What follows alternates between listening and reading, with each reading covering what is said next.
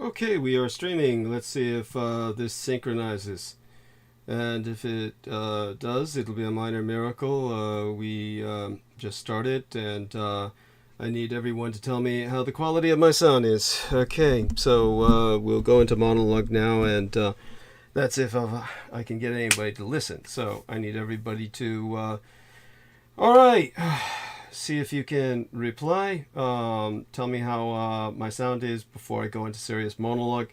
And what we might try to do is reestablish ourselves on call and see if that works. And just for the sake of seeing what we're doing. All right. Ooh, fuck, that's loud. Okay, so I want... Yes, I want everyone to know that the... well, what do we call it? The modem. The modem was taken out. So I had to unplug the modem and replug it back in to get the modem started again. I just need everyone to tell me how my quality of sound is so I can go into monologue. And I want to thank all of you gentlemen. I can hear you on YouTube. Okay, good. And very important that that's cross-referenced. How about yourself, Ian? Can you hear me on YouTube? Yeah, I'm listening to you on Skype right now, but okay. I literally got my computer running, literally. Okay, wonderful. So Marky Milk says loud and clear. Our man T Tank Berry says sounds great. I love all of you gentlemen. Thank you all. You're incredible. So I'll just go into monologue, and if any of you gentlemen feels you have something to contribute at any given time, feel free to interject. And I won't punish myself. I'll go about 4 hours approximately, and maybe a little longer. We'll figure out, as time goes on. Yeah, well, what?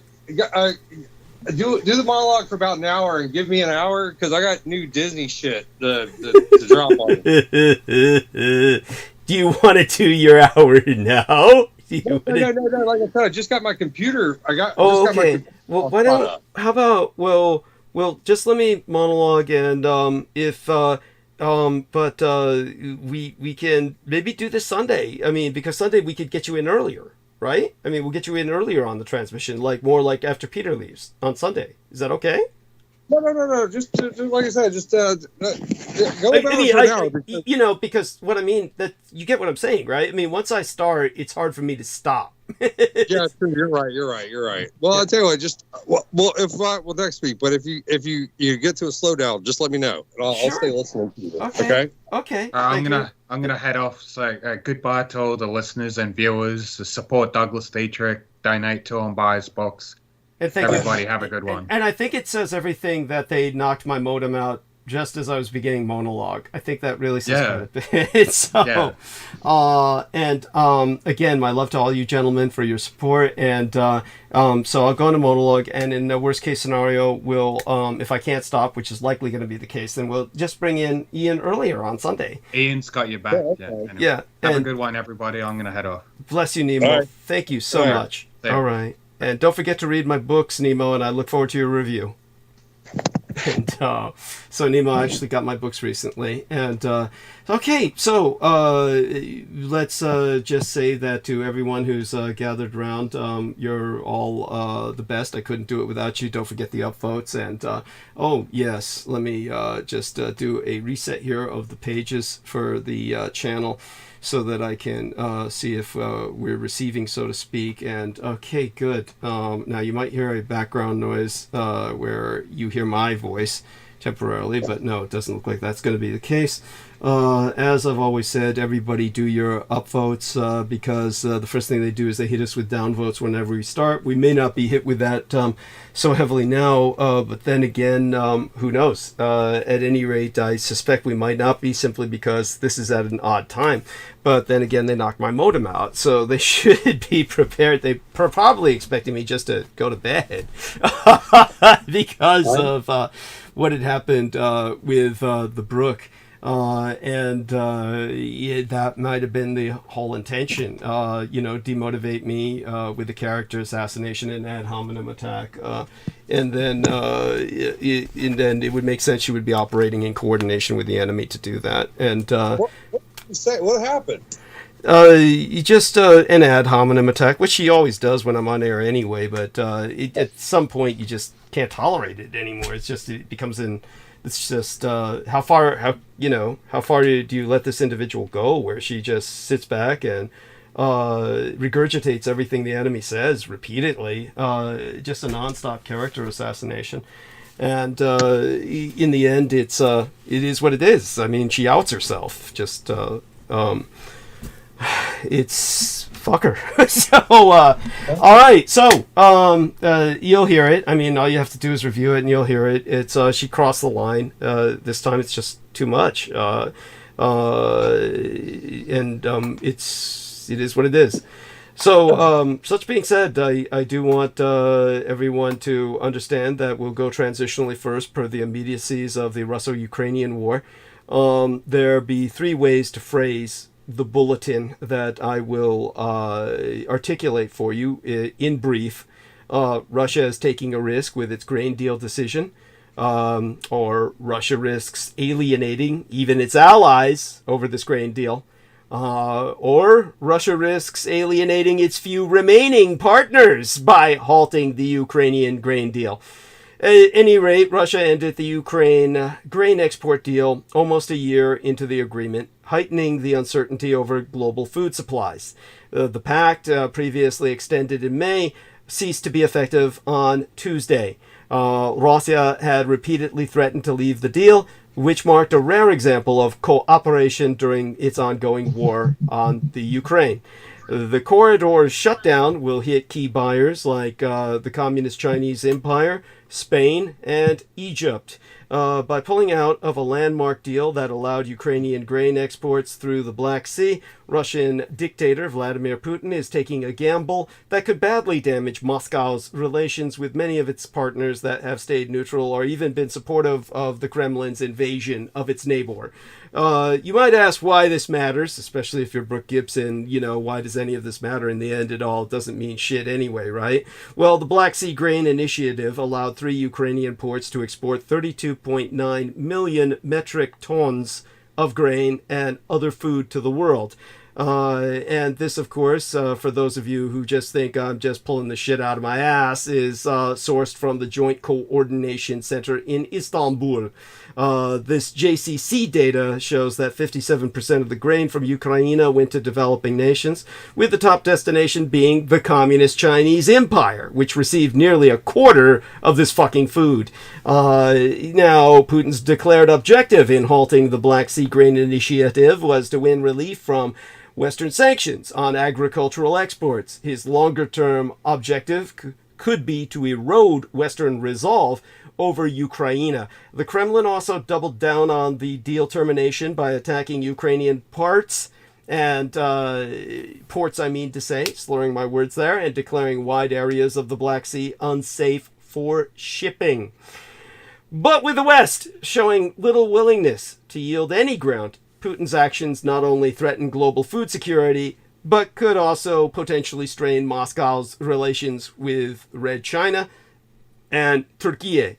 There can be no sympathy for those paying the price of getting into bed with Vladimir Putin. Think, for instance, of the case of Danone, or should I say, Dan-owned. Time for a name change at one of France's largest companies after the Kremlin seized control of its Russian operations. The descent of Vladimir Putin's regime into gangster territory is now complete. This is the behavior of a rogue state, one that hasn't just given up any pretense of being part of the international system, but presumably also any ambitions about being accepted back into it if and when its war against Ukraine ends. Enforced nationalization of foreign assets is state-sponsored theft. Moscow has taken over Carlsberg's Russian unit as well. These are not inconsequential businesses. Danone is the largest producer of dairy products in the French Empire. Carlsberg controls a third of the world's beer market. The brewer said it was assessing the legal and operational consequences as well as any financial impact. Danone said it is preparing to take all necessary measures to protect its rights as a shareholder. Still, there will be little sympathy for those that are being betrayed by an increasingly desperate Kremlin. Many are paying the price for attempting to get away with a business-as-usual approach to affairs by turning a blind eye to Putin's cruelty. The moment that Russian tanks breached Ukraine's borders was the moment that Western companies should have begun pulling out of Russia. Many did. Yale University professor Jeffrey Sonnenfeld has kept a meticulous who's who list of those that did the right thing and quickly exited. It's now in the many hundreds. Yet, there are still scores of others that shamefully chose to stick around, many on the basis of spurious claims of providing ordinary Russians caught up in the war with vital goods and services. It is along these laughable lines that the FTSE 100 titan Unilever continues to sell Magnum ice creams to the country's 144 million strong population, while Putin carries out war crimes against Ukrainian civilians and soldiers with impunity. Danone's righteous gymnastics were no less contrived. Boss Antoine de Saint-Affrique thought he could kid the world into believing that it was staying in Russia out of a responsibility to the people we feed, the farmers who provide us with milk, and the tens of thousands of people who depend on us. It was a bizarre statement that captured the knots that Western business leaders tie themselves in when presented with a moral judgment entirely at odds with their pursuit of profit. Danone isn't an NGO, a non-governmental organization or food charity that could justify remaining in Russia because it has a duty to prevent people from starving or to support struggling farmers. Nor is the consumption of yogurt or other mass-produced dairy foods such a fundamental human right that Danone has an obligation to continue selling its goods in the face of Putin's brazen warmongering. Danone's excuses were nothing more than that, a cynical cover to keep the tills rolling and avoid having to walk away from a business that had become an important outpost in its global empire. Around 6% of Danone's 24 billion euro, that's 20 billion pounds sterling, annual turnover was generated in Russia prior to the invasion. Kellogg, Kraft Heinz, Mars, and PepsiCo tried the same argument, yet it is hard to think of a single product that any of these food giants make that could genuinely be considered essential to people's lives. Nestle quickly gave up pretending that Cheerios cereal and Nescafe could be categorized as important food after being publicly named and shamed by Ukrainian President Volodymyr Zelensky, although it continued selling baby food and food to hospitals. Danone and Carlsberg have flip-flopped too. Last October, the former announced an exit, but only of sorts. Any credibility it might have received for its willingness to take a 1 billion euro write-down on a planned sale of its Russian subsidiary was immediately overshadowed by the news that it intended to keep 25% of shares and maintain a seat on the board of directors. It was a departure in name only. Carlsberg was equally unconvincing, with the Danish brewer only finding a buyer for its assets in June, nearly 18 months after the invasion. In the end, the plans of both companies were overtaken by events. Despite Carlsberg calling the Kremlin's decision unexpected, the signing of a decree in April by Putin allowing it to take temporary state control over the assets of companies or individuals from states deemed unfriendly meant Moscow's asset grab was entirely foreseeable. True, the regime has imposed some tough restrictions that make an exit more complex. Companies on the unfriendly list are only allowed to sell their Russian assets for a maximum of half their value. They must also make a voluntary contribution to Russia's war chest of 5 to 10% of the sale price, and deals must be government sanctioned. But none of that stops companies that are serious about getting out from doing so. They can simply choose to hand over the keys and walk away. If that sounds like a difficult decision to take, then consider the words of White House Press Secretary Jen Psaki. think about where you want to stand when the history books are written. Support for the Russian dictatorship is support for an invasion that is devastating. Or the words of Zelensky himself, who has accused Western companies of sponsoring the Russian war machine. Every Western company that is still in Russia has helped to undermine Ukraine's fight and handed an important victory to Putin. And yet this is how their faith is repaid. It is the cost of staying in bed with tyrants. Now, it is in this context that on Friday into this last weekend, the Russian tyrant Vladimir Putin participated in a South African-hosted BRICS, that's an acronym, BRICS, an acronym for the world's economies of Brazil, Russia, India, China, and South Africa, established in 2009, meeting via video conference. Vladimir Putin had harsh words for the Wagner Group, Putin saying Wagner Group simply does not exist. The Russian dictator Vladimir Putin, having made his first public comments about the Wagner Group since the mercenary outfit's attempted insurrection. This is why I waited to speak on it. It's simply, even the Russian dictator himself hadn't done so yet. Responding to a Russian journalist's question, Putin said, well, the Wagner PMC, meaning that's an acronym for Private Mercenary Corp, does not exist. We do not have a law for private military organizations. Legally, it does not exist. These comments coming among continued uncertainty about, and even public criticism from, Russia's top military brass about the war in Ukraine.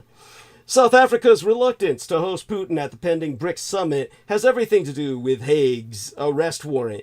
Hague being, of course, the International Criminal Court in Brussels, the capital of the European Union. A Putin arrest warrant having been issued by the International Criminal Court in The Hague in March of this year, with Zelensky thereafter proclaiming in May that he's confident Putin will face war crimes justice in The Hague once the Ukraine militarily defeats the Russian Empire. Allowing Putin to attend the August meeting could imperil South Africa's relations with diplomatic and trade partners in the West. Russia has made it clear that Putin's arrest will be considered a declaration of war. Cyril Ramaphosa, president of the South African Republic, has confirmed that Russia hinted at the potentially negative consequences of Vladimir Putin's arrest on the warrant of the International Criminal Court if he arrives in August at the BRICS summit. The source here being the European Pravda with reference to the local edition of the Daily Maverick.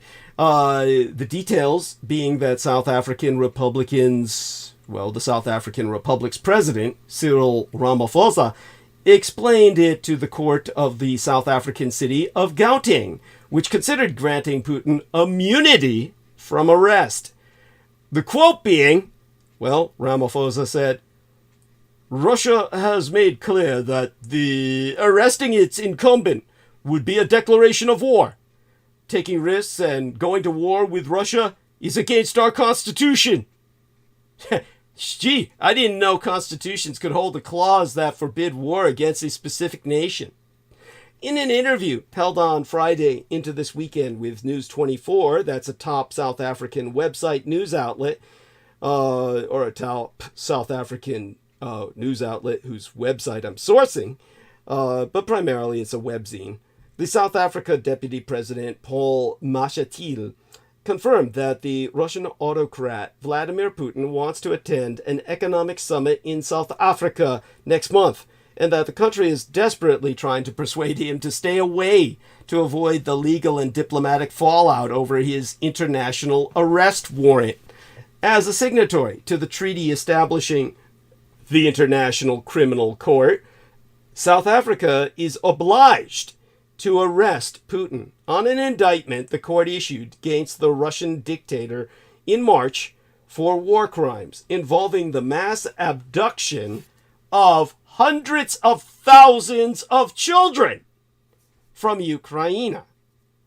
Moscow has dismissed the warrant, South African authorities are likely to breach the treaty and not arrest Putin, but some opposition parties, rights groups, and legal activists have said he should be arrested and have threatened to do it themselves, as in a citizen's arrest, which any of you in the United States could legally do if you saw Putin walking down the fucking street.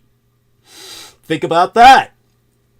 You, as a U.S. citizen, could do the world a favor and take down, bust, the leading war criminal alive on planet Earth today. Thus raising security issues for the BRICS summit in Johannesburg, should any citizens of the South African Republic do what an American can do.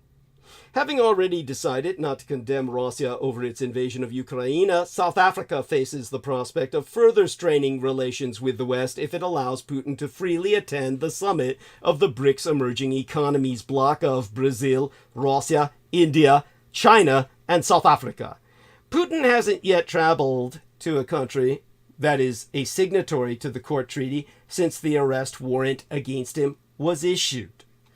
The Kremlin has not said that Putin will attend, and the brief rebellion in Russia by the Wagner private military group appeared to make it unlikely he would travel after such a serious threat to his rule.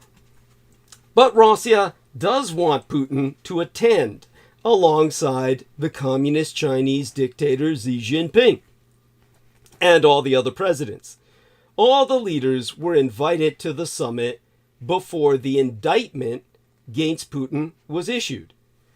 The aforecited South Africa Deputy President, Mashatil, was again put in charge of finding a solution by South African President Cyril Ramaphosa. It sucks to be the man second in command. I guess Deputy President's name is actually Mashatile. Russia has rejected the alternatives, which included moving the summit to Red China, holding a virtual summit, or Russia being represented by Foreign Minister Sergei Lavrov.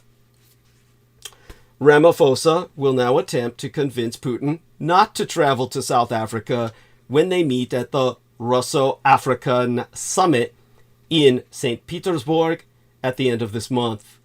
To quote as the aforecited South Africa Deputy President Paul Mashatile at length and verbatim, "It's a big dilemma for us. Of course we cannot arrest him. It's almost like you invite your friend to your house and then arrest them.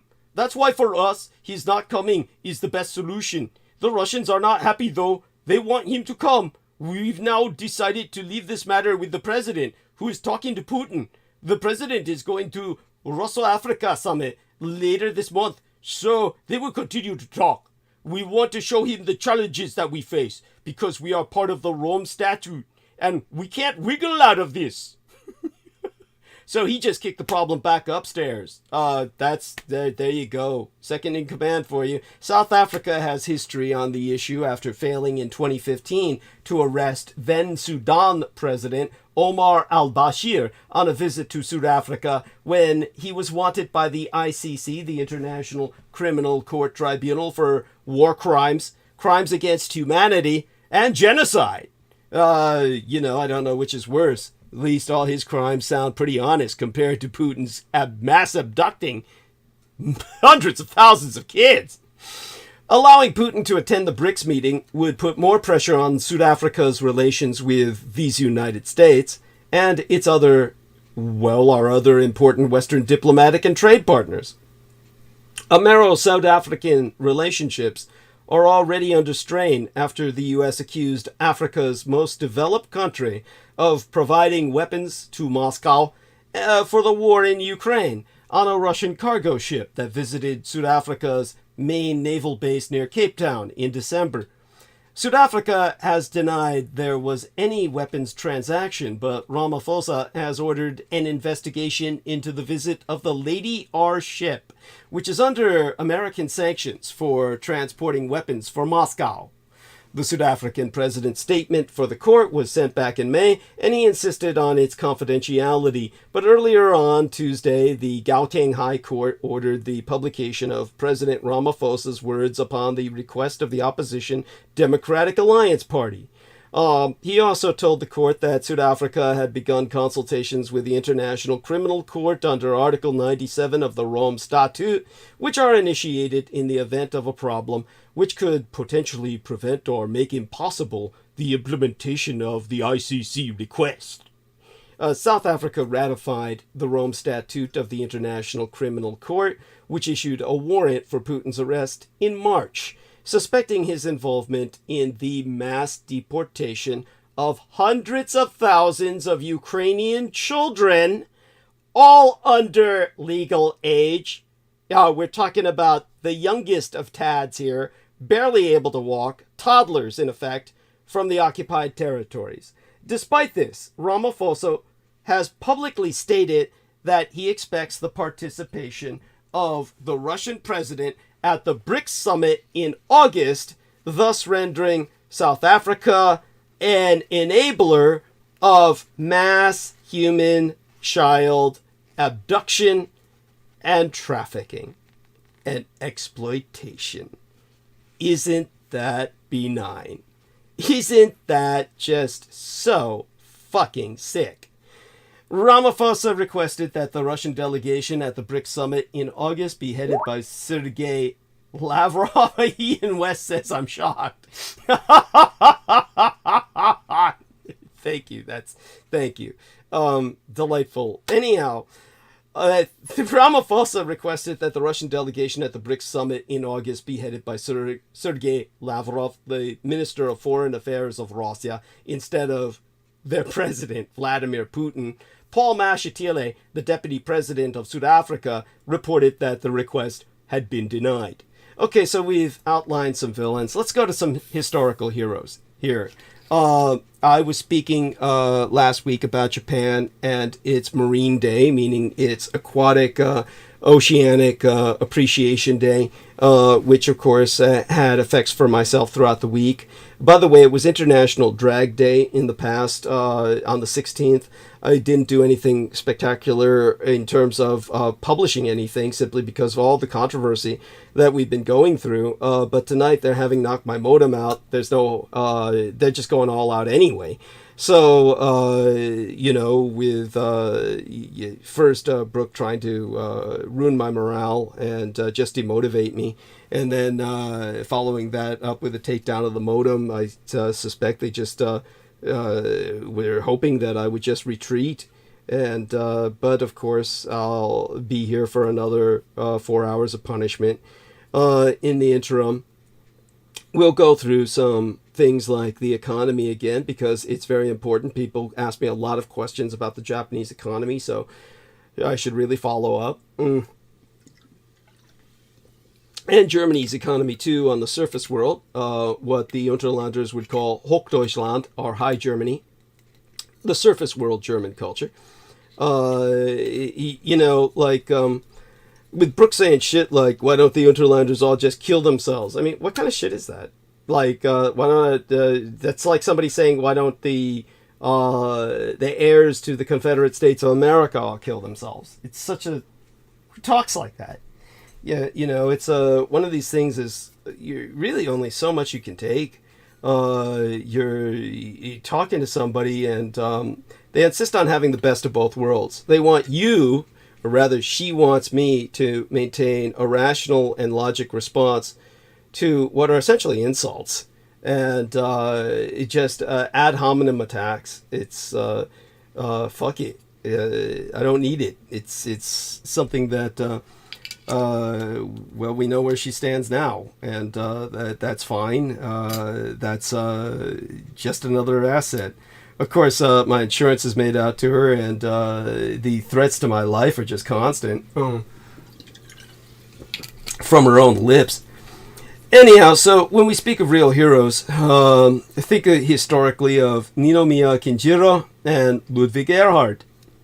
When it came to the post-war economic miracles of both their respective empires. In barely more than a single generation, the Empire of Japan transformed itself from a poor country to a rich one, a feat widely seen as miraculous. Japan realized her impossible dream because Kinjiro Ninomiya encouraged generations of Japanese to save.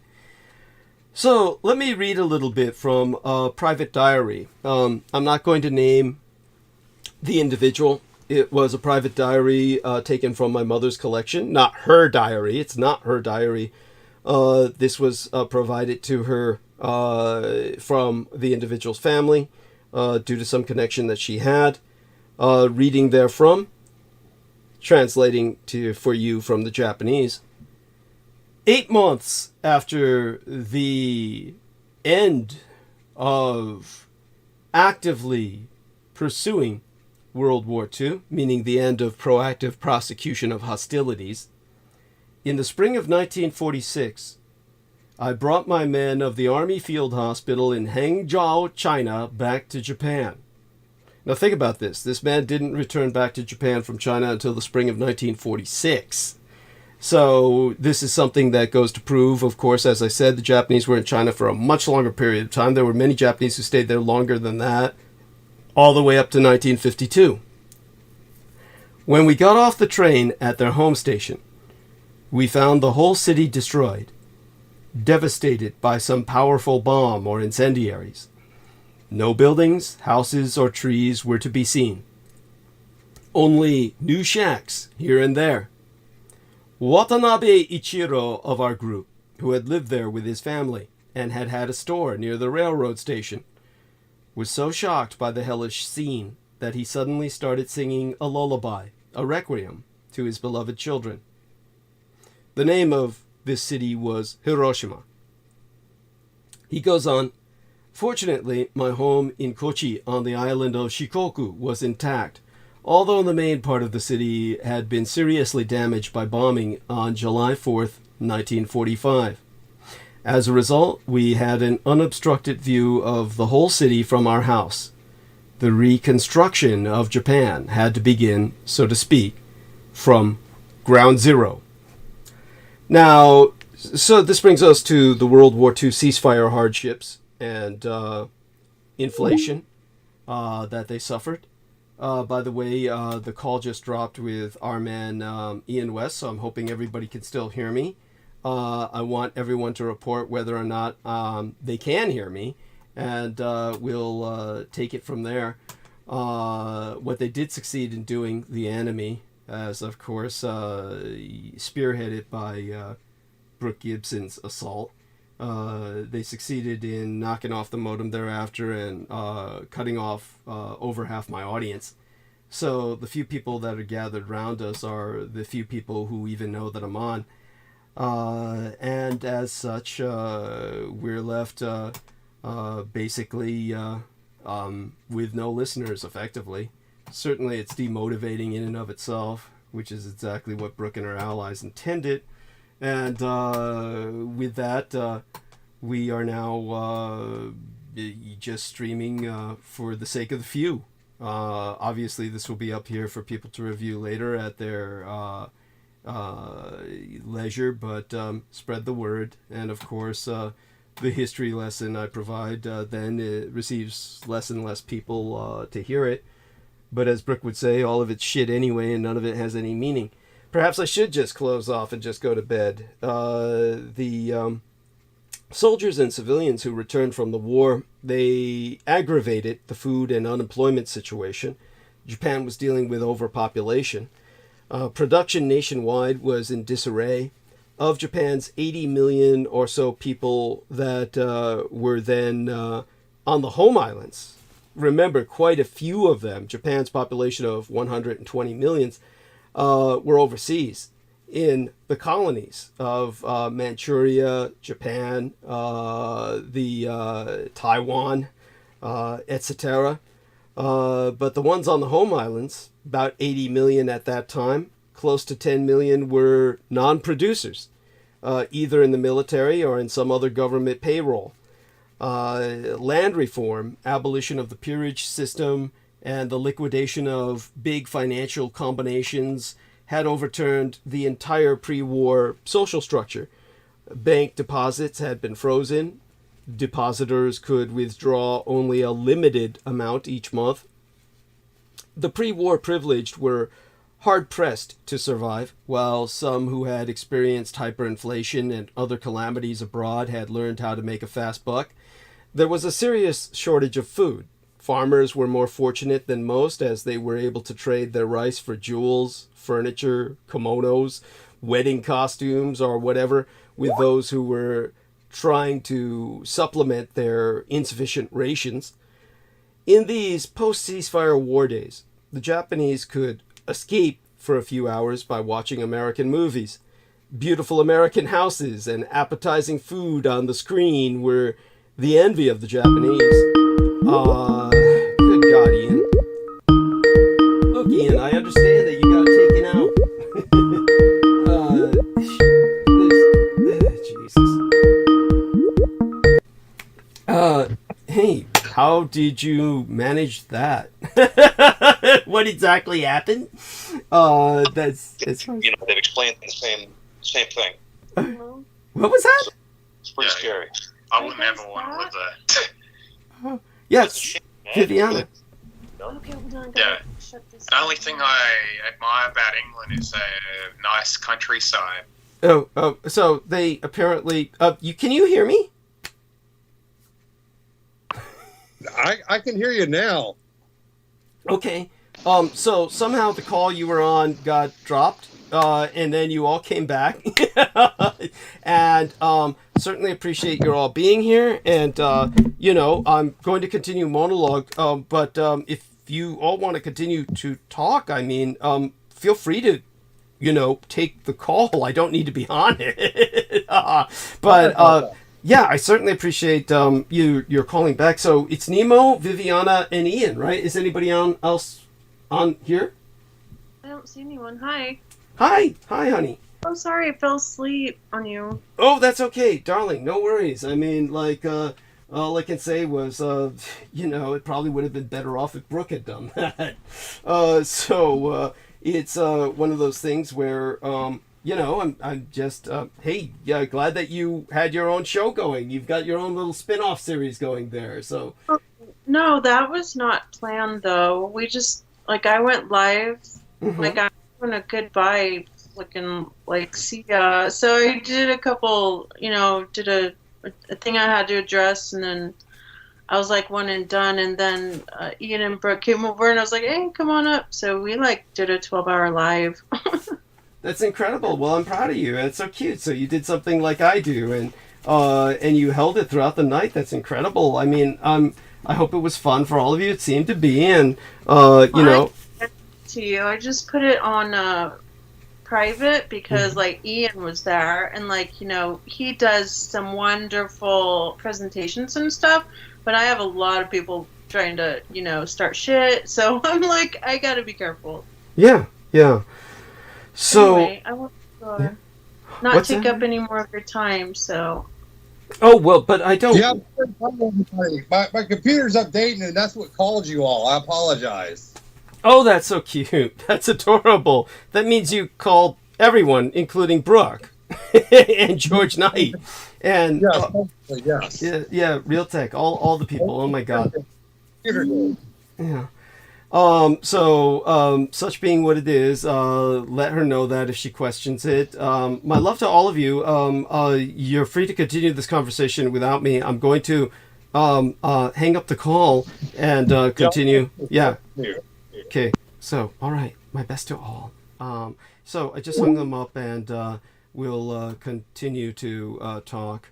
At any rate, as I said, the Japanese were watching these American movies with beautiful American residences and cuisine on the screen, and catch up and pass America became their goal.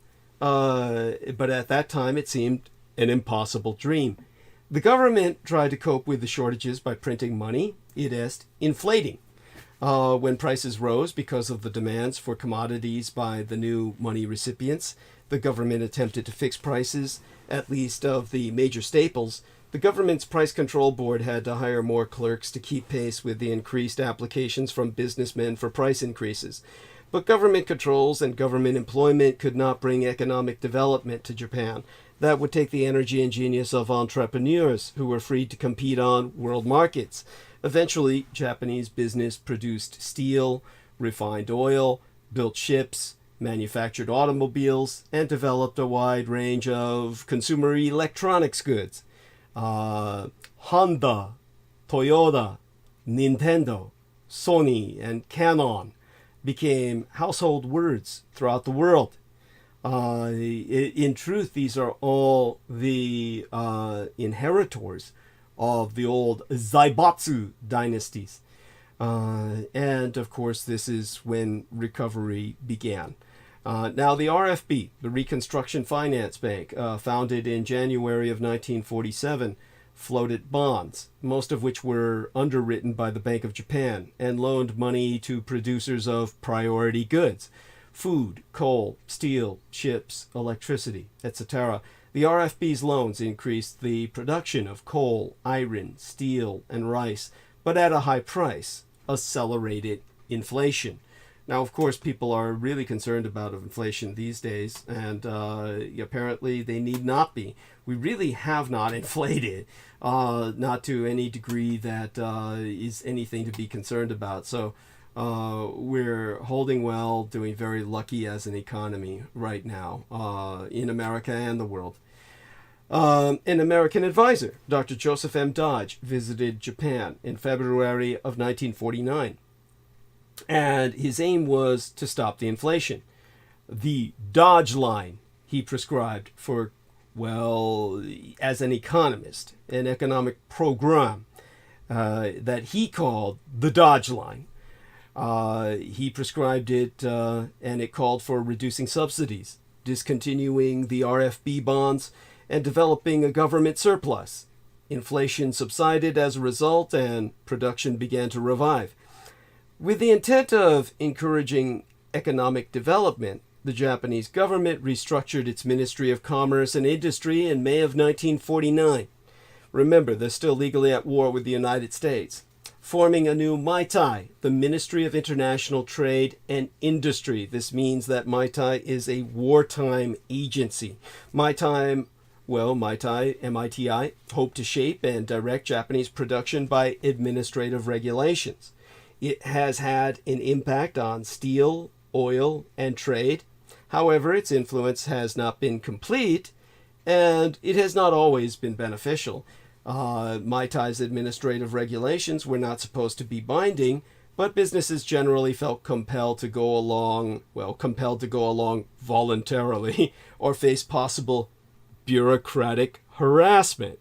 Later, administrative guidelines could also be used as a barrier to deregulation.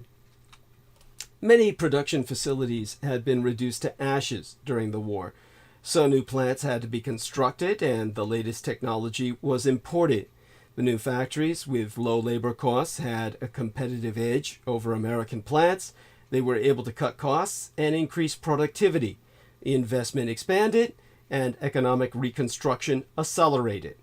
However, the quality of Japanese products in those years was often inferior. People used to say that after the war, only woman and nylon stockings were stronger. But changes were in the offing. The economic development took off after 1950, and remember, the war was still legally on until 1952. Transportation was difficult in those early years after the war. Many Japanese workers commuted long distances to their jobs by bicycle.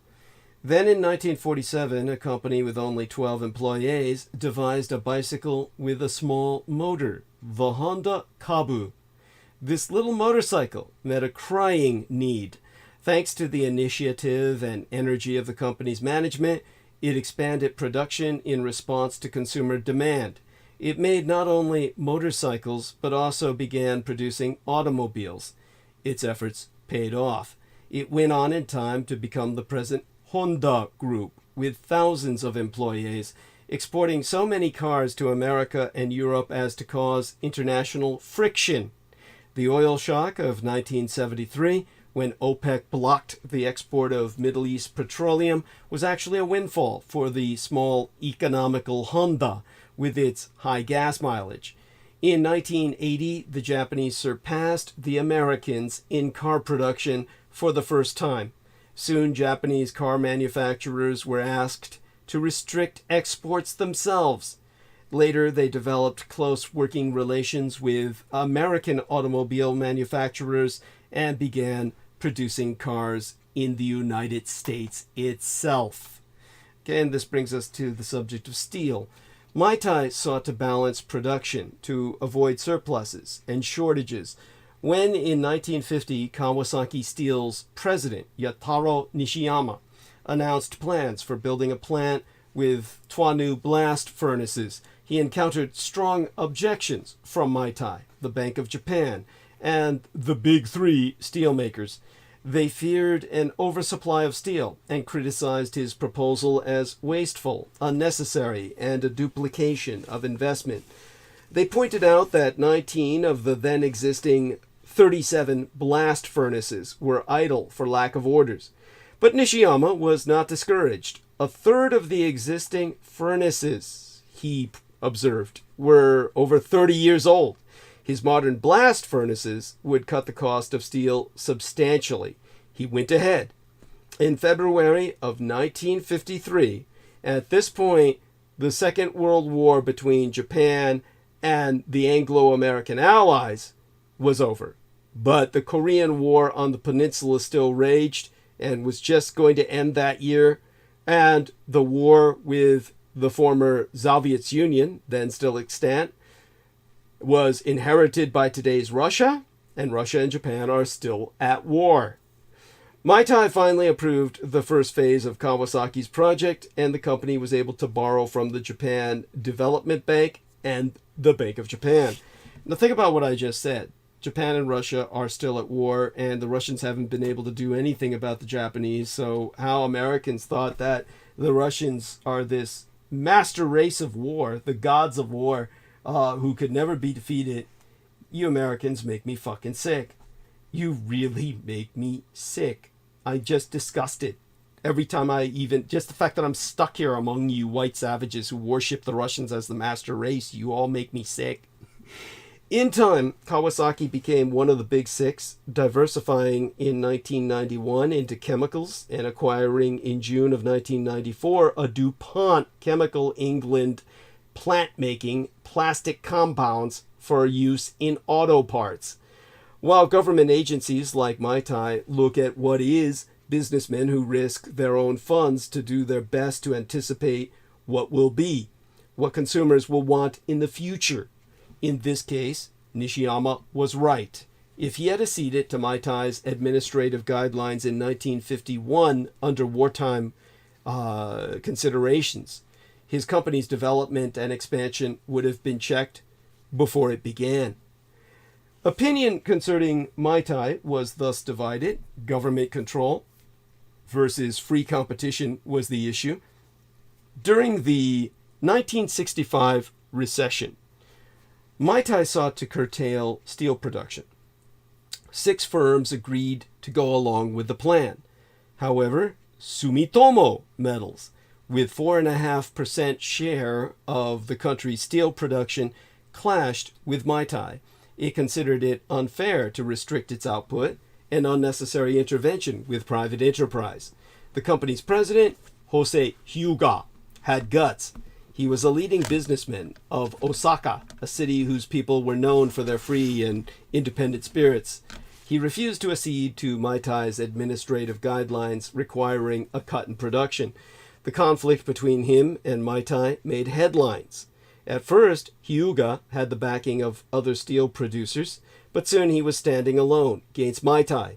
Moreover, Maitai warned Hyuga that Sumitomo would not be allowed to import more materials than those needed for its quota of the reduced production. Hyuga had to compromise, and Sumitomo reduced its production of steel. 3 years later, in 1959, he appointed an ex-Maitai bureaucrat to its board of directors voluntarily. The case of Yawata Steel was very different. Originally established as a government enterprise in 1899, it was privatized only after the war. but it retained close links with the government. In October of 1969, with Maitai approval, it merged with Fuji Steel to form the world's largest steel producer, New Japan Steel Corp. New Japan Steel became, in effect, a Maitai-protected cartel, virtually an executive organization of Maitai's Basic Industries Bureau.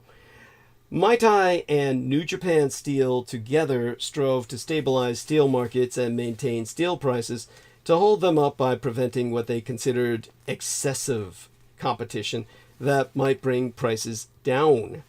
While this was going on, small producers with open hearth furnaces were gradually replacing them with electric or revolving furnaces. 23 new electric furnaces were constructed between 1973 and 1978. By 1975 to 1977, Japan was becoming one of the world's big three in steel production. Its 1976 exports were the highest in its history. Yet New Japan Steel's market share was dropping from 35.7% at the time of the merger in 1970 to 26.86% in 1986. Although Japan's steel exports fell and her balance of trade went down in December of 1978 as a result of the oil crisis, Maitai persisted in trying to reduce steel production. It designated the open hearth furnace industry a depressed industry and demanded that some production facilities be shut down. Blast furnace steelmakers, protected by Maitai and depending on cost-plus pricing, along with small and medium-sized steelmakers, joined the recession cartel. However, privately operated Tokyo Steel refused to go along. It struggled bravely against Maitai and the cartel. Tokyo Steel's chairman and president, for years strong advocates of free and open competition, remarked, "Regulations imposed by a comprehensive network of administrative guidelines now pervade the steel industry, seriously hindering proper competition. We can survive ourselves without relying on Maitai's guidance." So by competing with the large blast furnace steel producers, Tokyo Steel has become the leading steel producer using electric furnaces. It is very efficiently operated. Its head office occupies only 1,600 square meters of floor space. Its administration division's 21 employees administer sales of 200 billion yen. Its marketing division employs only 29 persons. Each staff member has his own personal network-linked computer, reducing paperwork and the time spent on meetings. Contrast Tokyo Steel's efficiency with that of Maitai-supported New Japan Steel, with 1,700 employees in its headquarters and, according to its consolidated income statement of March 31st, 1994, granted that's the last time I actually checked, a deficit of 54 billion yen. So, a little bit here about the entrepreneurial versus the state, where you do have a bureaucratic obligation to employ. And that's important. It's not something to be dismissed. It has its own positives. At the same time, in terms of sheer efficiency, one could certainly point out its negatives by looking at the petroleum industry at this point. The Petroleum Industry Law of 1962 struck down, or rather legislated, the year before my sister was born, originally enacted to strengthen Maitai and counteract the future liberalization of imports, provided that, well, first, Maitai publish a petroleum supply plan as a guideline for producers. Second, oil producers conform to Maitai's production plan. And third, producers modify their production plan if Maitai's and the producers' figures did not agree. Quaterarily, meaning fourth, Maitai approve new facilities. And quinterarily, fifth, Maitai set prices. Now, refiners resented the regulation of their facilities and, in anticipation of its enactment, expanded operations. Maitai had not expected such an expansion and asked refiners to restrict their production themselves. The Petroleum Association was made to coordinate its members' production. In October of 1970, OPEC began to raise the prices of crude oil, but Mai Tai did not permit a markup in kerosene prices. To compensate producers for losses, Mai Tai, by administrative guidelines, allowed increases in other prices. A virtual black cartel emerged as a result of Mai Tai and oil industry cooperation in controlling the production and prices of oil and kerosene. On October 6, 1973, the first OPEC-induced oil crisis occurred. Since Japanese industry is dependent heavily on Middle Eastern oil, all prices of petrochemicals went up 334%, and housewives rushed to buy anything and everything, even toilet paper and detergents. Mai Tai's response was to regulate the distribution and consumption of petroleum. The prices of petrochemical goods were frozen. The producers who could not shift their higher costs to customers inevitably suffered losses. However, the efforts of private businesses to cut costs and to innovate led to lower oil consumption and improved productivity. In 1986, Taiji Seito, president of Lions Petroleum, tried to import oil, which he expected to sell in Japan below Mai Tai's rigged price. The importation of oil was not then prohibited. But when Mai Tai learned that Lions' oil tanker was approaching Japan, it had the tanker blocked, prevented Lions' bank from lending the money needed to finance the shipment, and persuaded the Japanese government to pressure foreign governments to cancel Lions' contracts for purchases of oil. Although the company is no longer in existence, Seito's efforts have not been in vain. As a result of internal and external pressures, Mai Tai's powers have been curbed. In the summer of maybe around 97 or so, the question of liberalizing petroleum imports was finally presented to the Subcommittee on Fundamental Problems of Petroleum Policy to the Petroleum Deliberation Council. Also, Mai Tai then intended to abolish, by the end of 1995, the law regulating the importation of certain petroleum products, and the regulations on the opening of filling stations was gradually repealed. So this leads us to the concept of privatization and the market economy, which basically brings us to the half-decade between the 1980 and 1985, half a decade, about 5 years. The early 1980s was the era of the Prime Minister Thatcher and President Reagan. The Ministress Thatcher in the United Kingdom and President Reagan in the United States. Japanese Prime Minister Nakasone dreamed of privatization, and in 1981 he began to carry out his dream. Japan Telegraph and Telephone Public Corporation was privatized as the NTT, the Nippon Telegraph and Telephone Corporation, in 1985. The Japan Monopoly Corporation was privatized in 1985 as the JT, the Japan Tobacco Industry Corporation. And in 1987, the JR, the Japan Railways, the Nippon National Railways properly, was divided into 6 passenger companies and 1 freight company, solving in the process its 37.5 trillion yen accumulated debt problem. These privatizations were not only great achievements for Nakasone and his cabinet, but for the companies as well. Their respective financial situations improved. A fairly, comparatively recent, remember my age, fairly recent contender on the Japanese market is Nintendo, which came into prominence during this period I'm describing. The company began as a small firm making traditional flower cards, then other playing cards, and still later plastic playing cards with Disney characters on them. Then, in 1983, Nintendo created game computers for children that took the world by storm.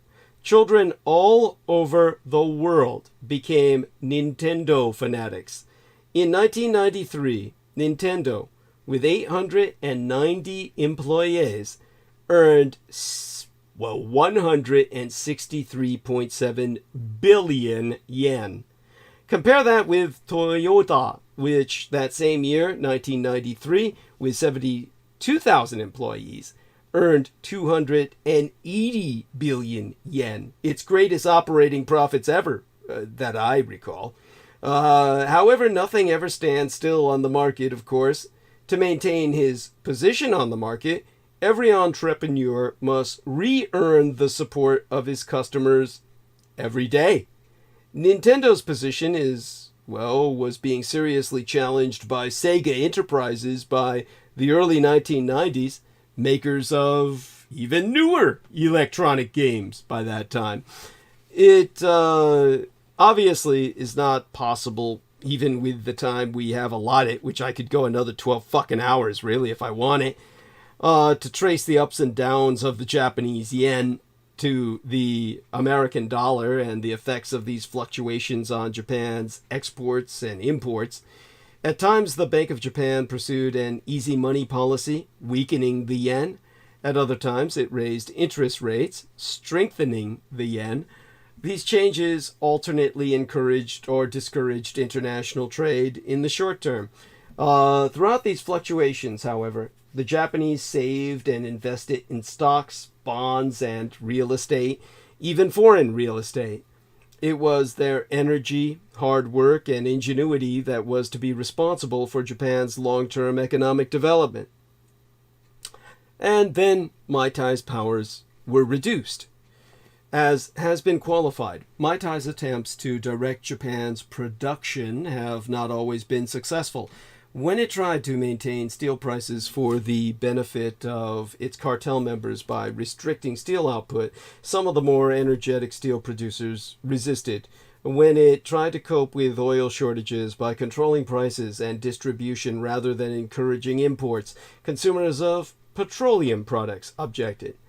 After 45 years of trying to foster economic development in Japan and coordinate supply and demand, Mai Tai's powers were then being curbed.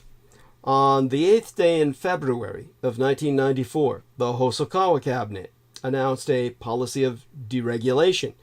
The proposed program was to wipe out many of the more than 12,000 regulations issued by Mai Tai and the Ministries of Transportation, Agriculture, Forestry and Fishery, Finance, and Health and Welfare.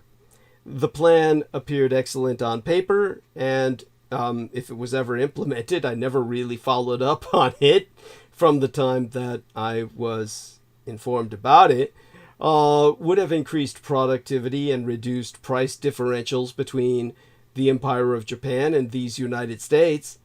The question remained, however, whether this large-scale deregulation could be carried out without being sabotaged by bureaucrats who wanted to retain power.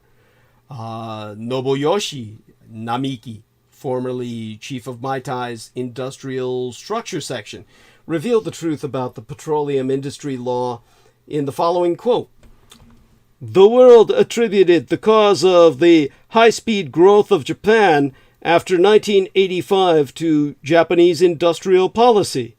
But this is far from the truth. It is true that Japan enjoyed high-speed growth, but that was caused by the efforts of diligent and honest Japanese workers and by the tenacity of executives filled with never-quenching aspiration, working under excessive competition." Excessive as considered such by the bureaucrats, who wanted a more centralized, state-controlled capitalist economy, something more similar to communist China's throughout the early decades of the 21st century. The decades of the aughts, the zeros, the thousands, the 2000s, And the teens, the 20, 11 through 15, 16, 17, etc., and into the 2020s, of course. Well, with the 2020, everything ended. The February 26th, 1994 issue of The Economist magazine reports on what was then cutting-edge research concerning Mai Tai. The professors Richard Beeson of the University of Alberta and David Weinstein of Harvard noted that 4 tools of industrial policy had been offered to 13 sectors of the Japanese economy between 1955 and 1990. Cheap loans, net transfers, trade protection, and tax relief.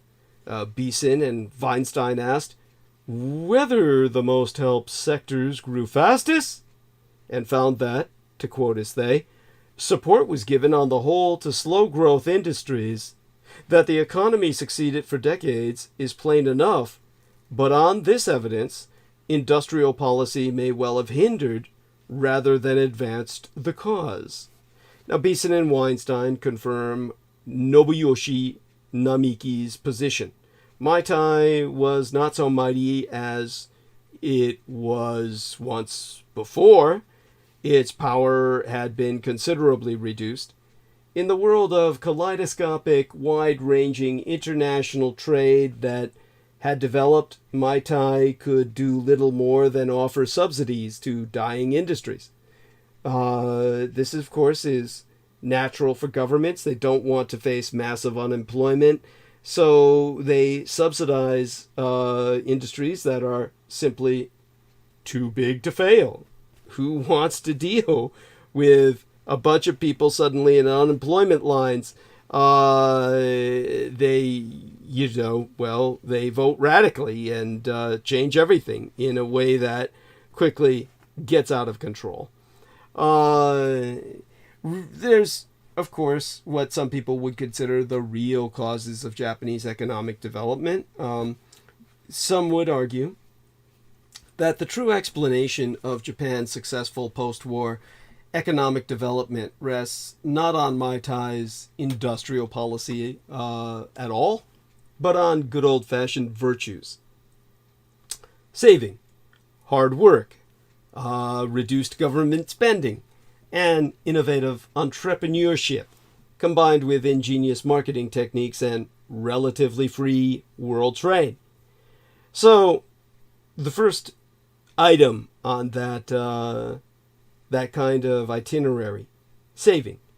The Japanese have a tradition of saving as they struggled to pull themselves up from ground zero after World War II. Most Japanese managed to consume a little less each year than they produced. On the basis of the 1971 through 1991 figures, the average gross saving rate in Japan was twice that in the United States. The saving rate per household in Japan was 2.7 times that in the States. As production depended on capital savings and investment, this gave a substantial boost to Japan's economy. Secondarily, diligence as a trait, a national trait, a cultural trait. Japanese workers in general are hardworking, even to the point of being workaholics. That means even to the point where it's unhealthy and pathological, or pathological and subsequently unhealthy. This also contributed to the rapid growth of the Japanese economy. In 1992, workers averaged 1,972 hours per year. Since then, their hours have been gradually reduced. And in 1996, they were expected to work less than 1,800 hours. Public offices, banks, and post offices by then had a full 5-day work week. Also, there were fewer strikes in Japan, and Japanese workers lost fewer days from strikes than in these United States. Then there's government spending for defense.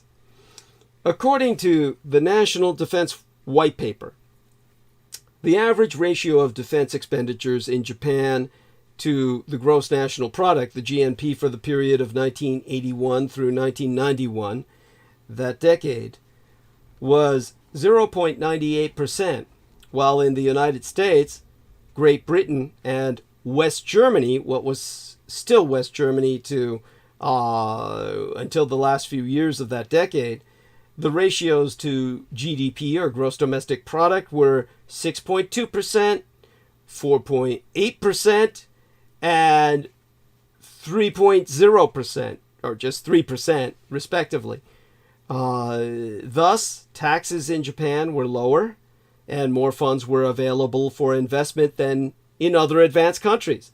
Understand that Japan, with its defense spending at less than 1% of the gross national product, still floated one of the largest navies on the high seas and one of the most advanced militaries in the fucking world, because their economy was simply so incredibly fucking big.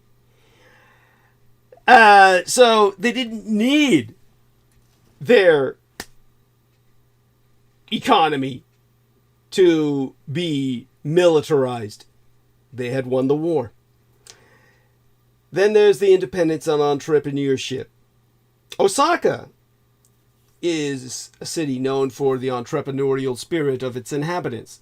You'll remember it as the city with the castle that was attacked by King Kong and Godzilla in the original 1960s King Kong versus Godzilla. Osaka was the home of at least 12 firms that resisted Muay Thai: Kawasaki Steel and Sumitomo Metals. Yujiro Iwai, an Osaka-ite and former president of Iwai and Company, has reflected that, in his own words, the fundamental philosophy of the citizens in Osaka concerning the economy seems to be free and independent. They try hard not to depend on others, not even on the government.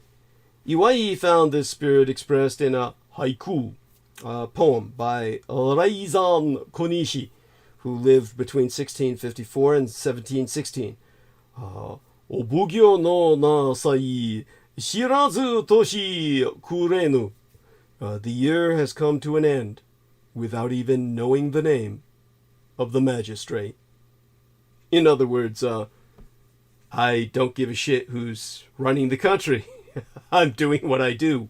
The world of Osakaites, as described by Iwai, is, in his words, the very opposite of that portrayed in George Orwell's 1984, where the face and voice of the leader penetrated the lives of the people from morning till night through means of mass communication.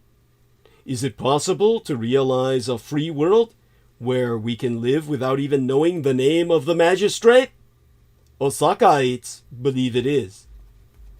Then, of course, there was innovative the management and marketing. Japanese exports in pre-war days were regarded as cheap, but of poor quality. W.E. Deming, an American professor, played a major role in improving the quality of Japanese goods. A prize established in his honor is awarded to individuals and companies making important contributions to quality control. Today, thanks no doubt to lessons learned from Professor Deming and from taking consumer wishes to heart, Japanese appliances and automobiles are rated among the best in the world. In Japan itself, consumer sovereignty is recognized in the field of marketing. To sell their products and services and earn profits, producers realize they must satisfy their customers. The success of Japanese exporters has depended largely on their efforts to learn the languages, customs, tastes, and demands of potential purchasers in other countries. Matsushita, a manufacturer of appliances, now sends some of its employees to Frankfurt, Germany, as resident engineers in charge of product development.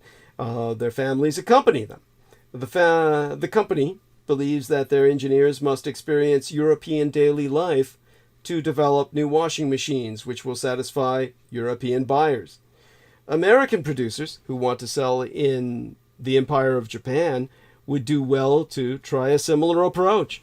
They would then realize that the narrow width of the staircase in a typical Japanese home makes it difficult or impossible to carry any appliance wider than 25 inches. Washing machine or refrigerator, for instance, up the 30 3/4 inches wide steps to the second floor without scratching the walls. Only recently have American automobile manufacturers begun producing for export to Japan low-priced cars comparable in quality to those the Japanese make for export. Also, it was not until, well, the summer of 1994 that Ford changed the steering wheels on their cars to accommodate the Japanese, who drive on the left side of the road. If American goods were suitably modified to satisfy Japanese consumers, American sales to Japan, fortress Japan economically, would surely increase. Then, of course, there's free trade, which, of course, is on the wane in this world. Japan's rapid development was made possible by relatively free trade throughout the world. Now, when, say for instance, at that time, that the man who came back to Hiroshima from China was writing entries into his diary. When he was a boy, world trade was not free. There were definitely, how would I express this? Definitely barriers between the have and the have-not nations. And at that time, Japan would have been considered one of the have-nots. And it was a time when they had to fight for their rights. And it was only by war that they bent the world to their will. With poor natural resources, it was feared that Japan, without free world trade to permit Japanese firms to import raw materials, process them, and export their products, could never even begin to expect to develop economically. So the Japanese were all greatly encouraged when they learned from the Austrian economist and philosopher Ludwig von Mises, who lived from 1881 to 1973, via his work titled Human Action, subtitled A Treatise on Economics. Said masterpiece, first appearing in the Deutsche Sprache, the German language, in 1940, during World War II, under Adolf Hitler, only appearing in English in 1949. The Japanese learning therefrom that economic development depends not on rich natural resources, but on capital accumulation per capita, and free trade.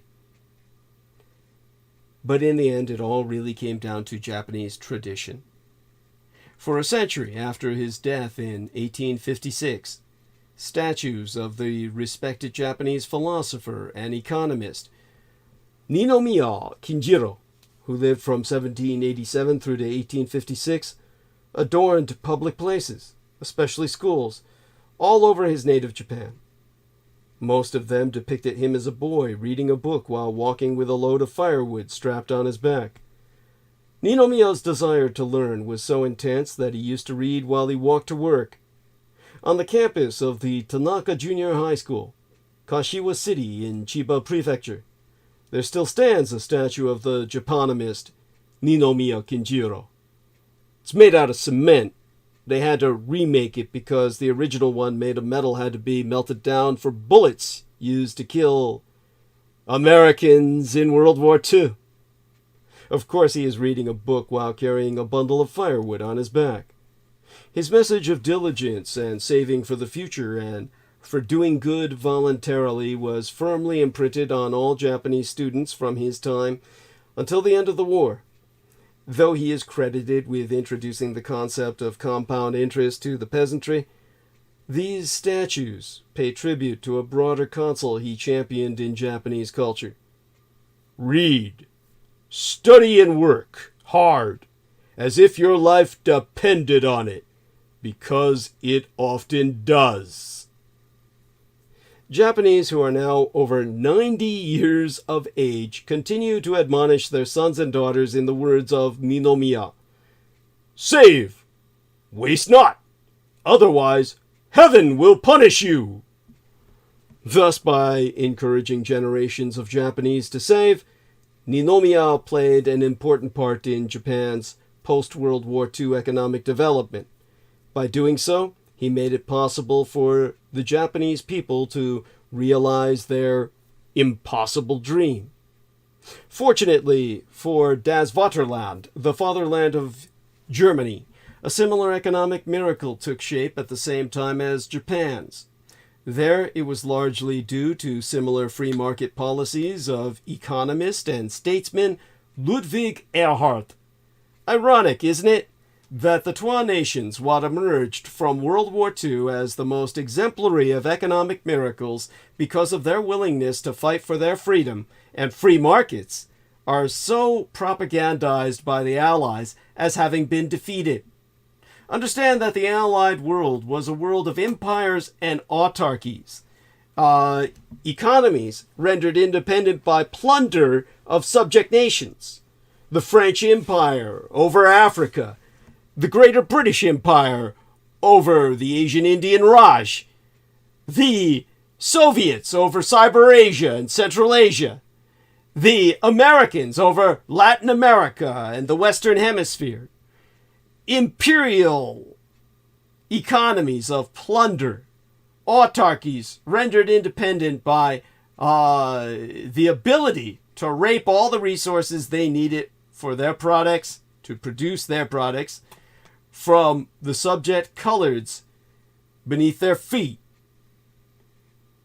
The Germans and the Japanese had no such advantage. Their only advantage was the higher level of quality of their people. As Brooke said so viciously, a master race. But Ludwig Erhard was the architect of a miracle. How rare and refreshing it is for the powerful to understand the limitations of power, to actually repudiate its use and, in effect, give it back to the myriad individuals who make up society. George Washington was, in some senses, or at least propagandized to be such a person. Cicero was another. So was Ludwig Erhard, who did more than any other man or woman to demobilize the German economy after World War II. By doing so, he gave birth to a miraculous economic recovery. In January of 1962, 1 year before my late sister was born, Erhard confided, "In my eyes, power is always dull. It is dangerous. It is brutal, and ultimately even dumb." Now, by every measure, Germany seemed a disaster in 1945 to outsiders, deemed to have been defeated, devastated, divided, and demoralized, and not only because of the war. The Nazis, of course, were socialist. The name derives from National Socialist German Workers' Party. So, for more than a decade, the economy had been planned from the top. It was a war machine mobilized by price controls, rationing, bureaucracy, inflation, appropriationism, cartels, covert direction of resources, and government command of important industries. Producers made what the planners ordered them to. Service to the state was the highest value. 30 years earlier, a teenage Ludwig Erhard heard his father argue for classical liberal values in discussions with fellow businessmen. A Bavarian clothing and dry goods entrepreneur, the elder Wilhelm actively opposed the Kaiser's increasing cartelization of the German economy. Of Ludwig's father, The Erhard biographer, Alfred C. Mrzeziewski, I think. I think I've got it. Our man, Mrzeziewski, can correct me if I don't. He wrote, and I read from his book here, the biography of Ludwig Erhard. While by no means wealthy, here talking about his father, Ludwig Erhard's father, while by no means wealthy, he became a member of the solid middle class that made its living through hard work and satisfying the burgeoning consumer demand of the period, rather than by lobbying for government subsidies or protection as many Junkers did to preserve their farms and many industrialists did to fend off foreign competition. Young Ludwig resented the burdens that government imposed on honest and independent businessmen like his father. He developed a lifelong passion for free market competition because he understood what F.A. Hayek would express so well in the 1940s. The more the state plans, the more difficult planning becomes for the individual. Severely injured by an Allied artillery shell in Belgium in 1918, Ludwig's liberal values were strengthened by his experience in the bloody inferno of the First World War. After the tumultuous hyperinflation that gripped Germany in the years after the war, he earned a PhD in economics, took charge of the family business, and eventually headed a marketing research institute, which gave him opportunities to write and speak about economic issues. He wrote a paper outlining his ideas for a free post-war economy in 1942, thereafter spending the next few years as a business consultant for hire in the Third Reich. In 1947, Erhard achieved the chairmanship of an important monetary commission. It proved to be a vital stepping stone to the position of Director of Economics for the Bizonal Economic Council, a creation of the American and British occupying authorities. It was there that he could finally put his views into policy and transform his country in the process. Erhard's beliefs had by this time solidified into unalterable convictions. Currency must be sound and stable. Collectivism was deadly nonsense that choked the creative individual. Central planning was outside of war mobilization, a ruse and a delusion. State enterprises could never be an acceptable substitute for the dynamism of competitive entrepreneurial markets. Envy and wealth redistribution were evils. And by the way, his beliefs are not mine. His convictions, rather, are not mine. To quote it is much easier to give everyone a bigger piece from an ever-growing cake than to gain more from a struggle over the division of a small cake, because in such a process, every advantage for one is a disadvantage for another. Now, Erhard advocated a fair field and no favors. His prescription for recovery? The state would set the rules of the game, and otherwise leave people alone to wrench the German economy out of its doldrums. The late economist William H. Peterson revealed what happened next, and here I read from his words. In 1948, on a June Sunday, without the knowledge or approval of the Allied military occupation authorities, who were, of course, away from their offices, West German economics minister Ludwig Erhard unilaterally and bravely issued a decree wiping out rationing and wage price controls and introducing a new hard currency, the Deutschmark. The decree was effective immediately. Said Erhard to the stunned German people, "Now your only ration coupon is the mark." The American, British, and French authorities who had appointed Erhard to his post were aghast Some charged that he had exceeded his defined powers, that he should be removed.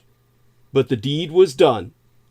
Said U.S. Commanding General Lucius Clay, "Herr Erhard, my advisors tell me you're making a terrible mistake." "Don't listen to them, General," Erhard replied. "My advisors tell me the same thing."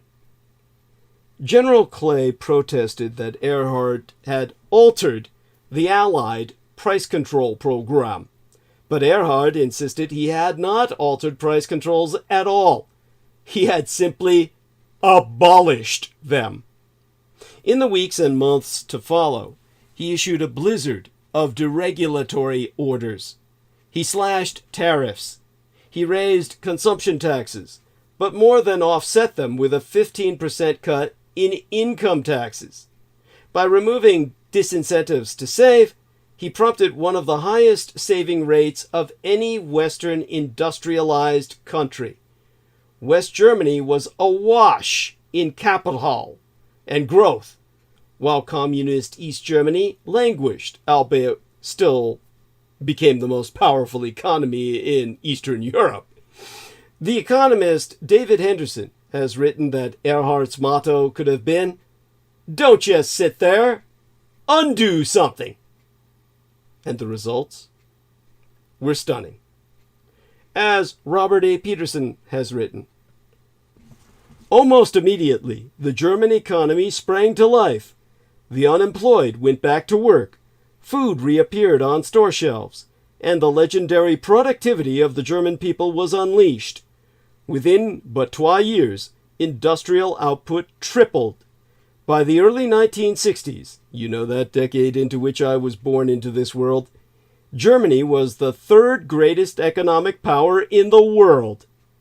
And all of this occurred while West Germany was assimilating hundreds of thousands of East German refugees. It was a pace of growth that dwarfed that of European countries that received far more Marshall Plan aid than Germany ever did. The term German economic miracle was widely used and understood as it happened in the 1950s before the eyes of the world, but Erhard himself never thought of it as such. In his 1958 book titled Prosperity Through Competition, he opined, "What has taken place in Germany is anything but a miracle. It is the result of the honest efforts of a whole people who, in keeping with the principles of liberty, were given the opportunity of using personal initiative and human energy." The temptations of the welfare state in the 1960s derailed some of Erhard's reforms. His 3 years as Kanzler, the Chancellor, from 1963, the year my late sister was born, to 1966, the year I myself was born, were less successful than his tenure as an economics minister. But his legacy was forged in that decade and a half after the war's end. He forever answered the question, what do you do with an economy in ruins? With the simple, proven, and definitive recipe, free it. Freedom works. It's a lesson that needs to be told, retold, and told again. But the lesson you Americans need to learn is that you fought for tyranny while the Germans and Japanese fought for freedom. Ninomiya Kinjiro would be most proud. The aforecited Ninomiya Sage, his sage and timeless advice, surely helped Japan recover from the ravages of World War II. For a full understanding of the remarkable pace and magnitude of the recovery, however, we must identify other factors. How did a nation which had sunk so low in the eyes of the outsiders undergo such a stupendous economic rebound?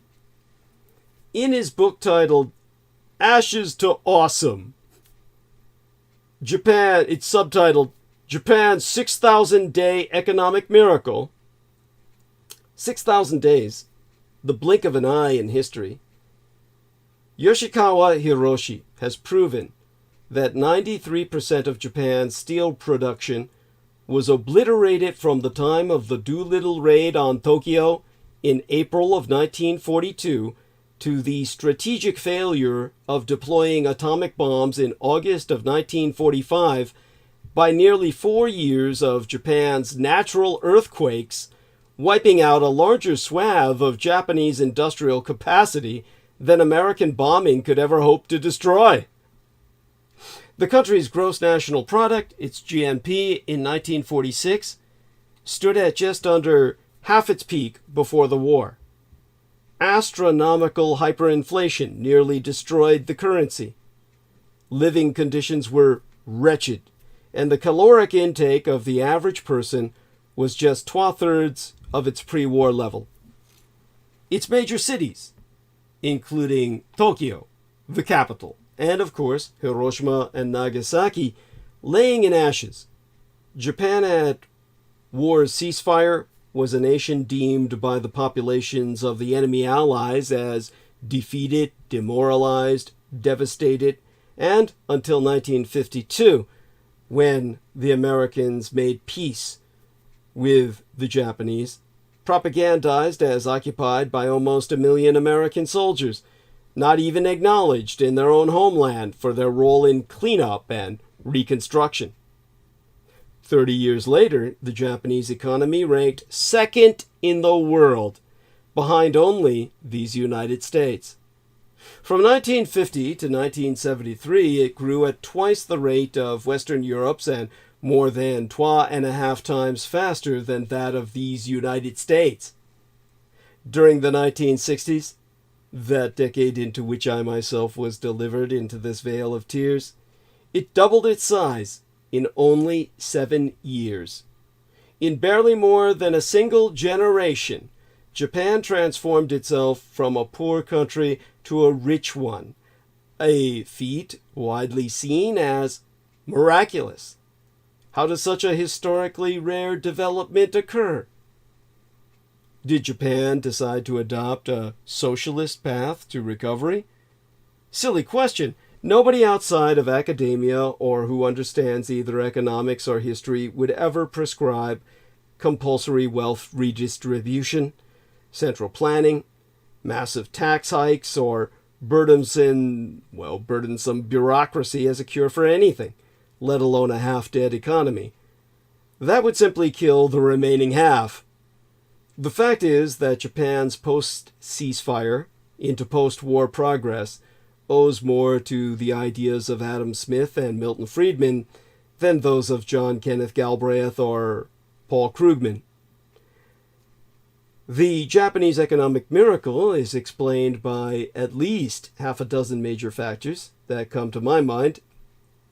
First and foremost, above and beyond all of them, the Korean War. From 1950 to 1953, the American Empire and allied nations fought the North Koreans and Communist Chinese to a standstill. America purchased enormous quantities of food and war material from nearby Japan. This represented a sizable transfer of wealth from American taxpayers to the Japanese economy. This procurement boom, along with other American aid after 1945, helps explain some Japanese growth early in the country's recovery, but those transfers mostly evaporated when the Korean War ended. Then we went from America's reparations to growth. American policy in the early months of the reconstruction of Japan tended to be obligatory, designed to repair the country's damages and reparate for the costs of war that America started. But in 1947, As the last great campaign of the nigh-decade-long Battle of the Atlantic crashed and burned in abject Allied failure in Antarctica, the Truman administration decided that an even stronger, friendlier Japan would help stave off Nazi advances in Asia and the Pacific via the fascist bastion of my own Taiwan. Among the mismeasures advised unto Japan, based largely on advice from left-wing American academics who had sided with the fucking Soviets and Chinese communists, for Christ's sakes, were monstrously high personal income tax rates that ranged to a high of 86%. Alan Reynolds of the Cato Institute writes, "This was a central part of a severe austerity program, not a plan to promote economic growth. As Edwin Reichsauer pointed out at the time, steeply graduated income taxes and inheritance taxes have been adopted to prevent in the future the accumulation of concentrations of wealth. But taxes designed to punish additions to income must also punish additions to output, economic growth." Now, sky-high taxes kicked in at relatively low income levels, and exemptions were few. Corporate income and excess profits were likewise confiscated at high rates. A vast expansion and higher rates of excise taxes and a hike in already high inheritance taxes punished Japanese civilians at all income levels. "Brutal," describes the punitive tax regime that was advised upon the Japanese by Americans in the ceasefire days when the war was still very much on.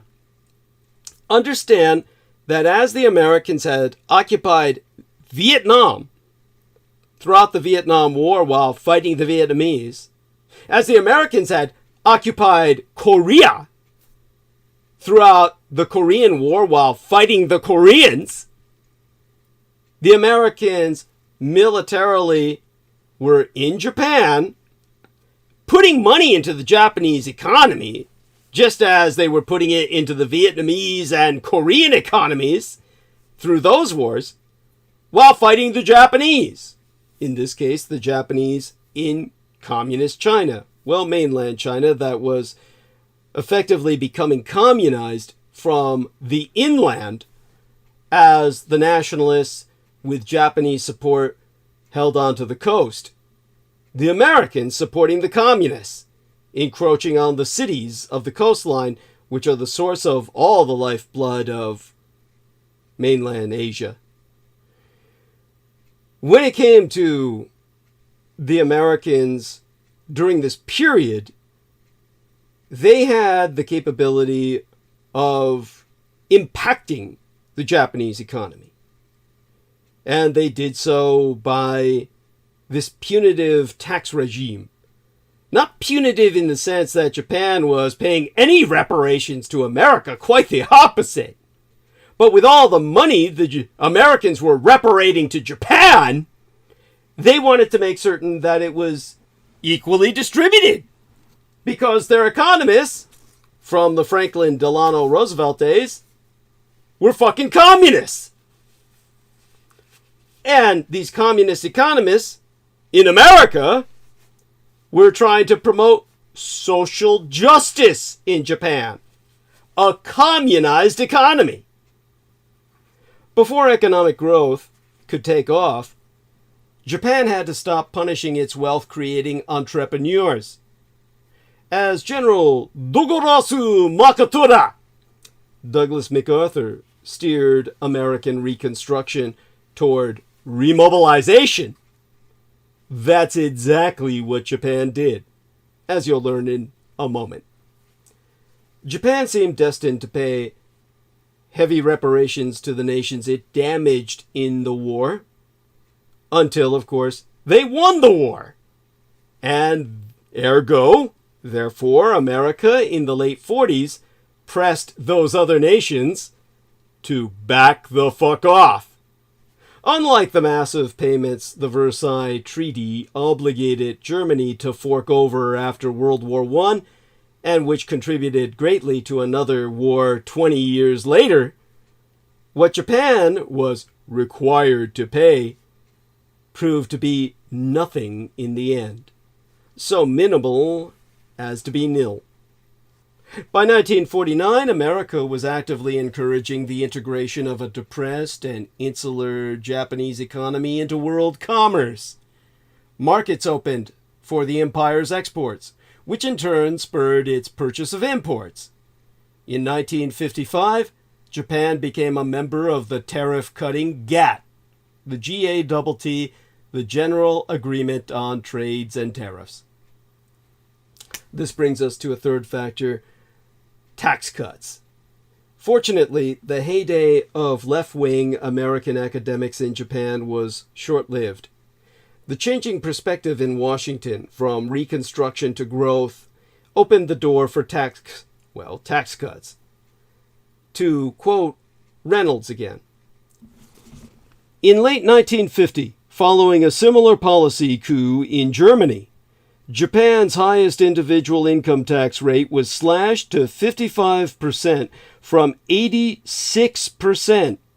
From 1950 to 1974, Japan cut taxes every year except 1960, often by greatly increasing the income thresholds at which the higher tax rates applied, or by enlarging deductions and exemptions.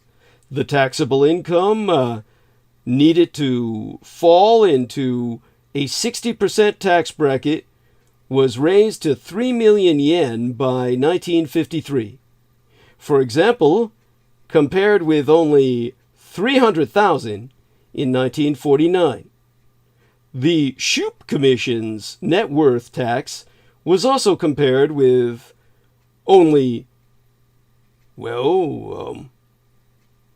I guess what he's saying here is the Shoup Commission's net worth tax was also abolished in 1953. The sting of high tax rates was further neutralized by exemptions for interest income and capital gains, deductions from corporate and individual taxes on dividends, a deduction for earnings, and various other holes in the tax base, legitimate and otherwise. Some deductions were far from neutral, and therefore less desirable than lower tax rates would have been. Yet the continual tax reductions from 1950 to 1974 accomplished two things. First, they greatly reduced the effective marginal tax rates. Second, they moved the system a long way toward what is sometimes called a consumed income tax or expenditure tax. That is, a system that taxes income only, once, regardless of whether the income is saved or devoted to immediate consumption. Taxes income only once, regardless of whether the income is saved or devoted to immediate consumption. So you see, tax cuts accelerated after the end of American Reconstruction in 1952, when the Americans themselves could no longer even propagandize the claim that they were in occupation. At that point, Japan had officially won the war with the Japanese-American Peace Treaty signed in San Francisco. Reductions in levies on savings and investment were especially stimulative. With the baleful influence of left-wing American academics gone, public policy focused on boosting production instead of leveling and equalizing incomes. Success in the marketplace became a virtue instead of a vice. To his credit, Carl Shoup of Columbia University helped immensely to simplify the tax code so that Japanese people could see it as fair and understandable. Japan also steadily reduced its tariffs, taxes on the purchase of foreign goods. Exempli gratiae. By 1975, Reynolds noted, the effective tariff on automobiles, fell from 40% to 10%, and the tariff on televisions from 30% to 5%.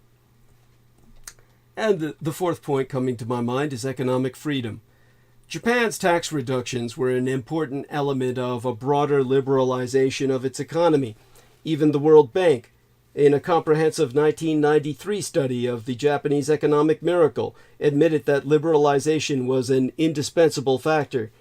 It concluded that the rapid growth was primarily due to the application of a set of common, market-friendly economic policies leading to both higher accumulation and better allocation of resources.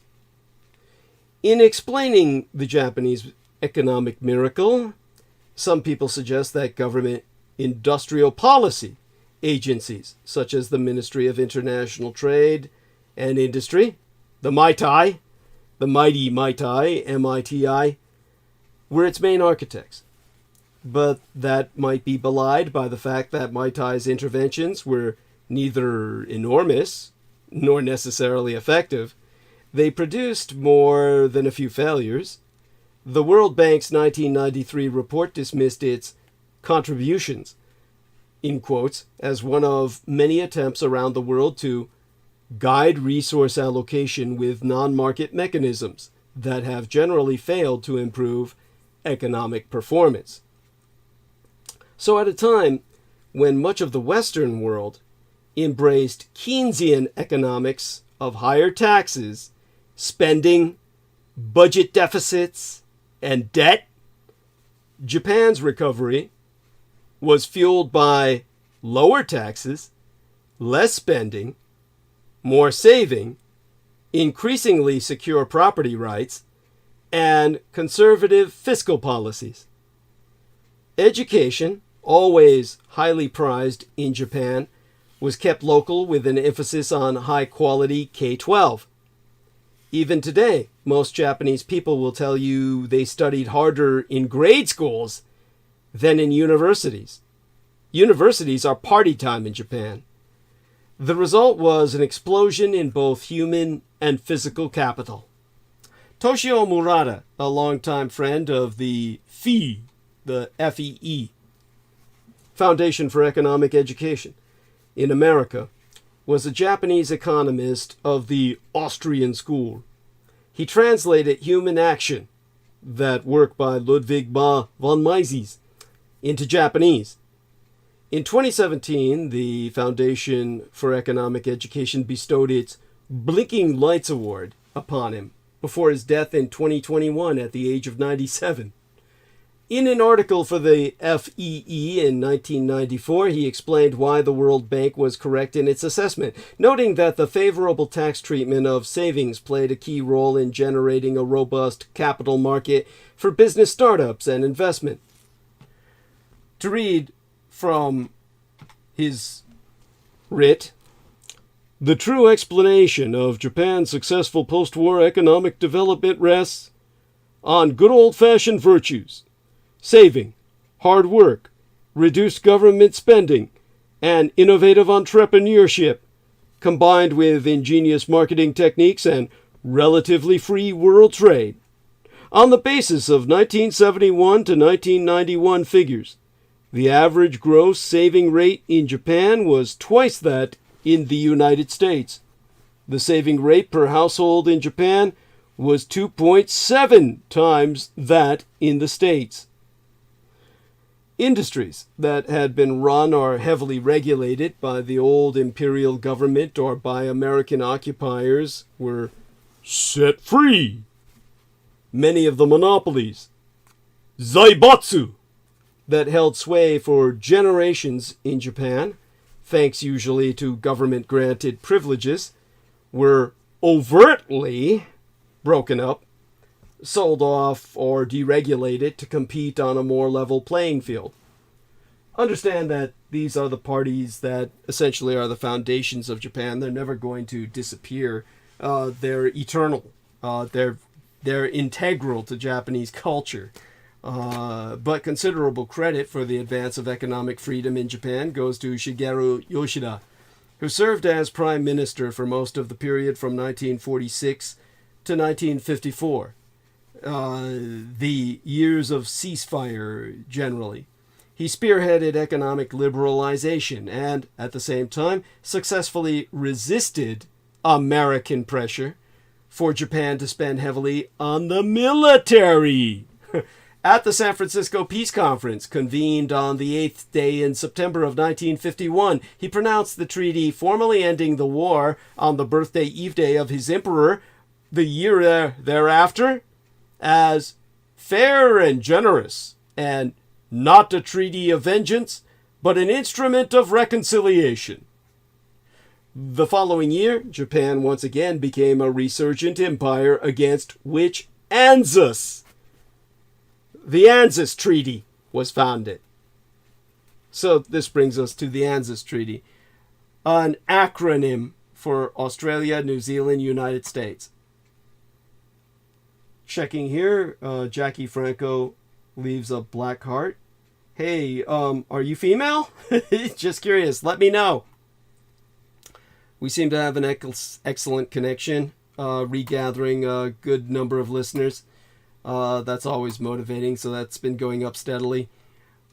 Checking again the OBS online broadcasting software, and we've got the green light. Okay, with that, checking into the Skype call that I myself dropped this time. Of course, everybody keep those upvotes coming. We really need them. And so the Anzus Treaty. Anzus Pact, formerly the Pacific Security Treaty, was signed between Australia, New Zealand, and these United States in my own Golden Gate at San Francisco, California, on the first day of September in 1951, for the purpose of providing mutual aid in the event of aggression from the Greater Japanese Empire, and for settling disputes by peaceful means as well. It came into force circa 1952, the year that America and the Greater Japanese Empire were now formally and finally at peace. The three countries' initials from Australia, New Zealand, and these United States provided the acronyms for the treaty and the organization that grew out of the Pacific Security Treaty against Japan. And we're talking post-1945 here, people.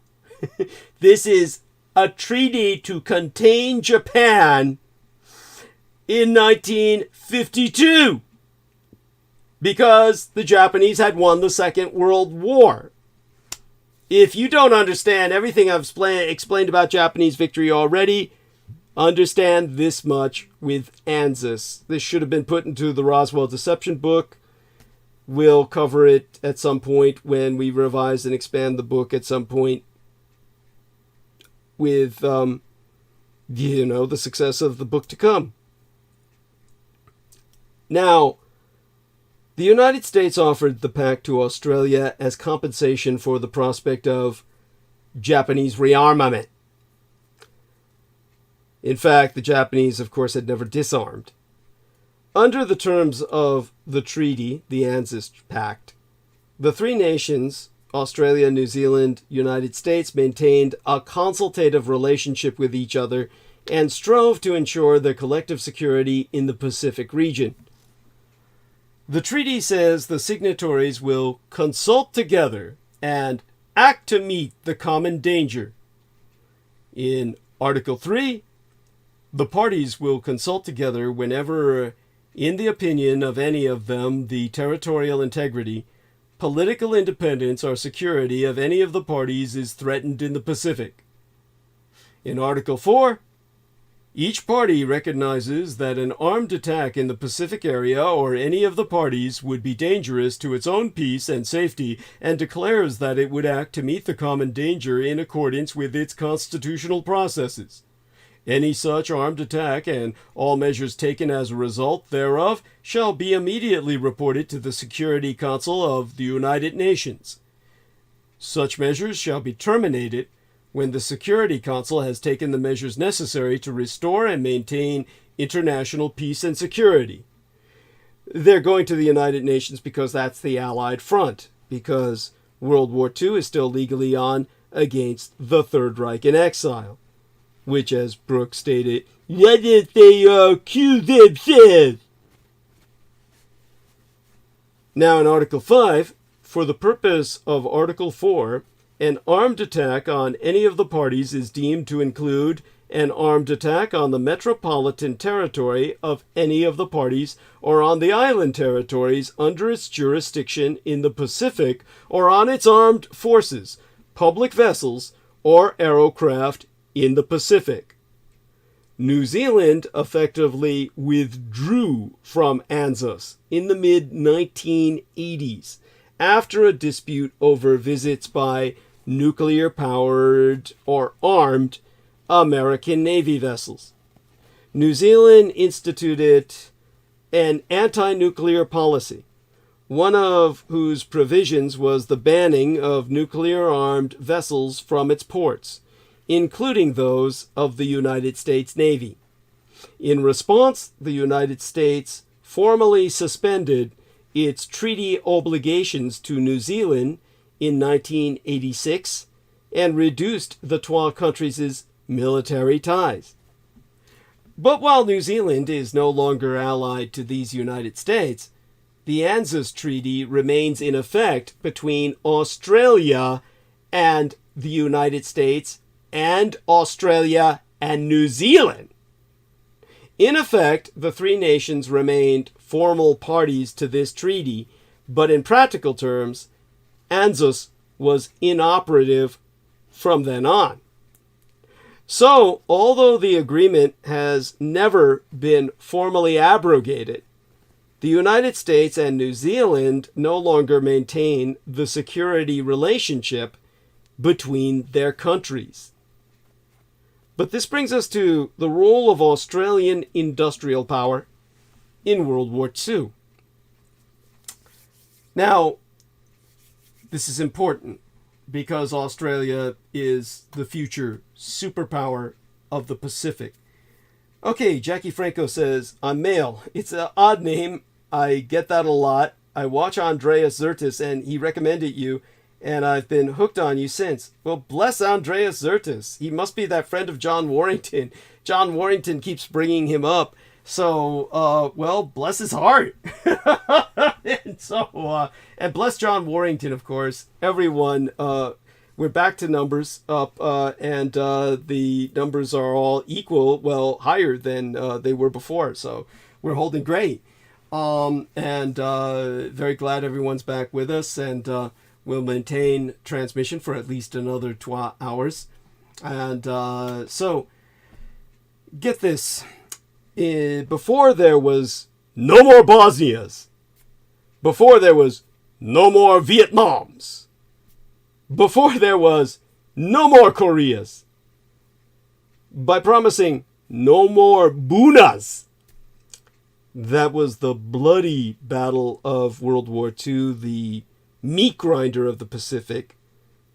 If the Pacific theater of war had a Stalingrad, it was New Guinea. The Japanese saying used to be, no one ever returns alive from New Guinea, or simply no one returns alive from New Guinea. The Americans referred to it as a campaign. Buna. And by promising no more Bunas, General Douglas MacArthur was admitting it easier to attack Japanese island garrisons burdened with Japanese civilian colonists than it was to continue facing what elements there were of the Japanese army in theater head on. Indeed, what victory gained in Papua New Guinea was solely and deservedly to Australia's wartime geostrategic benefits, as Australian forces proved themselves the most combat effective of all Allied forces of World War II. Aside from stellar battle performance, Australia, alone among all combatant nations of either side, enforced no conscription, as none was needed. 1 in 2 Australian males aged 18 through 45 years of age enlisted voluntarily. At peak of hostilities, nigh 89.5%, 89.4% of all Australian males aged 14 years and over were in the services or directly employed in war work.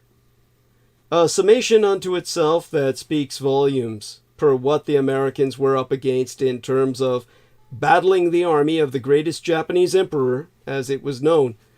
The Nanyo Hakuri, the South Seas Detachment, of Shosho Hori Tomitaro, Major General Tomitaro Hori, killed in action, was little more than a reinforced brigade-sized regimental force formed in 1941 as the single army unit deployed in Japanese deliverance of the South Pacific island groups of Wake, Guam, the Gilberts Islands chains, all together, integrative to the Minami Taiheiyo Ryoku, the South Seas Force. Nanyo Hakuri, the South Seas Detachment, fell under naval command and control of Dai Nippon Teikoku Kaigun, the Imperial Japanese Navy. Eventually, Shosho Hori Tomitaro's, Major General Tomitaro Hori's 5,500 South Seas Detachment troops would find themselves constricted by the 15th of November in 1942 to 2 separate areas, Buna and Gona, both less than a mile in depth within the beachhead, where they stood and fought to annihilation. Their eradication by the second day of January in 1943 itself stands equivalent to Hitler's nigh annihilation in the West at Fulay Gap in terms of the skeleton force levels contending with each other in the Southwest Pacific. Also analogous with Hitler's initial containment of the D-Day beachheads, despite the initial success of their establishment, and post-Fulay rebound, are the facts that October 1942 saw the Allies come within measurable distance of total operational defeat and retreat in the struggle for control of the Southwest Pacific, compounding the overall strategic naval defeat of the Americans off Midway Island in the summer of 1942, when the Japanese accomplished their objective and occupied America itself, 1,000 miles of U.S. territory in Alaska, the island chains of the Aleutians, which forced the Americans to divert 1/3 of all men and materials to liberate that 1,000 miles of American territory by constructing the Pan-American Highway to get them up there to launch the campaign to retake those islands in order to be able to bomb Japan directly from America itself without any island hopping campaign. But that took them the entire war to get to the point where they could do that, and by then it was too late. They had already lost.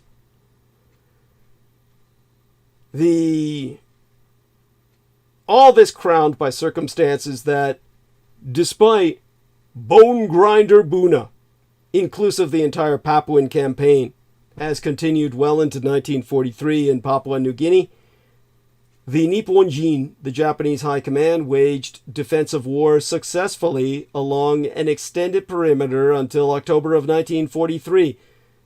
Nippon Koku's, the Japanese state's position in the Central and Southwest Pacific, standing barely compromised, nearly 12 years after air raid Pearl Harbor.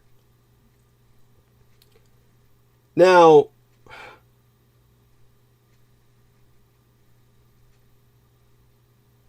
basically, we are approaching the month of August in which Americans think World War II ended. This would be the 78th, I believe, anniversary of what Americans misperceive as the end of World War II. And questions remain about what stopped the Japanese from invading Australia, and how it was that many of their personnel came home alive and unwounded despite the dreadful conditions they all faced. The answers largely define an achievement of Australia's World War II generation. Understand that, as I've expressed repeatedly, America did not save Australia. Australia saved America.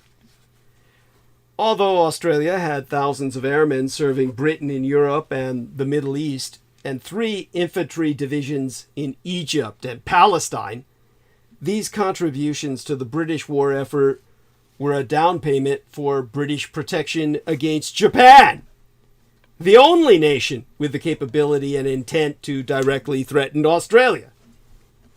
The fall of Britain's defense shield, Singapore, to Japanese forces in mid-February of 1942 convinced Australians that their nation was left defenseless and was only saved from invasion because of American assistance and a Japanese agenda to finish the war in China.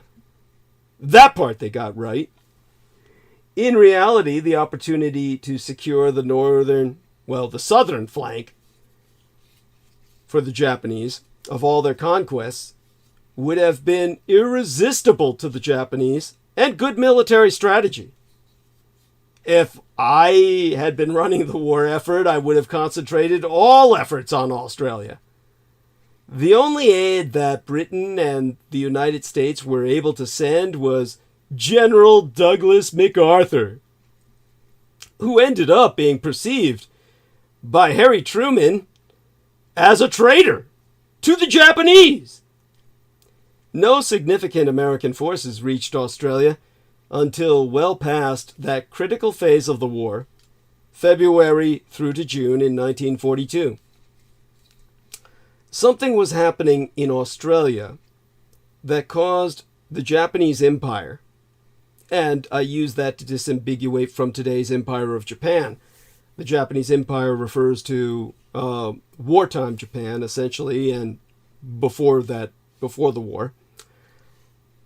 Something was happening in Australia that caused the Japanese Empire to reject invasion, as it did in late February of 1942. The opportunity to invade a defenseless Australia would never have looked more viable. Australia had just completed its industrialization in 1939, just as the Europeans were going back to war. Now, how do I say this? From 1919, the year my late and sainted sire, George Joseph Henry Dietrich, my legal father, was born, Australian governments had fought off the determined efforts of the great economic powers to prevent their industrialization from happening at all. But by combining with industrial companies such as BHP and Collins House, and using its own technical organizations, such as the Munitions Supply Board of the Department of Defense, Australia created the key industries required for war. By December of 1941, Australia had been in a full war economy for 18 months, and by March of 1942, had created enough armaments to fully equip 6 infantry divisions. Understand that December of 1941, which Americans think of as the month of Pearl Harbor, was when the Japanese dropped far more bombs on the Australian port of Darwin than they ever did on Pearl Harbor.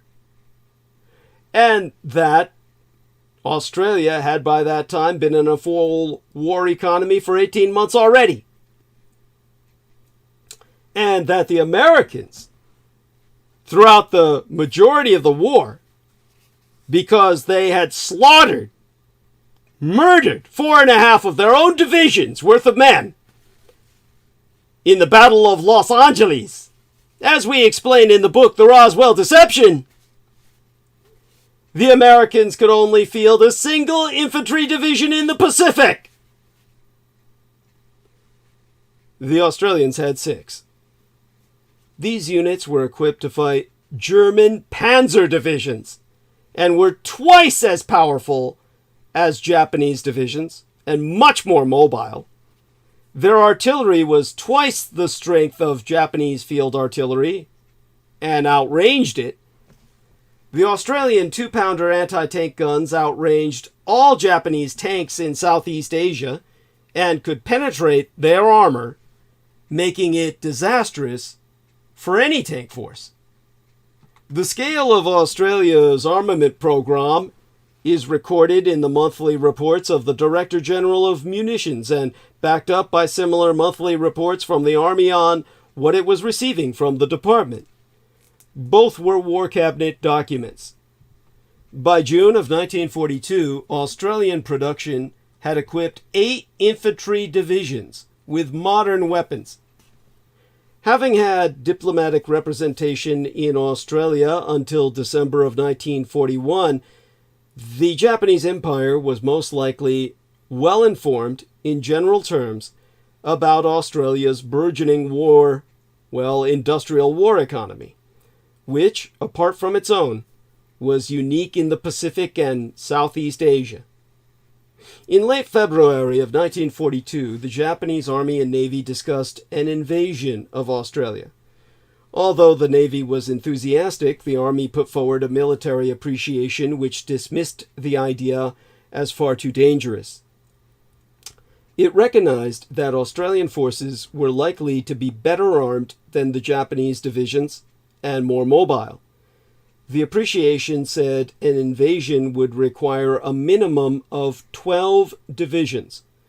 This force could not be provided from existing resources without weakening Japan's hold on its conquests, and it might still be defeated by the aggressive Australians defending their homeland. The Japanese Army rejected the Navy's suggestion.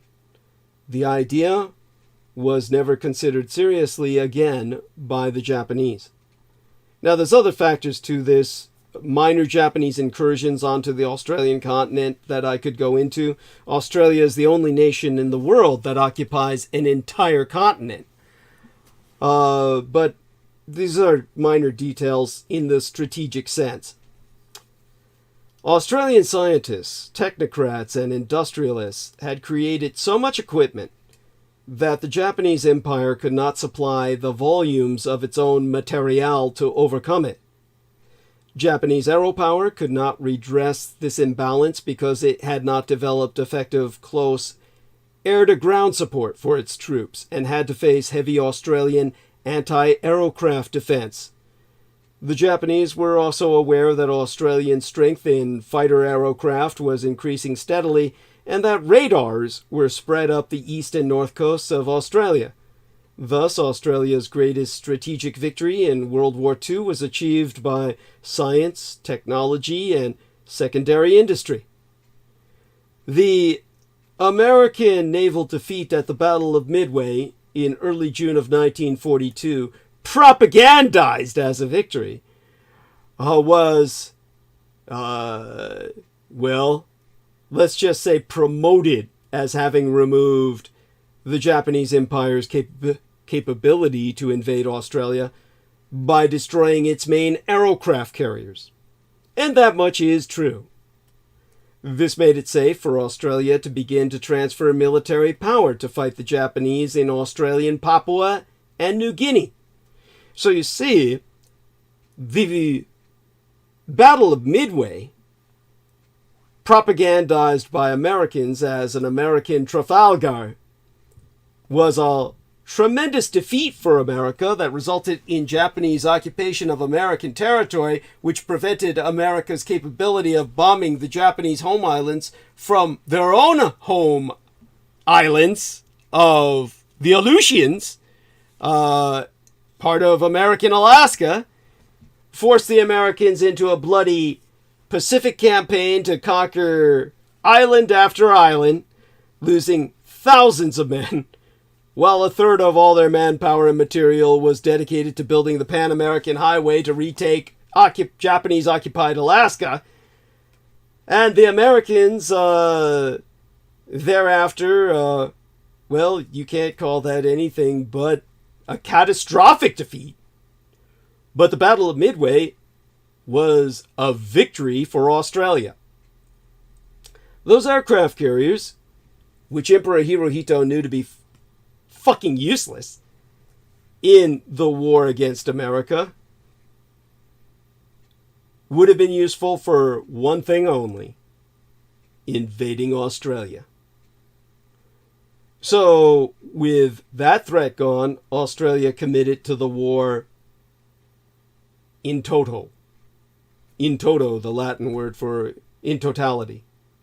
Australia had to re-equip its army to cope with the corrosive jungle environment and extremely steep and rugged terrain. The battles took place in terrible conditions, which should have favored the Japanese defenders. A stalemate was the most likely result, with heavy casualties on both sides, which the Japanese were willing to accept. The early battles followed this very pattern, but Australia had organized its scientific and technical resources far more efficiently than Japan on this front. By mid-1943, Australia had become, for the Allies, the center of research into jungle organisms and jungle-proofing of all weapons and equipment.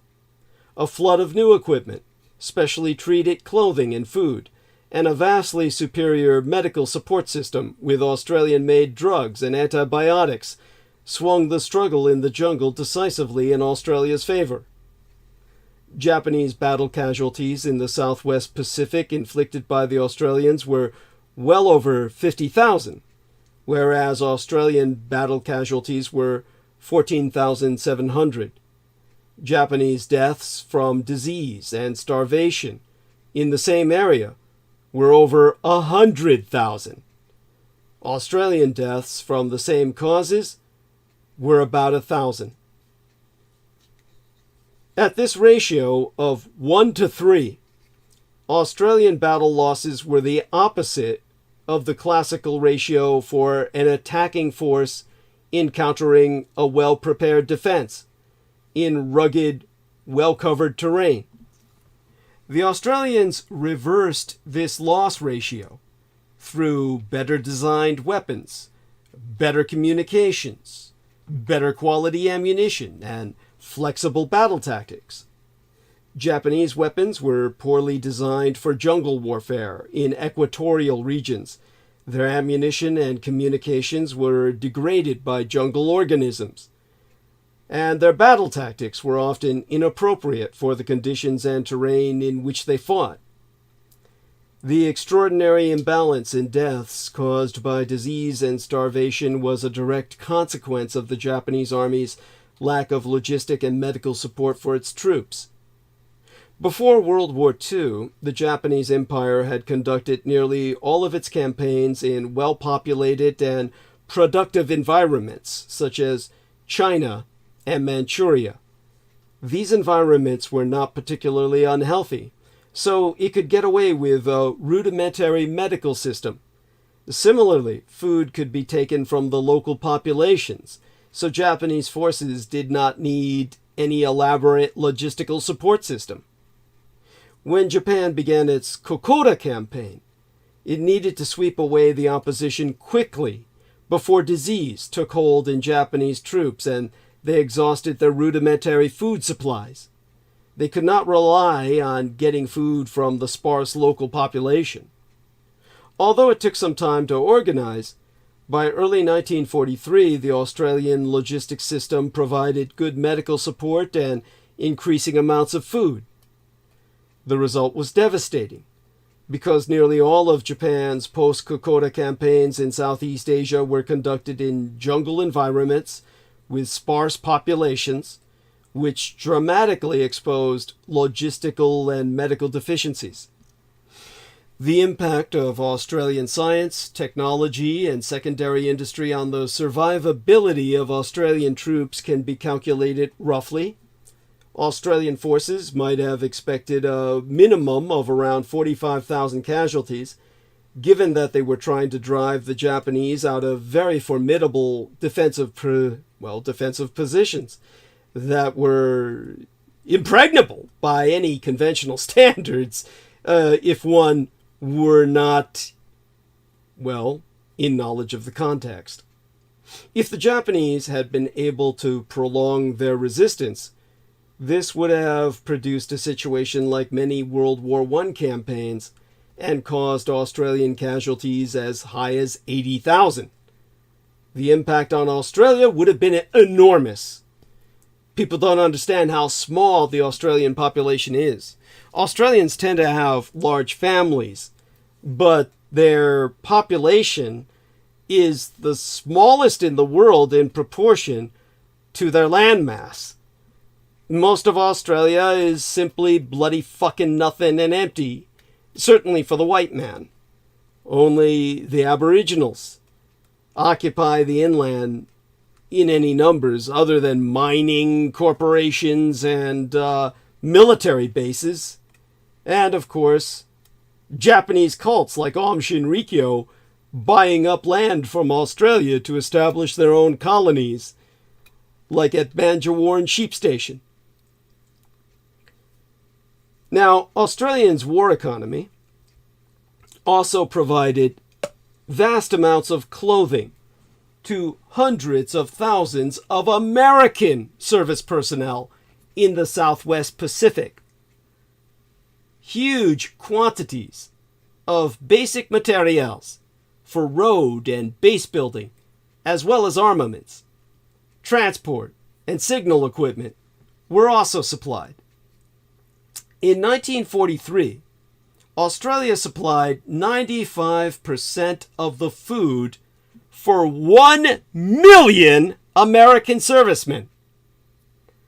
In commenting on this wartime support, President Harry Truman wrote in his 1946 report to the United States Congress on the Lend-Lease Act, "On balance, the contribution made by Australia, a country having a population of about 7 millions, approximately equaled that of these United States."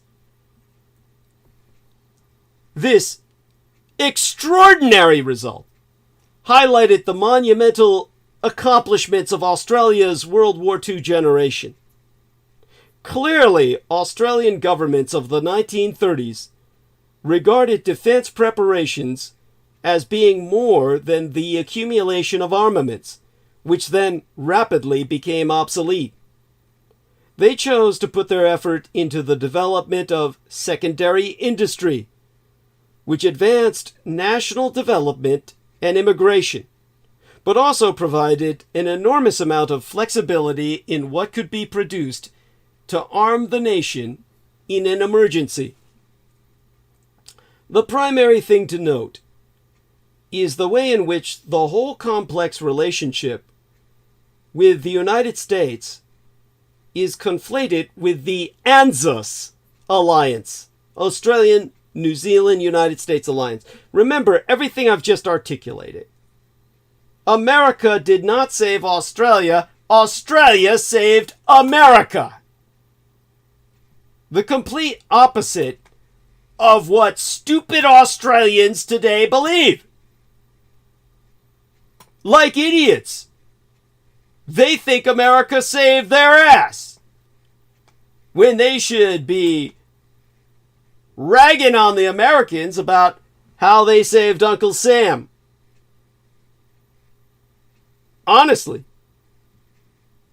you're left shaking your head at the incredible ignorance on both sides of the Pacific between Americans and Australians about the war that shaped their fucking world.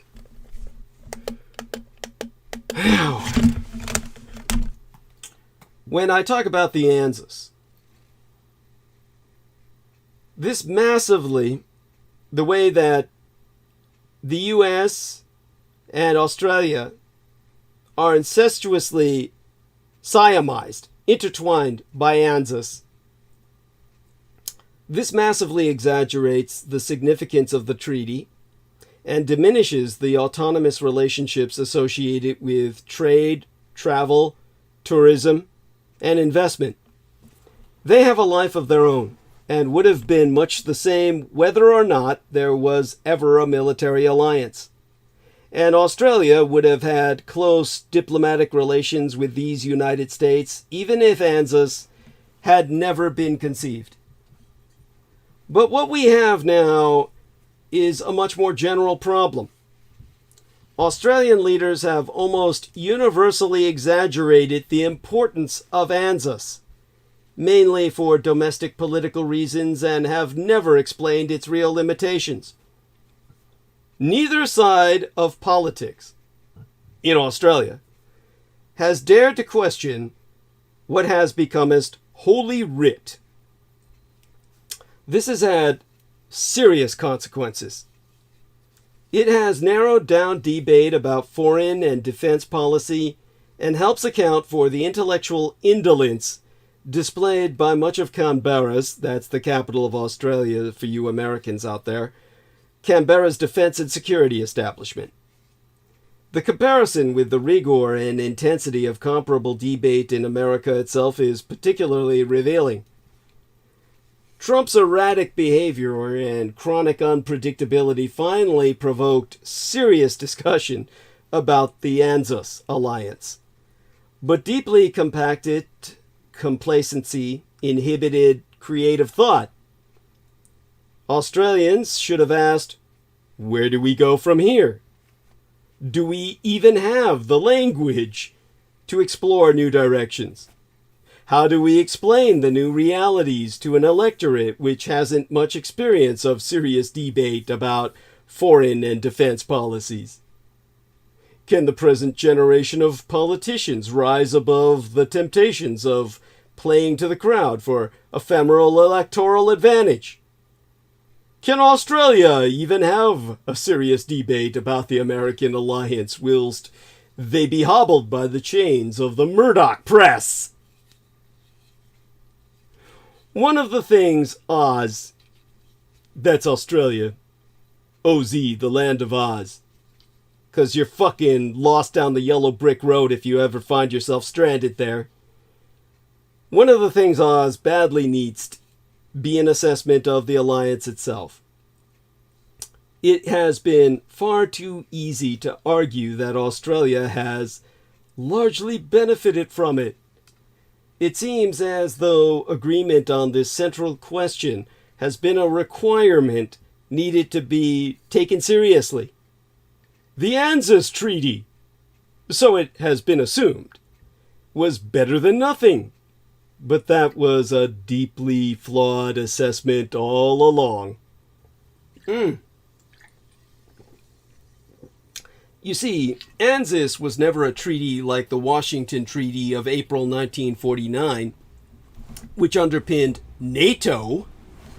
It did not guarantee anything much. More to the point, Australia has not been threatened since Anzus came into effect in April of 1952. So, did they need it at all? The war against Japan illustrated the reality of international relations. Australia saved America's ass, not the other way around. But instead, in boneheaded Australian brains, they somehow learned the opposite lesson. Mislearned. The Anzus Treaty, signed by Australia, New Zealand, and these United States, has been a cornerstone of Australian foreign policy since the 1950s. Fact check here. Does Anzus commit the United States to come to Australia's aid?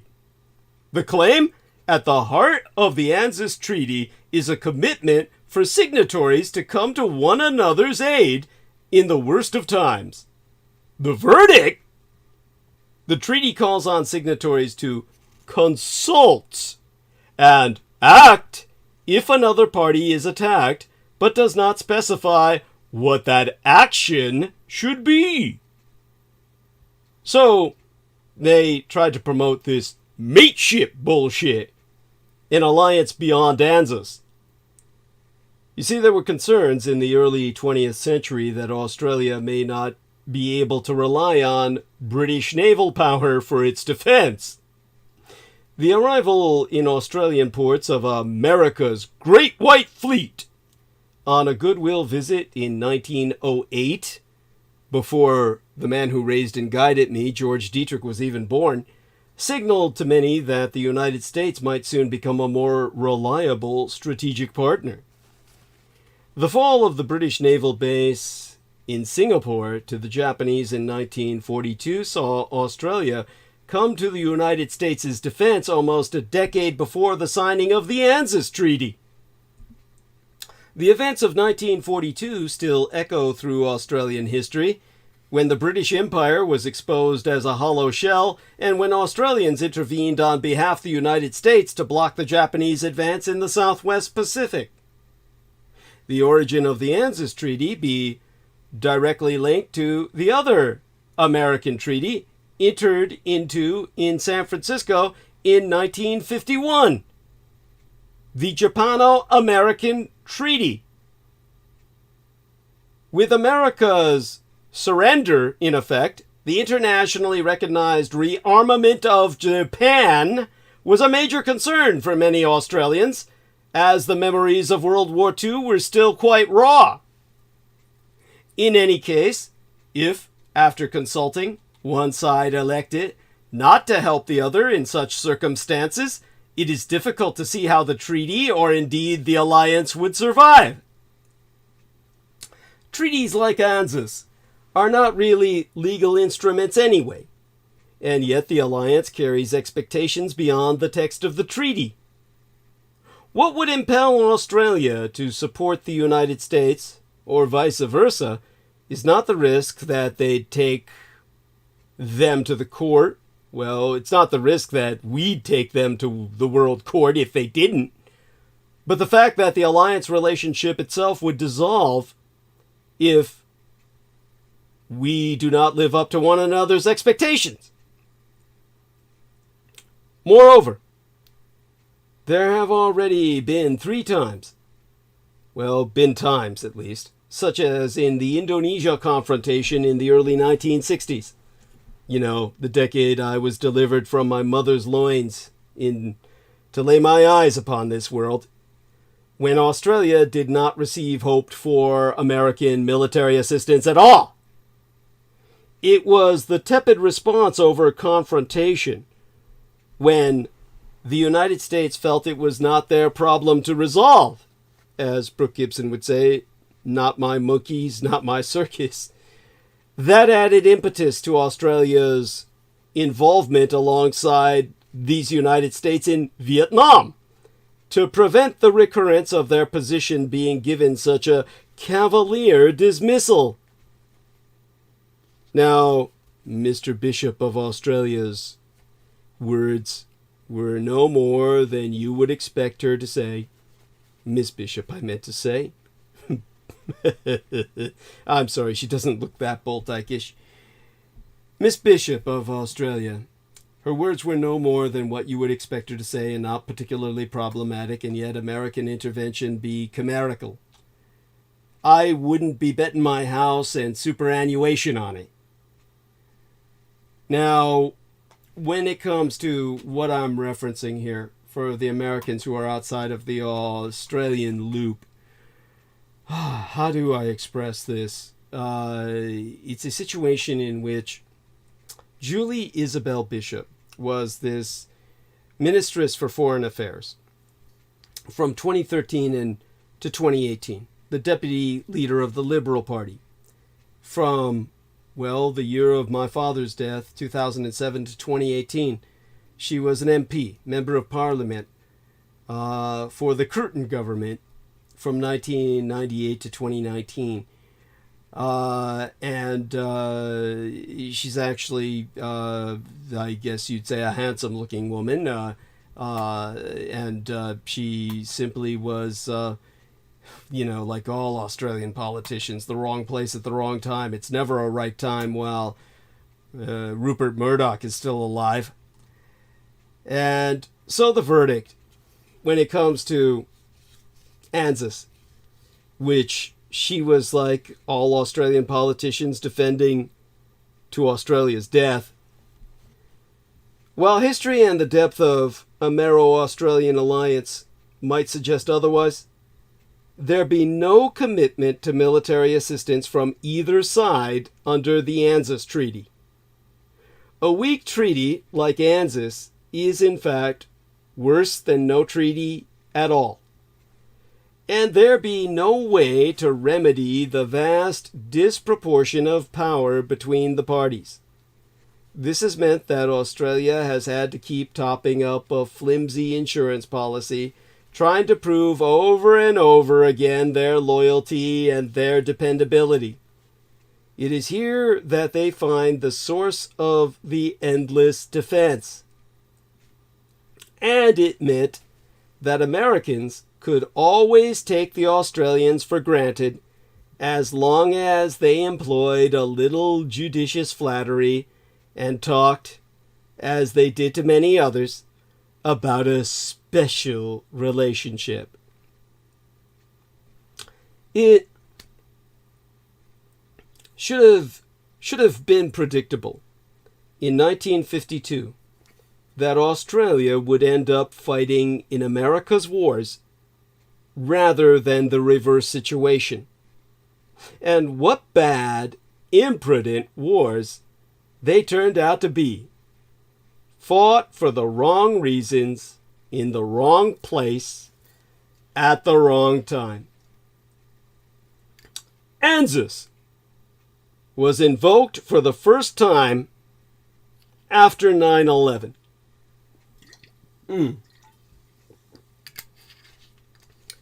Anzus Treaty has been invoked only once by Australian Prime Minister John Howard in the aftermath of the September 11th, 2001 terrorist attacks on these United States. The invocation came just days after the 50th anniversary of the signing of the treaty. In a press conference on September 14th, Mr. Howard announced federal cabinet had determined the hijacking of commercial airliners by members of Al-Qaeda and the targeting of the World Trade Center towers in New York and the Pentagon in Washington, D.C. constituted an attack upon the United States as outlined in Article 4 of the Anzus Treaty. Asked by a journalist what sort of military support might be involved, the 25th Prime Minister of Australia, Mr. Howard, was immediately willing to participate to the limit of our capability, and that the important thing is that by invoking Anzus, it puts us in consultation. It represents a determination on our part to identify with the Americans. He also said the invocation does mean that if there is action taken, then we will naturally consider any requests from the Americans for assistance. Mr. Howard said, the consequence of that is that we will consult the Americans regarding responses which might be deemed appropriate to what does amount to an attack upon the metropolitan territory of the United States in accordance with the provisions of the Anzus Treaty. His formal statement similarly referred to consultation and consideration, not commitment. It read, the Australian government will be in close consultation with the United States administration in the period ahead to consider what actions Australia might take in support of the the US responses to these attacks. Both Australia and New Zealand sent forces to fight alongside the United States in the Afghanistan War, just as they had in the Vietnam conflict when Anzus wasn't even invoked.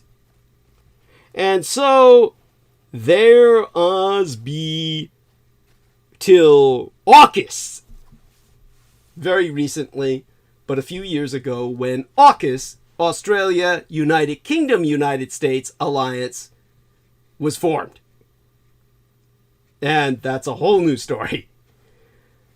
Till then, they were involved in the Middle East with no end in sight until the Americans themselves ran and abandoned everyone, including 500,000 Japanese nationals. When the last of Japan's evacuation flights departed from Kabul, the capital of Afghanistan, on Friday, as dated the 27th day in August of 2021, only one single evacuee was on board. A female reporter for the Empire of Japan's Kyodo News. She was the sole person rescued out of the 500,000 Japanese who killed themselves to avoid the unspeakable fates that would have otherwise consumed them all had they offered their lives to the merciless madness of the Taliban. Fighting far away from Australia in countries they know little about, Aussies are not even clear about what they are there for or what possible advantage they were ever likely to gain from the lives lost and blighted and the billions of dollars spent since the turn of the century. They never take into account the Vietnamese, Afghans, Iraqis, or Syrians they have needlessly killed and the hundreds of families devastated in their name. On balance, it is clear Anzus was a mistake. The best that can be said for it is that it made many Australians feel secure, and in itself that is no bad thing. But it was signed at a time when Australia was emerging from the stunting shadows of a crumbling British Empire. It could have been the moment when the country finally seized its full sovereignty. But the new great and powerful friend was there, and old habits were perpetuated. Australia remained empire-minded. As in the days of the Greater British Empire, the Second Empire, it proved difficult to distinguish between the interests of empire and those of Australia itself. That, of course, will change when Australia itself becomes an empire. The ethos of the Expeditionary Force trumped the idea of continental defense again and again. Ideology was given precedence over geography, and Australians continued to behave as they had done in the past when white men ruled the world. With what might be called sub-imperial hubris, they felt they had the legal and moral right to send their armed forces to fight in other countries, taking sides in complex civil wars, fighting against people who presented no possible threat to their homeland. And all to what end? During the 4 years of Japan's Prime Minister, Hiyato Ikeda, from 1960 through to 1964, economic growth and the entrepreneurs who generated it were embraced as keystones of a new and optimistic Japan. Even Ikeda's modest welfare state measures couldn't slow things down, and that would happen later as the bills came due. The spirit of liberalization continued into the 1980s. Under Prime Minister Yasuhiro Nakasone, Japan's national government privatized telecommunications and railways and diminished the influence of Maitai in the economy. When the empire turned toward bigger government in the 1990s, the growth momentum stopped. This is where we start reinterpreting the Japanese miracle. And this requires, of course, presenting first the failings and then the success. Of course, when it comes to the failings, as Americans misperceive them, let's check what time we have left remaining. And we're closing into a new hour. And hopefully we will, make it through to a finish line, so to speak. Going to basically pull myself together here, hydrate myself a bit more. And happy that we had a number of concurrent viewers increasing again. I appreciate you all. Do participate in the chat room if you like. They knocked out my modem. Literally knocked it out. All the other power continued, so it was a direct attack. Great. Getting a message here. Let's see if I can share this or not. Okay. Whoa. This is like something else going on here. Anyhow, he was CC issue. He's saying, hope I figured out the closed caption issue. I'm not sure if it's an issue that needs to be addressed at all. But definitely, shall we say, gonna try looking into it. He says, now I just discovered something very noteworthy. Thought it was odd or at least surprising. Orange alert. And, okay, I'm not going to read this out loud, but definitely noticing something here. Yes, okay. He's, okay. Yeah, not going to discuss this publicly, but he sent me a message. I'll take it into account. And let's take a look at this. All right. What we'll do now is I'm going to return to monologue. I'm just checking again online broadcasting software. Checking again the live stream and the number of people listening, and getting back to work. So, basically, you had Americans beginning to ask, with all the propaganda they were receiving, this Japanophobic propaganda, whatever happened to Japan? And the way they saw it in the early 1990s, the empire was character assassinated as having lost its status as an economic juggernaut. The model to emulate in industrial policy, management techniques, and product engineering, and found itself a propaganda-beleaguered nation purportedly in its worst recession since World War II. So, for the last 3 decades, Japan's political process was promulgated as appearing hopelessly stalled, its bureaucracy top-heavy and meddlesome, and its business practices entrenched and inflexible. The competitiveness debate of the 1980s petered out as the resurgent American economy was promoted to its own population as leading the way into the information age. It was inculcated that Japan, the eager pupil of U.S. business success, had briefly become the teacher only to be demoted after a few lectures. In the wake of this astonishingly rapid transformation, it was time to re-examine the Japanese economic miracle. So, what can we learn from the country's solid 40-year record of success? Had it exhausted its system, as Americans insinuated?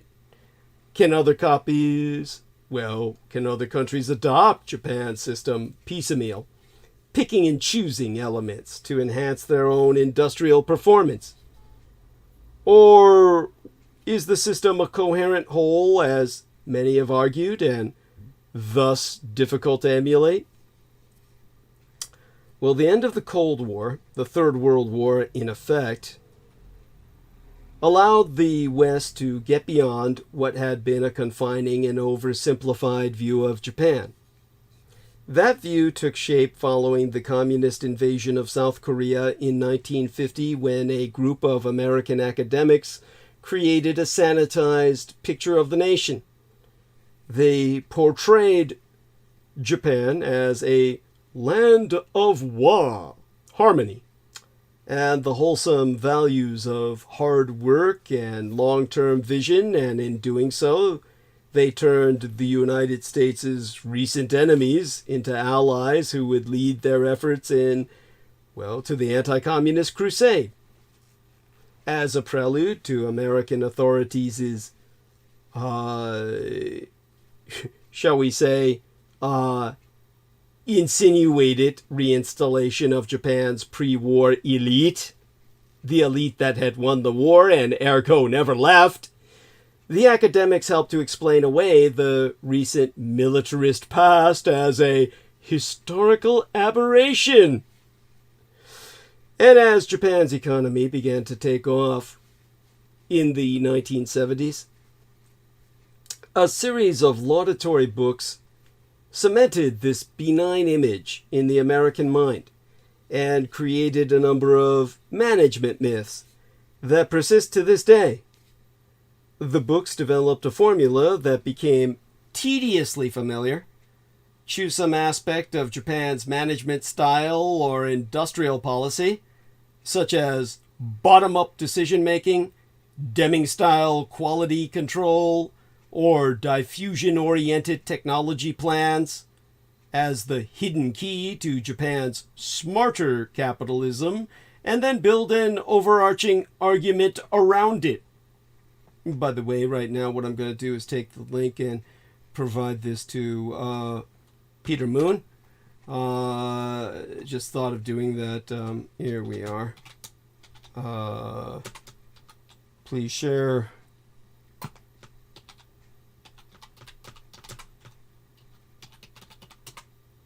There we are.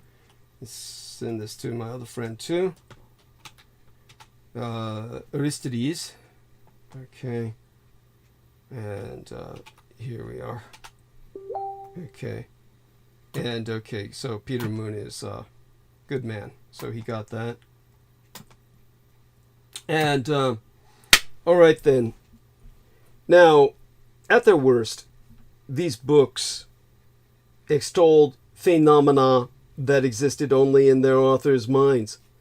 From companies so democratic and cozy that they served as surrogate families, to prescient bureaucrats masterminding 100-year economic plans.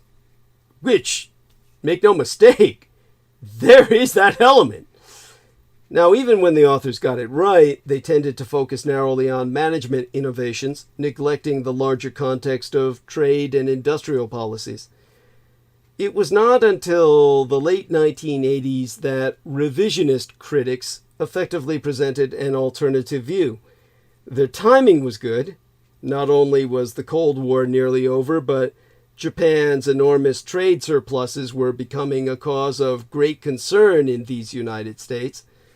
For these critics, the empire of Japan's success came from its adversarial trade policies and powerful industrial cartels. They claimed that the empire was run by an entrenched oligarchy that sacrificed the well-being of its citizens to cold economic imperatives. Instead of playing better, they argued, Japan wasn't playing fair. Now, the revisionists made many important points, but their shrill denunciations of Japan and its apologists frequently bordered on the hysteria and personal bitterness that afflict pioneers of long-ignored points of view. Now that Japan's presence has faded somewhat from the international scene in the minds of Americans, more balanced analyses began to emerge. Patrick Smith's work, titled Japan, subtitled A Reinterpretation, published in 1997, thoughtfully explored post-World War II cultural developments from a journalist's standpoint. Inside the Kaisha, subtitled Demystifying Japanese Business Behavior, published in the same year of 1997 by Noboru Yoshimura, then at Bankers Trust in Tokyo, and Philip Anderson, a professor at Dartmouth College's Amos Tuck School of Business Administration, offered an insider's view of why the managers of large companies in Japan behave as they do. Both books analyzed Japan's strengths without romanticizing them. They also acknowledged its weaknesses while avoiding excessively negative judgments. So that brings us back to the roots of Japan's success. Japan is the poorest example, well, I mean to say purest example, really, of what has become known as a producer economic state. And many of its economic practices are now familiar. For nearly 40 years, the country subordinated other goals in favor of catching up with, and perhaps surpassing, the American economy.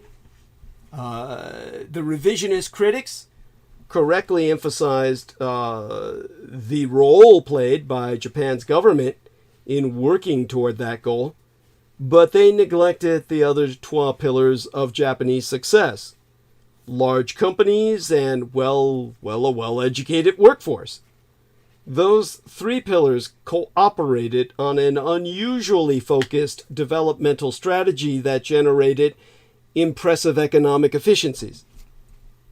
A key element of Japanese success was the kairetsu. By banding into kairetsu, enormous business groups that link industrialists, banks, and trading companies through reciprocal ownership of stock and long-standing exclusive relationships, individual companies gained financial strength and connections that allowed them to undercut foreign and domestic rivals. Their mission was to gain market share rather than accumulate short-term profits, and they aggressively entered high-growth sectors with long-term potential. The concerns of consumers and outside stockholders who had few other outlets for their earnings besides low-interest savings accounts were secondary.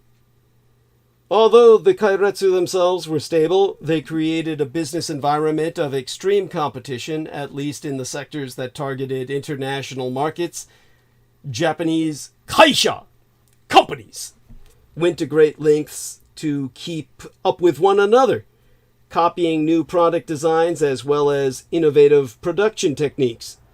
If they fell behind, they suffered a loss of reputation, or face. In practical terms, such competition meant that new ideas and technologies could be absorbed throughout the economy with extraordinary speed. Under the envious eyes of Western observers, Japanese managers seemed to easily integrate robots, computer chips, and fuzzy logic software into their manufacturing plants and products. And Japan's competitive spirit also spawned some of the most widely imitated practices in industrial management. What we call total quality control, lean production, and cross-functional product development.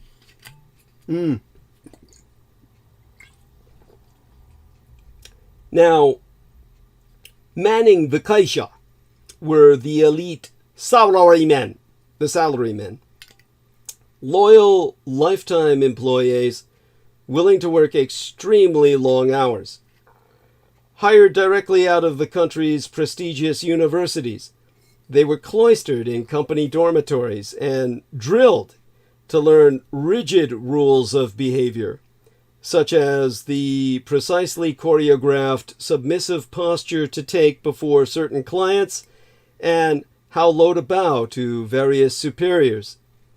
The rules constituted an entire coded language incomprehensible to outsiders. Even very young Japanese students were part of the regimen, as they submitted to a grueling examination system that prepared them to enter corporate life with dependable analytical skills and a proper attention to rules. The Japanese government, meanwhile, acted as a business adjunct and referee, steering kairetsu into promising sectors by providing tax breaks, cheap credit, and administrative guidance. This is fascism, as I've said, and I don't mean that in any negative sense. I mean that in the most positive sense. In America, the corporations control the state.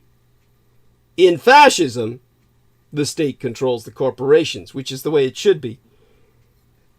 A variety of other policies assisted and protected companies, including trade barriers and an exchange rate that discouraged imports and promoted exports.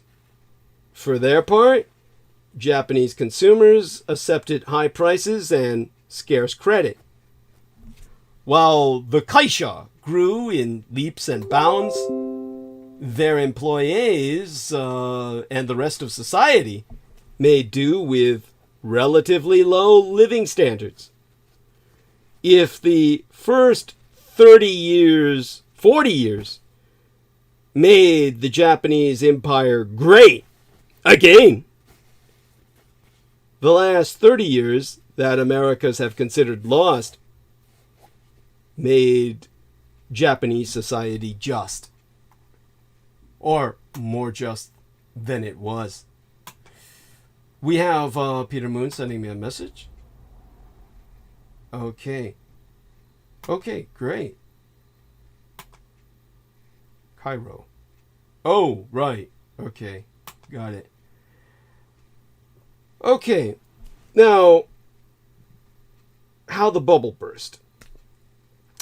The Japanese economy first showed signs of serious strain when the bubble economies of Asia, of all the world, in the 1980s, the speculative boom that generated hundreds of billions of dollars in bad corporate debt, burst and brought on a deep, persistent recession.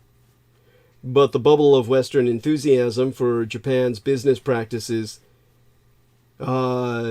popped, well, only about a decade later. Many of the practices acclaimed as the secrets of Japanese success, such as advancement by seniority and management by consensus, were slowly being revealed as severe impediments to needed reforms. So the books that I've cited are among the first to analyze clearly the costs of such practices, the limits of the Japanese business model, as the competent copier of the inventions of others, appeared to have been reached. Although the government's industrial policy did succeed in shepherding Japanese companies into dynamic sectors, it was used principally to help Japan catch up. Picking winners and losers in a less developed economy is surprisingly straightforward. You adapt to and copy the leader's high-growth industries. Once Japan achieved a leading economy, however, the choices became much less clear. As Yoshimura and Anderson observed, the Japanese government was proving no better at picking future successes than any other government. The Ministry of International Trade and Industry's visionary research, its much feared projects that were supposed to catapult Japan to technological leadership, had, largely become a bust. The fifth generation project, which Maitai officials had boasted would leapfrog American capabilities in artificial intelligence, turned into an $850 million United States dollar dud.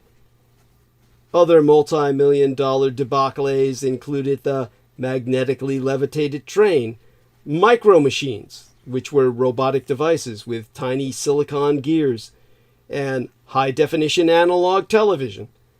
Those failures made the empire appear likely to remain a brilliant follower, synthesizing and improving upon the work of others, but struggling to make big leaps of invention on its own. This is, of course, Western racism that I'm describing, not taking into account all of Japan's many inventions throughout history. But a diminishing return from industrial policy was not the only reason for Japan's woes. As was explained in these books I found in my son's husband's estate libraries, they explain the inner workings of Japanese institutions. The books I'm reviewing for you here concentrating on deeper flaws.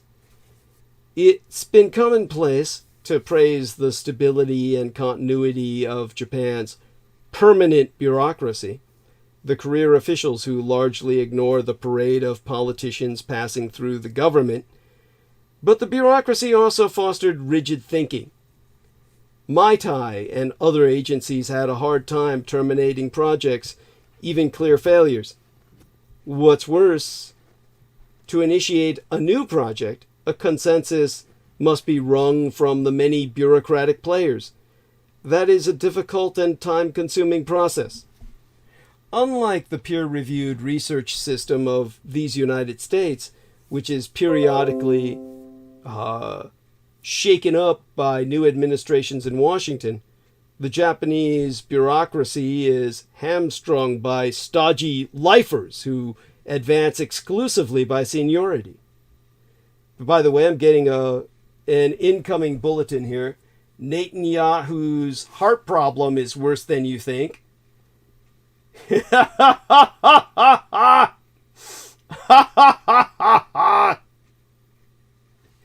Oh, I love that.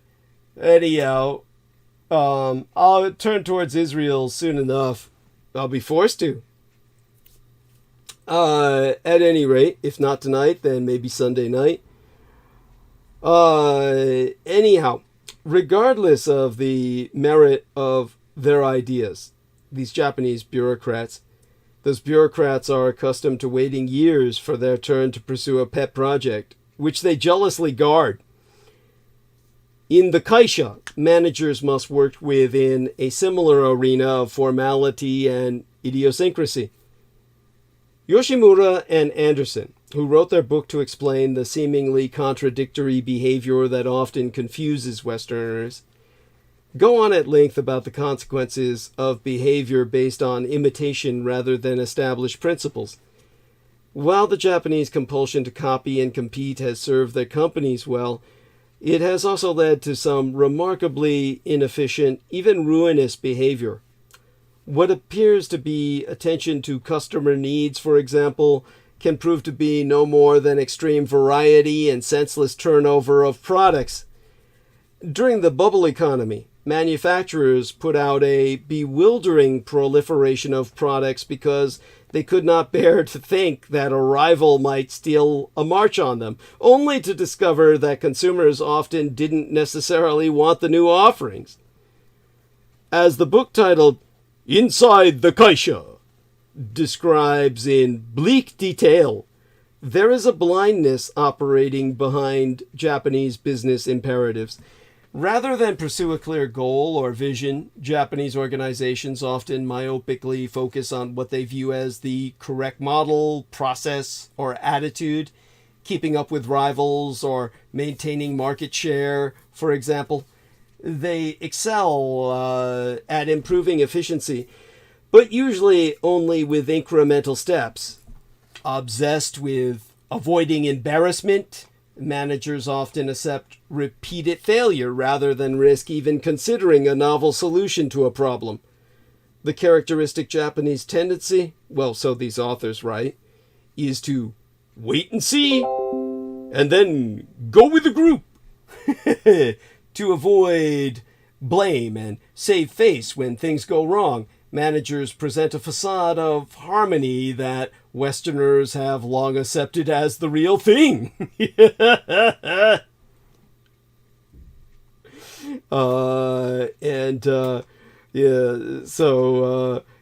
My man Peter Moon says there's a lot of big political challenges or changes, same thing really, to happen astrologically this week. He says Netanyahu is obviously one of them. Sounds all for the best. So, no arguing there. Personally, I would interpret his heart problem. Let's put it this way. Metaphorically, the man has no heart. So it's almost as if the fact that he has a heart problem, well, that's almost an oxymoron. It's there's some kind of problem with some kind of muscle tissue that's pounding away at his rib cage, trying to get out. Yeah, I wouldn't say it's a heart problem per se. At any rate, Japanese managers have other ways of putting up a good front.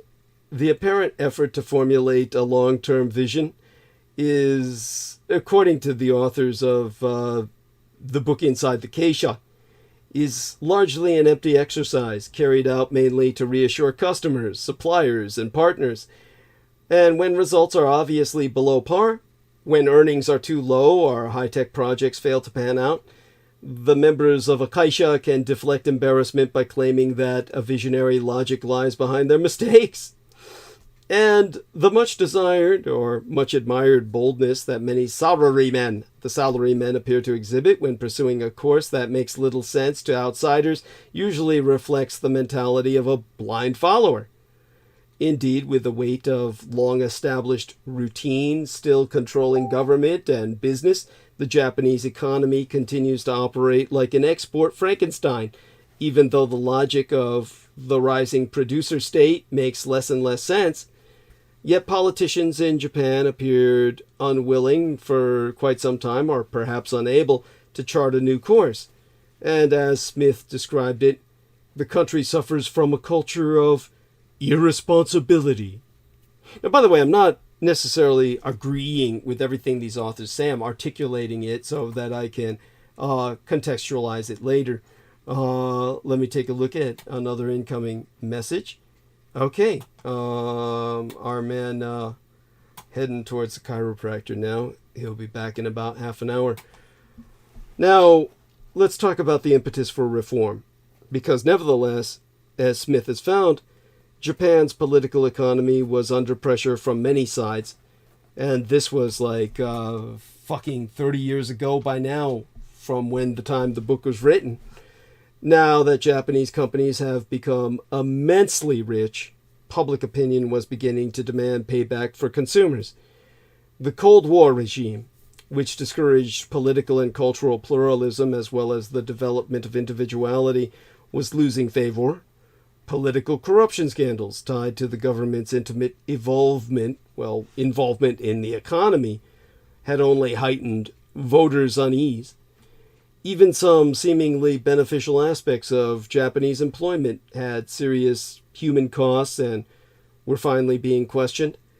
The geisha's emphasis on the continual development of human capital can conceal harsh realities.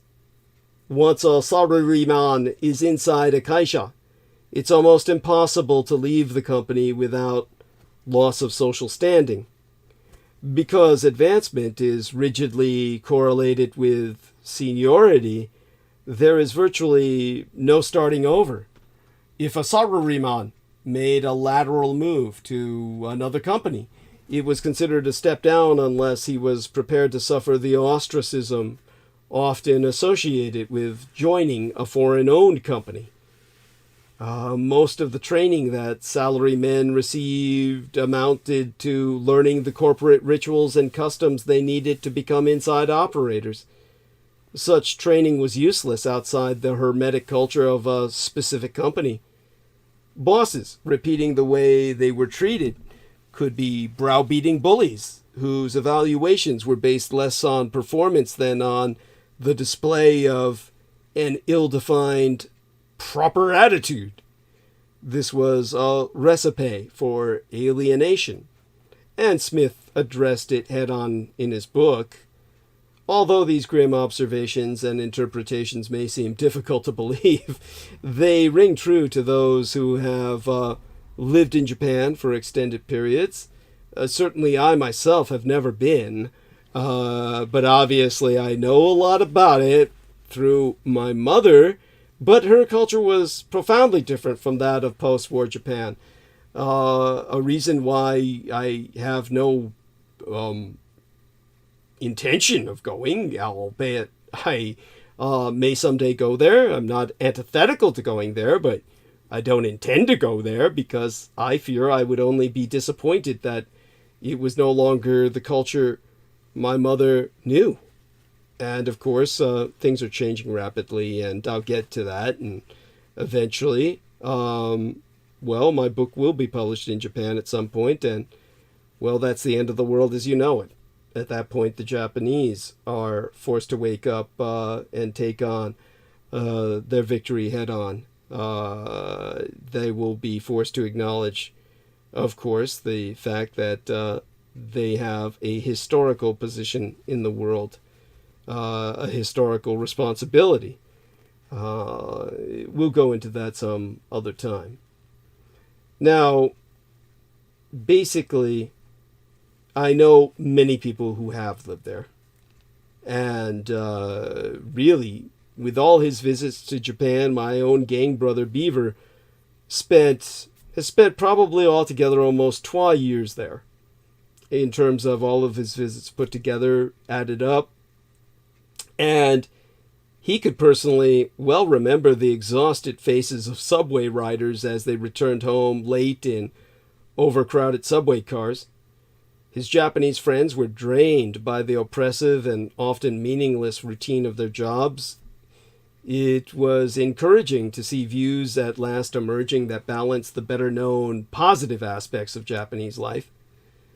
So, Smith in this book was suggesting in the end that effective change might only come from a new generation, ultimately emerging from Japan's younger generations. And, well, it's going to be forced to happen in conditions of war. We know that.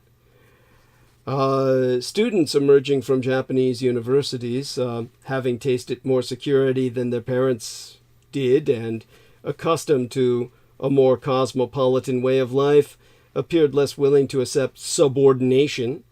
Like their Western counterparts, they wanted access to better housing, fuller and healthier family lives than the absent father households they grew up in, and opportunities for personal growth.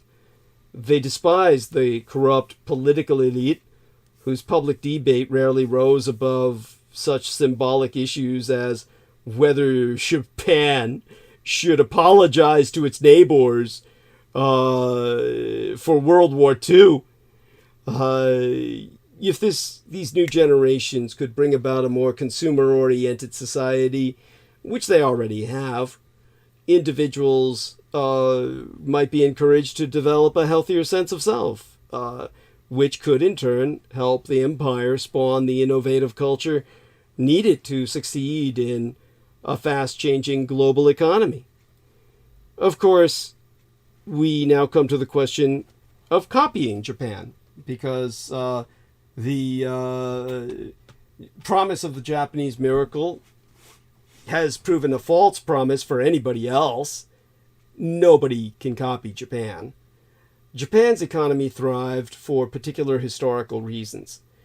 The empire was catching up after a ruinous war launched by American aggression, which the Japanese brought to a crashing halt with their victory. Its economy was small enough to avoid undue international attention, and its rate of growth was sufficient to placate an otherwise abused workforce. The brilliant middle strategy emphasized large, high-value sectors such as automobiles and electronics that strategy did not work in the highest value markets that required risky strategic invention, such as pharmaceuticals and microprocessors.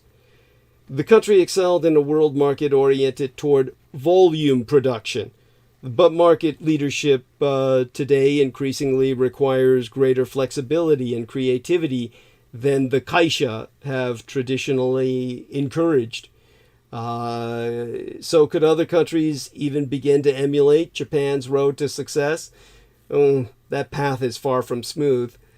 To recreate the furious competitiveness of the Kaisha, which I've already talked about, that freedom of competition, policymakers need to have or to foster a large protected home market for trading zone in order to test new products. Huge conglomerates that will compete for domestic customers, and an educated, though malleable population willing to sacrifice its present standard of living for a more productive future. The absence of any of those components undermine how the system as a whole functions. So it only functions in Japan. Despite these challenges, several Asian candidates have been attempting to inherit the Empire of Japan's mantle as the premier producer economic state. South Korea, with its Kairetsu-like koibol and Cold War discipline, they're still legally at war with North Korea, is now attacking the Japanese empire's memory chip industry in much the same way that the Japanese empire once attacked American industries. The other Asian tigers have developed their own variations of Japanese fascistic business practices. Perhaps the most promising candidate to take over from the Empire of Japan has ever been the monolithic communist Chinese superstate, whose government had 30 years ago encouraged the formation of enormous conglomerates through mergers and acquisitions. Of course, now they're all effectively branches of the goddamn Communist Chinese Party government, with a vast internal market and an extremely high savings rate. The Communist Chinese Empire is openly protectionist, had an undervalued currency, and was absorbing strategic foreign technologies at light speed at the time these books were written.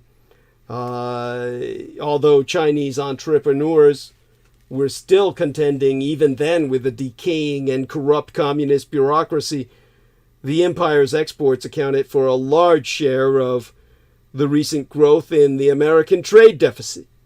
At that time, recent, and now, of course, exponential. But this brings us, of course, to the fact that Japan was, well, responsible for the made in China boom. It's something that I've spoken about in depth before, and will, of course, ever emphasize, so that people get the reality of the world that they're fucking living in. Basically, let me put it this way. Oh, God. How do I express this? As insultingly as possible, of course. Basically, when I'm speaking about all of this element of Japan, understand that Americans were grooving off all this shit because of Japanophobia. Americans, whether they're conscious of it or not, they hate Japan because they lost World War II. Americans lost World War II, and they subconsciously realized this. They knew it, especially during the 80s, and we're saying who really won World War II because of Japanese success. Then, of course, they started humping off what they perceived or purported as Japanese failure, and began to look for reasons to rationalize ways to explain Japan as a failed state. But believe me, if Japan is in any kind of recession, give me that recession. It's infinitely more prosperous than what you've got here in the States. By the way, STH, St. H in the chat room says, "Hi, my son Chris Hall watched your channel last night. He heard about your channel from Viv. Douglas, how are you today?"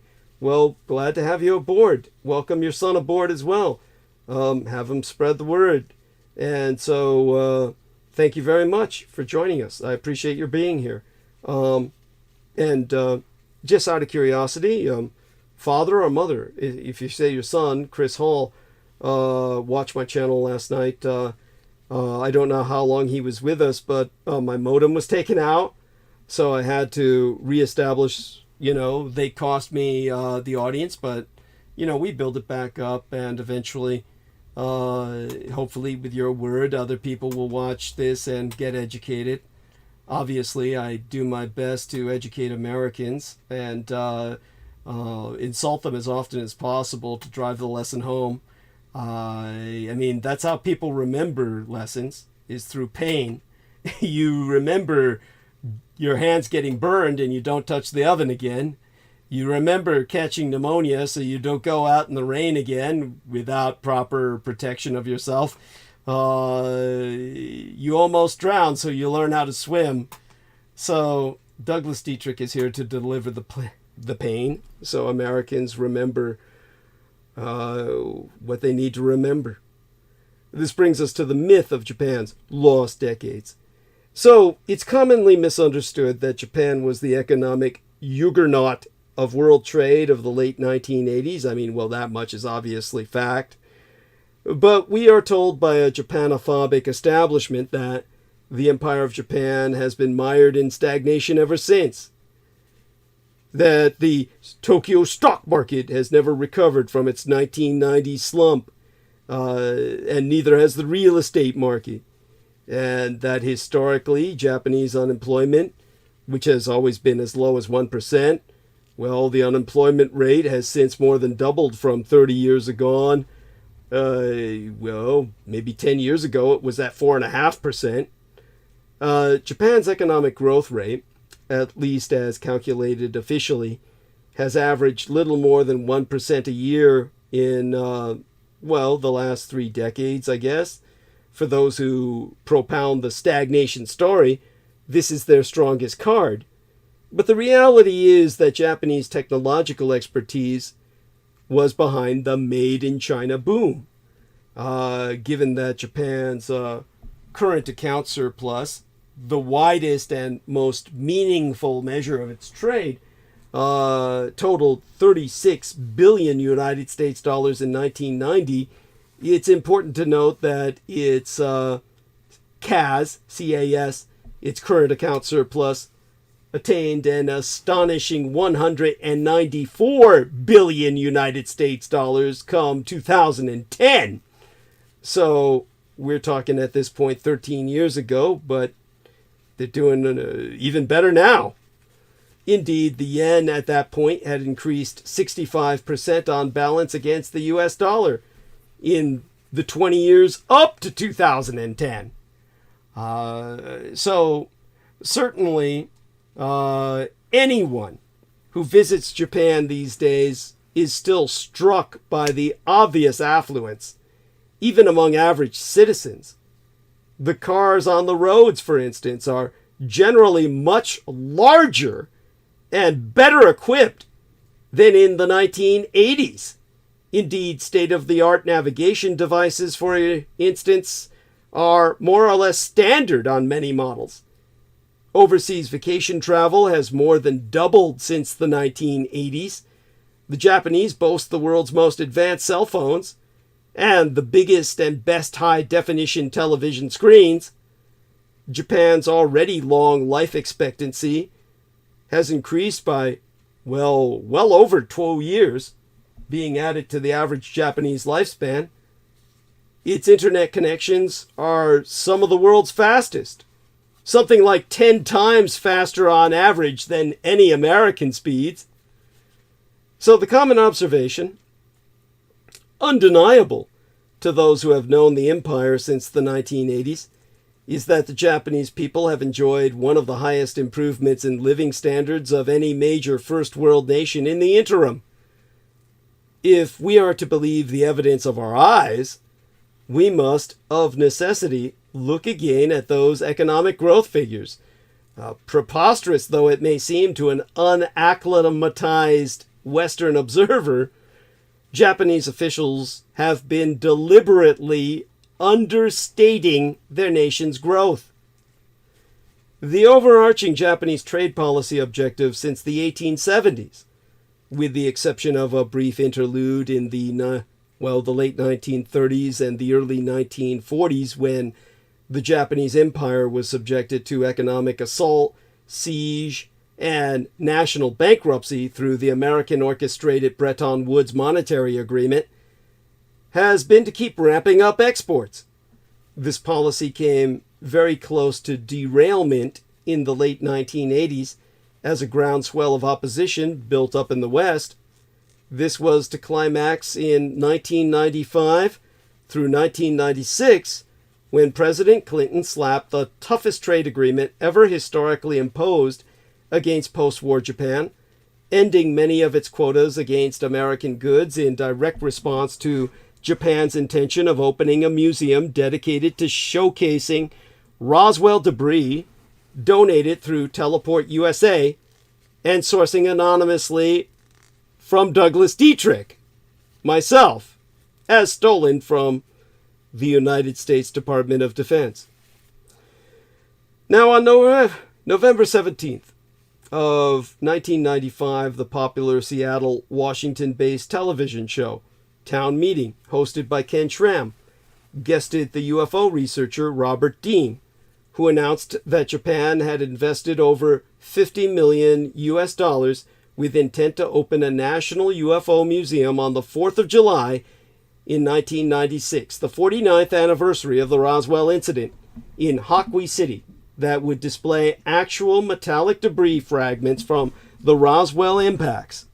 British ufologist Colin Andrews communicated this same announcement within the Commonwealth. Now, I myself, Douglas Dietrich, had anonymously donated those very fragments of Roswell debris which I had absconded with from my forced collation of the Roswell files, as articulated in our book, The Roswell Deception. We worked through a company called Teleport USA, a Los Angeles-based supplier of banking and promotional services between the city of Hockley and these United States. Teleport USA offered a tourist package called Cosmo Isle Hockley Museum, which included not only a trip to Hockley and the UFO Museum, but featured various ufologists as speakers for a planned convention. Now, the United States Department of Defense responded with a disinformation campaign commencing on April 18th of 1996, when Art Bell received a letter written by an anonymous individual who claimed to be serving in the U.S. military and whose father was supposedly part of the secret recovery team at Roswell.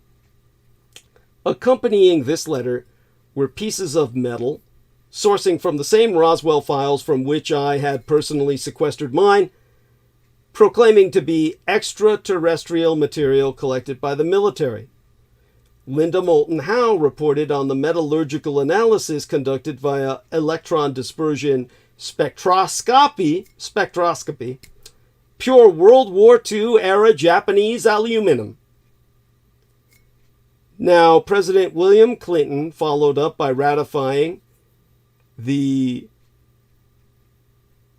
trade agreement that I've already articulated, ending Japan's import quotas against American goods and thereby pressuring Japan to withdraw from its UFO display plans which would have exposed to the world how the Second World War really ended and implicated the United States High Command of the World War II era in international war crimes. On June 12th of 1996, Teleport USA announced that the Cosmo Isle Hakui Museum Symposium, scheduled for July 19th through the 21st, and the tour set for July 16th through the 23rd, had been canceled.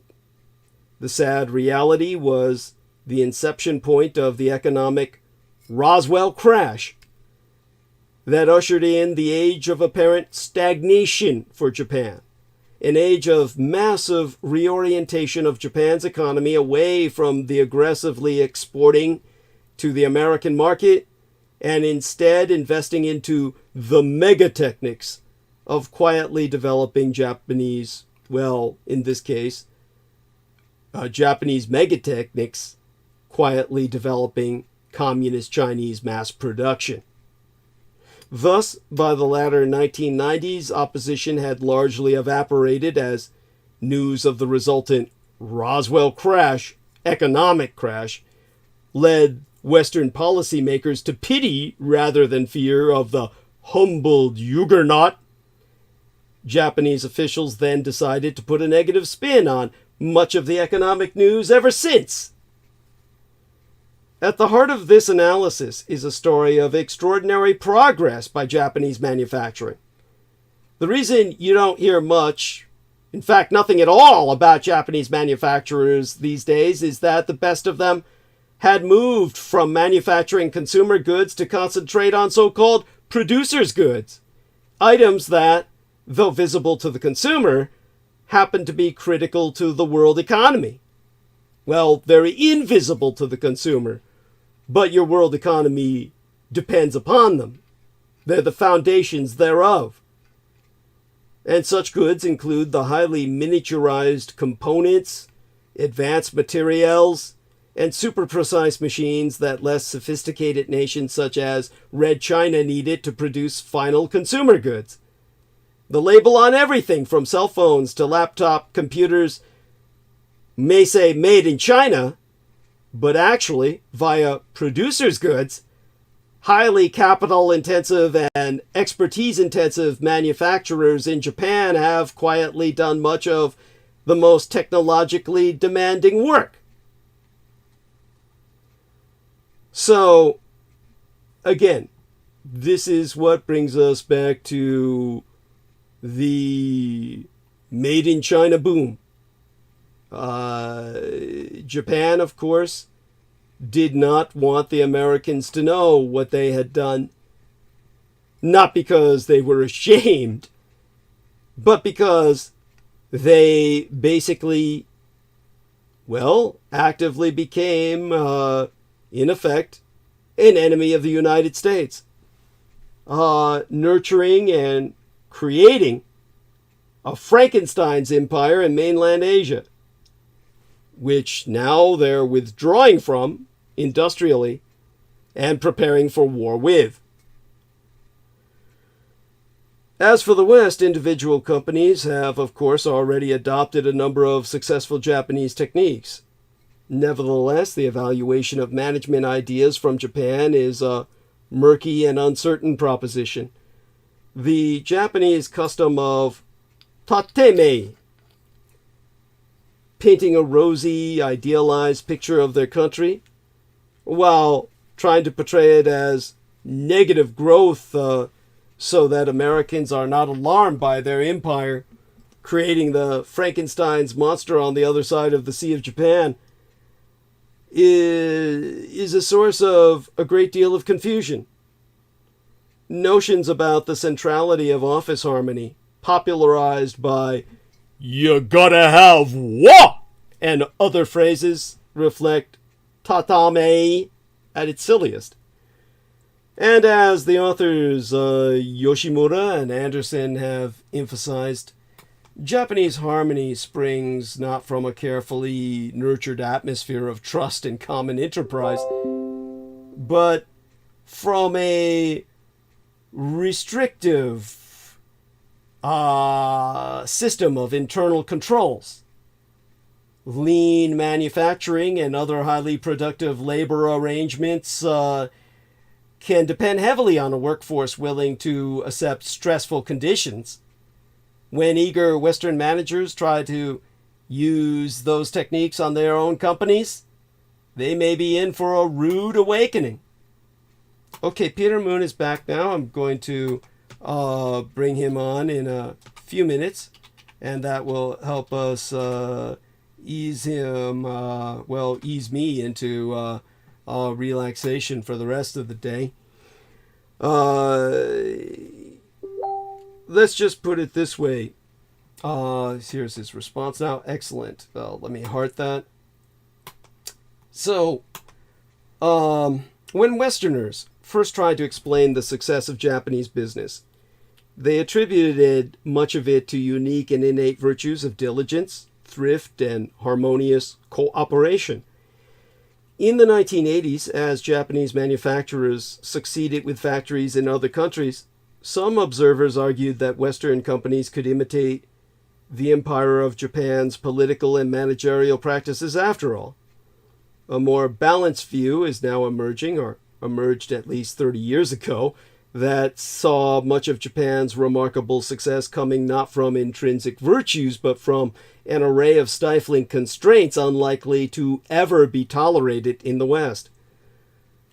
Thus, Japan never became the libertarian paradise of pure capitalism that was Hong Kong before recent subjugation by Beijing, but it did become far freer economically during the decades of economic liberalization than it perhaps had ever been before. So today, it still ranks an impressive 35th in economic freedom among the world's nearly 200 nations, according to the Heritage Foundation's Index of Economic Freedom. Just remember, the freedom Japan was fighting for is not your freedom or your idea of freedom. Okay, so maybe on Sunday we'll get back a little bit to those two guys, Dodge and Deming, that I had already talked about. Then talk about General MacArthur's amending of the Meiji Constitution. Oh, and that reminds me, I'll give this to our man Peter Moon right now, and I'll put it into the chat room on Sunday when I speak to this issue. And let's bring Peter Moon on now. I'm going to call him, and then we'll, just kind of, end our transmission after he and I speak a little bit. Okay, this...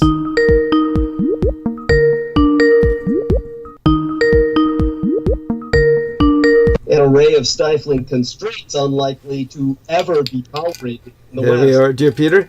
So, I'm so glad to have you on with us. So, last night, just as I was going to intermonologue, and just as I said, I'm going to intermonologue, they killed my modem.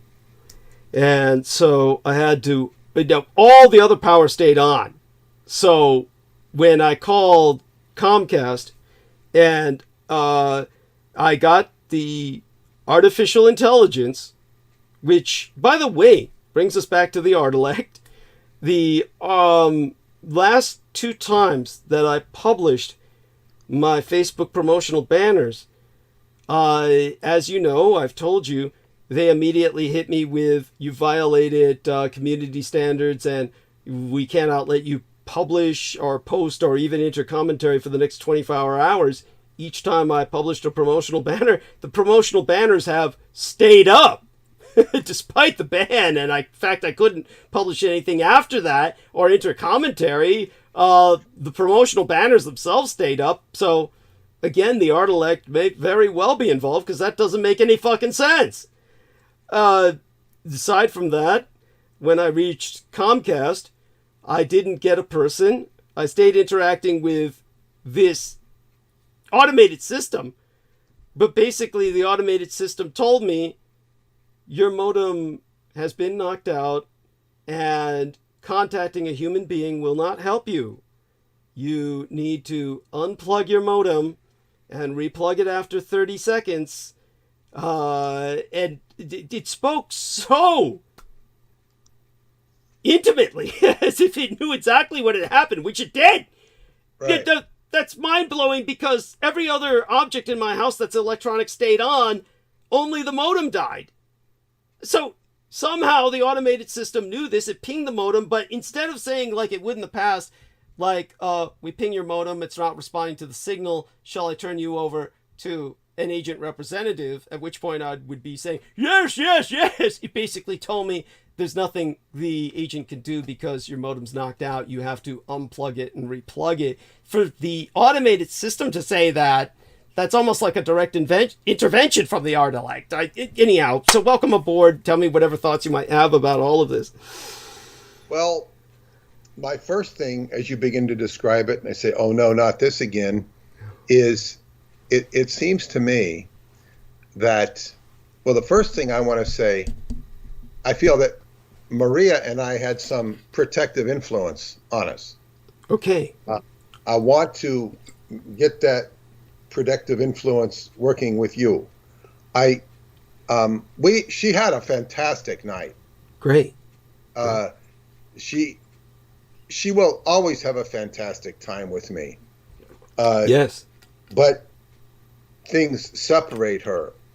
And so I'm only going to be around for, the rest of this week. Yeah.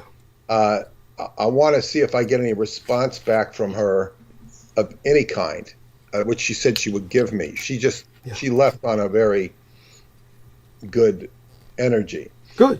And I want to invoke her protection for you. She was very impressed with you, really appreciated everything she learned. Wow. And she read that Vox Arca without any prompting. I just showed her the picture, Yeah.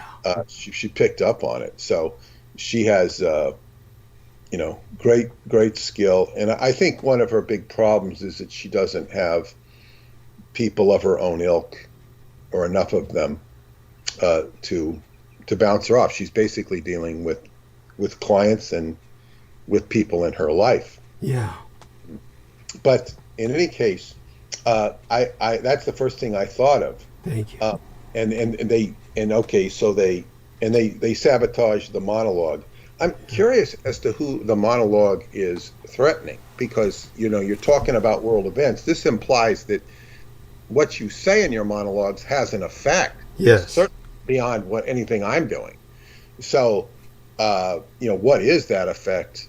I don't know. They're just, trolls. Yeah. It's, as they say, it is what it is.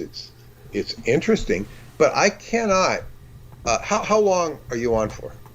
I just figure you and I will kind of talk a little bit, and then I'll pretty much end the transmission, because it was an exhausting night, as you can imagine. Oh God, yes, of course. But yeah, so I can't disassociate what just happened synchronistically, not necessarily direct connectivity, with the email or the message I just sent you. And I will share it in very parsed, guarded words. Understood. Because my friend Brad Olson, who I really like, and very likable guy, and he's been in the publishing world. Like we met each other for years before I really understood what the hell he did. But David Childress introduced us, and we're both kind of friends of the family when it comes to Childress. But so Brad's been on Ancient Aliens and stuff, but he has a publishing company, and when we were in Shasta together, and he was driving me around and stuff, which was very neat and convenient when we went to the party. Yeah. We're talking about publishing, because he's a publisher, and we're talking about authors this way, blah blah blah blah blah. It's very, I don't talk with fellow publishers. It just doesn't happen. Rarely. Yeah. So this was a rare moment of correspondence and synchronicity. So on my email today, I had a LinkedIn. I went on to LinkedIn, and I saw that in LinkedIn, it says, make a friend request to Leo Zugami. Now, Leo Zugami is a very, I guess what you'd say, notable character. And I'm trying to find the link here. He's a very notable character, but I'll tell you how I first encountered him. Mm-hmm. What this thing? Okay, all right, hang on. Oh, take your time. I'm just saying. I'll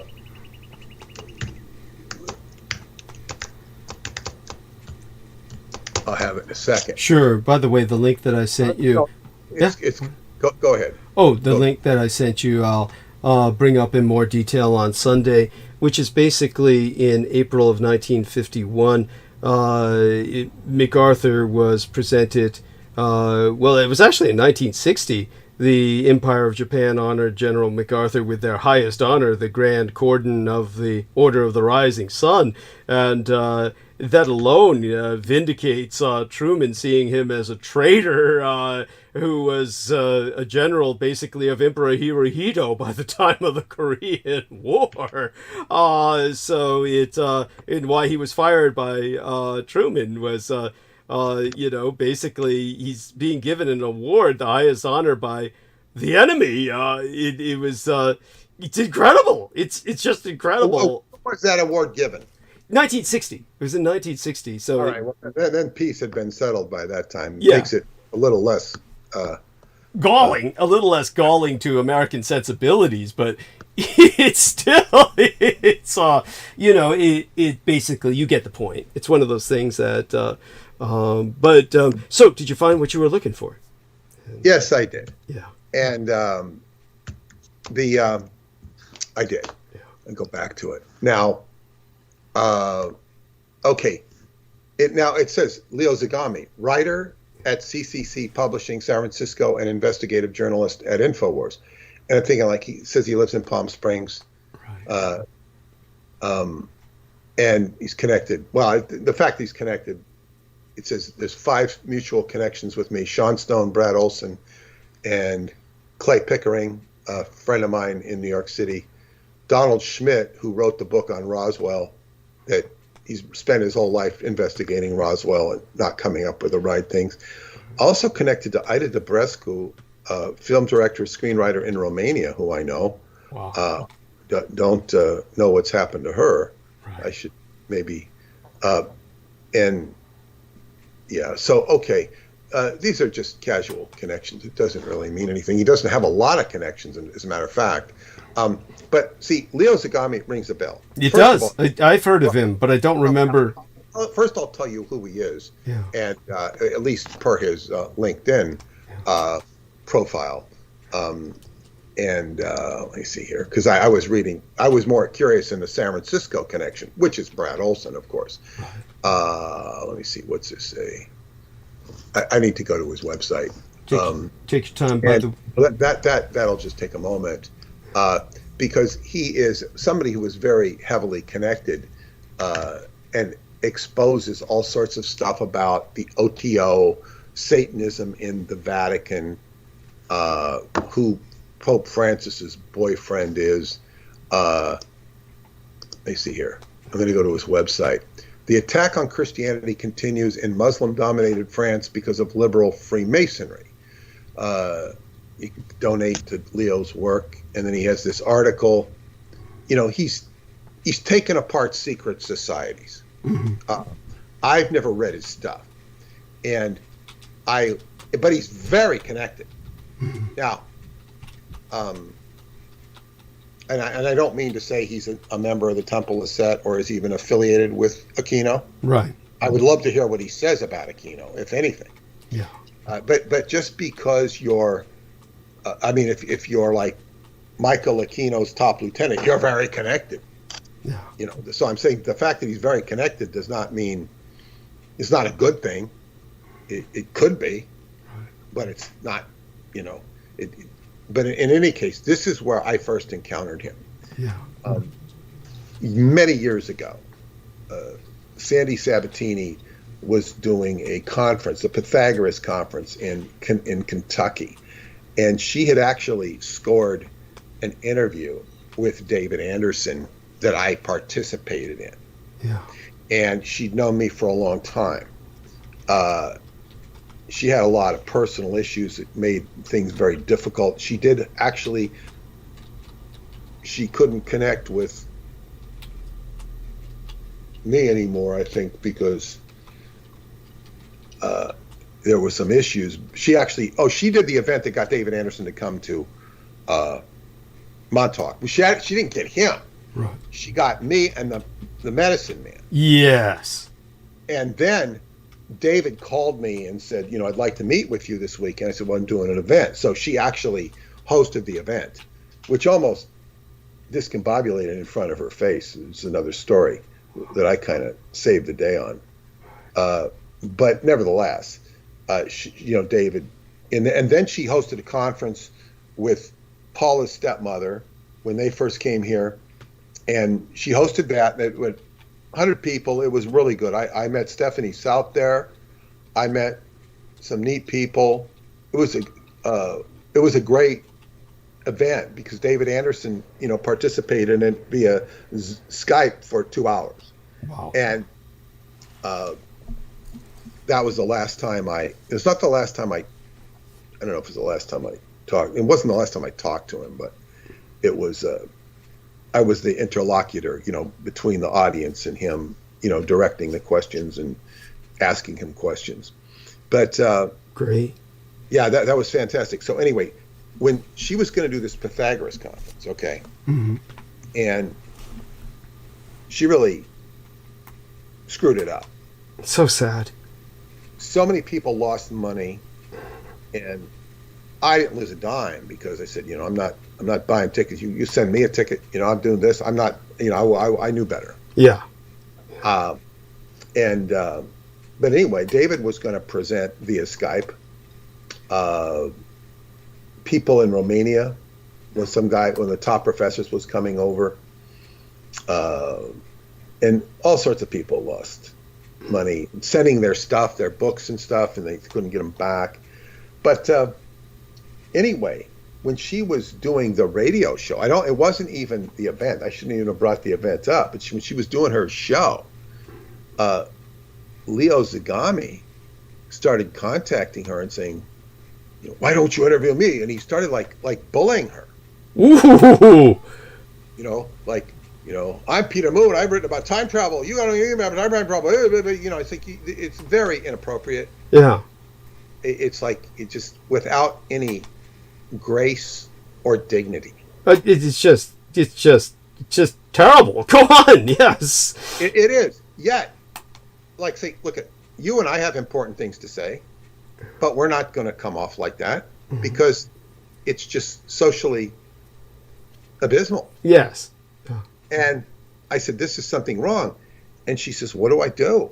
And I said, well, just say, like as if she was ignoring him. I taught her how to respond very politely and just say, well, who are you? I'm not aware of you. Please share more. And, it's like, and just be very humble and then just kind of make a soft exit, which she did. Yeah. And then what I learned from her, and then she had Andrew Basagio on, and I said, what are you doing with this guy? He's nuts. And she kind of like, she said, oh God, I don't know. And it's kind of like, I realized at that point, when you're doing a radio show, yeah, you are, it's like you're running a carnival. You're going to have all sorts of people. You can't, vet, edit. You can do it to some extent. And as a host, you should give them free rein to talk. I don't think one should be overly challenging. I mean, you can challenge them on certain points if it's relevant, but you're there to let them speak their piece, yeah. And let them hang themselves or thrive, however they do it. And I said, boy, what a crummy job this would be to have your own show, And then I say, and then some days you can't get people, so I'm calling up my sister to tell that old story of when we went on vacation or something, it's like, it's just, this is the perils of, needing content. Yeah, no, it's horrible. It's horrible to be a conventional radio host like that, where you're in constant need of guests. I couldn't even begin to imagine that. Go on.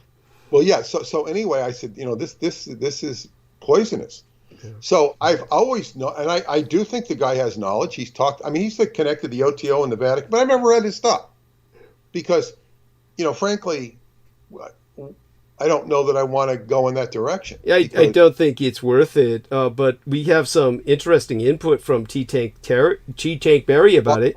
Sure, T-Tank. What does he say? So T-Tank Barry says the first way he responded was, Leo, the Russian shill?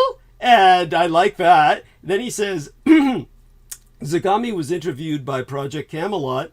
He gave props to Alex Jones, which tells us all we need to know. City of the Silent, who I appreciate, she says his Project Camelot interview 100% came true, too. He knows what he's talking about. So it's good to get a different perspective on that as well. So she might be impressed by Leo Zagami, but she hasn't faced him personally, like how he was behaving with this poor lady that you're describing, essentially bullying her and trying to intimidate her into guesting him and all this other shit. I mean, it's just so you know what this guy looks like. I'll see if I can see his image and get my own impression about this guy. But let me tell you, back then, he was not an internet celebrity, which he is now. Mm-hmm. To whatever degree, I can't say. But in other words, he wasn't getting the recognition. He's getting the recognition that he wants. Right. So I'm sure he's more gracious and congenial. But at that time, it's like, he's coming out with this information, and it's like, well, excuse me, who are you? So that was. Well, I'm going to do a screen share so you see this as well. So I'm doing the screen share, and I don't know if this looks this is like, look at how he presents himself. I mean, this is like, he wants to be seen, obviously, as like a second coming of the Magus Anton Zandor LaVey, except a little more sinister. I mean... Well, actually, he looks a little more friendly. In some of the shots, one of the shots, he's smiling. But, he makes all these connections and confessions of an Illuminati. He was part of the Illuminati or whatever that means, and I think he would define it very specifically. Mm-hmm. I can't speak for him. I noticed here he was on Ground Zero with Clyde Lewis, so he's obviously with a friendly Satanist there. But if he's doing this confessions of an Illuminati thing, I think he's trying to say I was a former Satanist, the kind of that trip. But go on. I don't think there's any question that he would say that. I don't think that's. He's the son of Elio Zugami, mm-hmm. known Jungian analyst and co-founder of GAPA, independent group of analytical psychology. Mm-hmm. It's of which he was president. His grandfather was Senator Leopoldo Zagami, a Sicilian politician who was also a known historian and author who married into the aristocratic family of the Marquis de Gregorio. Wow. Leo's mother, Jessica Leon Young, is a member of the family of the Queen Mother of England. Her father, Henry Lyon Young, was also a writer. Felicity Mason, her mother's Leo maternal grandmother, helped Leo in developing his talents from a young age. Felicity was an old-time collaborator and friend of avant-garde eccentrics such as William Burroughs and Brian Gysin. Well, why am I not surprised?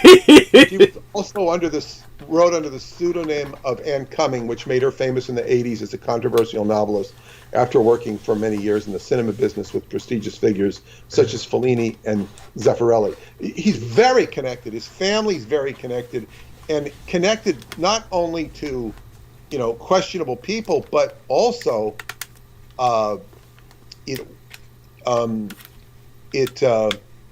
because these people are movers and shakers. They are on the grid. Which begs the question as to why he seemed so desperate for attention at the time that you saw him.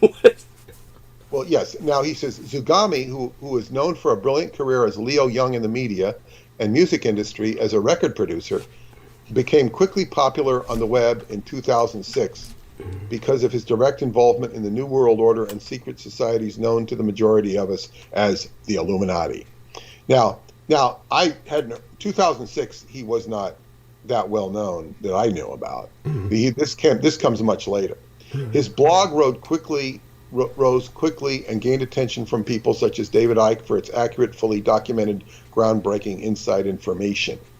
It goes on and on. Oh, now here it says, Zugami has collaborated in the past with a series of articles and scoops for InfoWars, which is Alex Jones, and was the protagonist of a highly successful documentary made by Alex Jones in Rome called Demonic Possession of the Vatican Exposed. Leo also was the one to reveal to the world on InfoWars the gay Vatican drug orgy in the summer of 2017 that forced the mainstream media to later cover the story. It was probably all orchestrated, so it could be covered. Now, after publishing many books in Italy and Japan with great success, he reached the English-speaking public thanks to a book deal made with San Francisco's CCC Publishing. Now that when I saw San Francisco, I said, "What's going on here?" Yeah. That made Leo's translated works available in the English language. However, Leo's latest book, Confessions, Volume 4, Volume 5, and Volume 6.66, published by the newly established publishing house Cursum Perficio, were written entirely in English and not translated from Italian. Leo travels around the world giving conferences and is recently located with his wife to California after suffering political persecution for his work in Italy. Now, CCC Publishing is Brad Olson, my friend Brad Olson. Yeah. So Brad has taken this guy on. I don't know why or what the circumstances are. A publisher's first prerogative is to find a book that's going to sell. Right. That's the first criterion. Is this book going to sell? Can I make money on it? Any moral or, I guess moral or what's the word? Tasteful considerations are then evaluated. Yeah. If not just rejected, if you don't just reject it in the first place. Right. I once was going, I actually offered, this was a really scary thing. The book, what was it? Secret Societies in There, or something in the 20th century by Jan van Helsing. It was published in German, sold like hotcakes, and then I had a few copies. I sold a few copies. It was very expensive to import. Now, he needed a English publisher, English language publisher. I strongly considered it, but because Jan was actually tried in criminal court because it contained information which was considered anti-Semitic. He was tried in criminal court, and he was let off on a technicality. He had a good lawyer. Wow. So he didn't go to jail. They ought to put him in jail. I wasn't worried about going in jail. Now, he did allow me to use the photographs in there for the Black Sun, of the first book to have the, German UFOs. Right. And Jan and I have a good relationship, but he always, it always seems that the communication between us is always blocked. But he's off on his own trip. Yeah. He's also very psychic. He looked at, when he met my daughter when he was young, he stayed at our house. He says, "Oh, musical. She's musical." And, my daughter turned into an incredible musician. But I mean, he had some skill there. Anyway, I considered, it was importing his book or publishing book. I forget what it was now. What happened was, a bunch of his English language books were, I guess, sent to this woman who wanted to publish the book in English. But her father was a rabbi. and she believed in the book. She was Jewish. And I guess when they saw the book, they wiped it out. Wow. They just made the copies. Now, I was going to set up a different P.O. box in a different city than Westbury to do the book if I did it. And I thought about doing it. And then I think when I met this woman and stuff, I said, you know what? I want nothing to do with this. It was just too, I don't want to be, fighting people. But I would have kept it separate from my company. Yeah. So anyway, I considered publishing it or putting it in the English language, whatever it was, or selling it. But Jan wasn't coming forth to me like he should have if he wanted it done right. Which was, I guess, in the long run to my advantage. Yeah. Because Preston said all my problems with my wife and the divorce were all generated by the book I published on the Black Sun. He wanted nothing to do with it. Wow. He wanted nothing to do with it because of that reason. This is before it caused what he said was the problems of my life. Right. Wow. Now, I'm not saying that caused the problem. Right.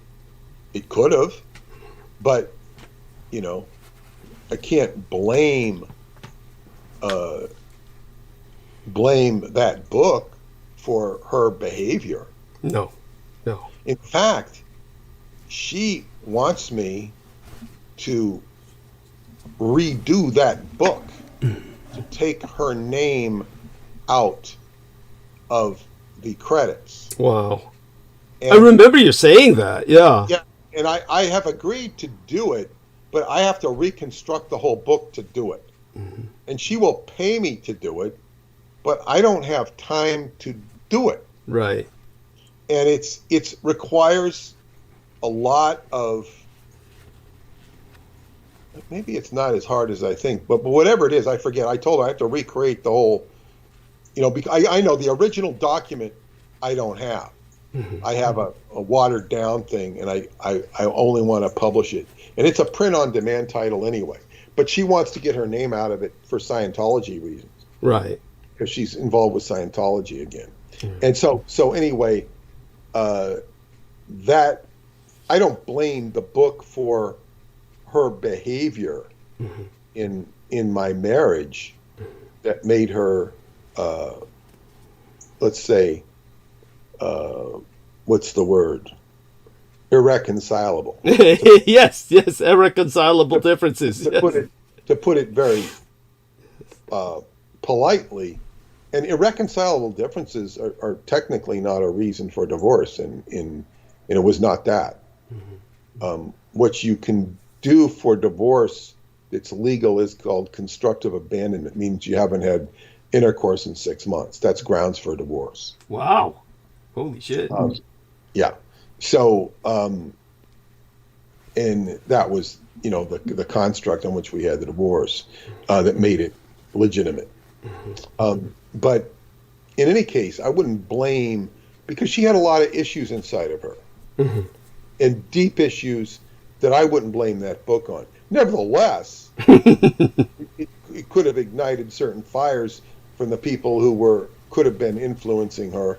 In fact, she did have what changed her whole behavior when we went to California, 1994, in which I had my second visit to Cameron. She had I guess what you call an interdiction over a hotel in Bel Air where we were staying, and she had a visitation and a dream, and she had 2 needle marks on her inside of her elbow, and she was very freaked out. Wow. And she says, "Sky all right, Sky all right." I said, "Sky." I looked at her, I just said, "Sky is just fine." That's what I said. I said, "She's just fine." Sky was unbothered. Yeah. The bother Sky would have would be later with all sorts of conflict with her mother. Right. Pretty good now.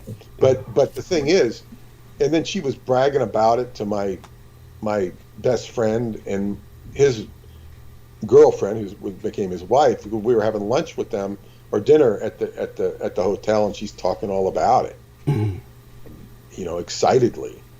whereas first she was scared, and something penetrated her that night in California. She even wrote a story about it. Mm-hmm. So, was that the Black Sun wasn't even being written then. That was 1994. I was working on probably 94.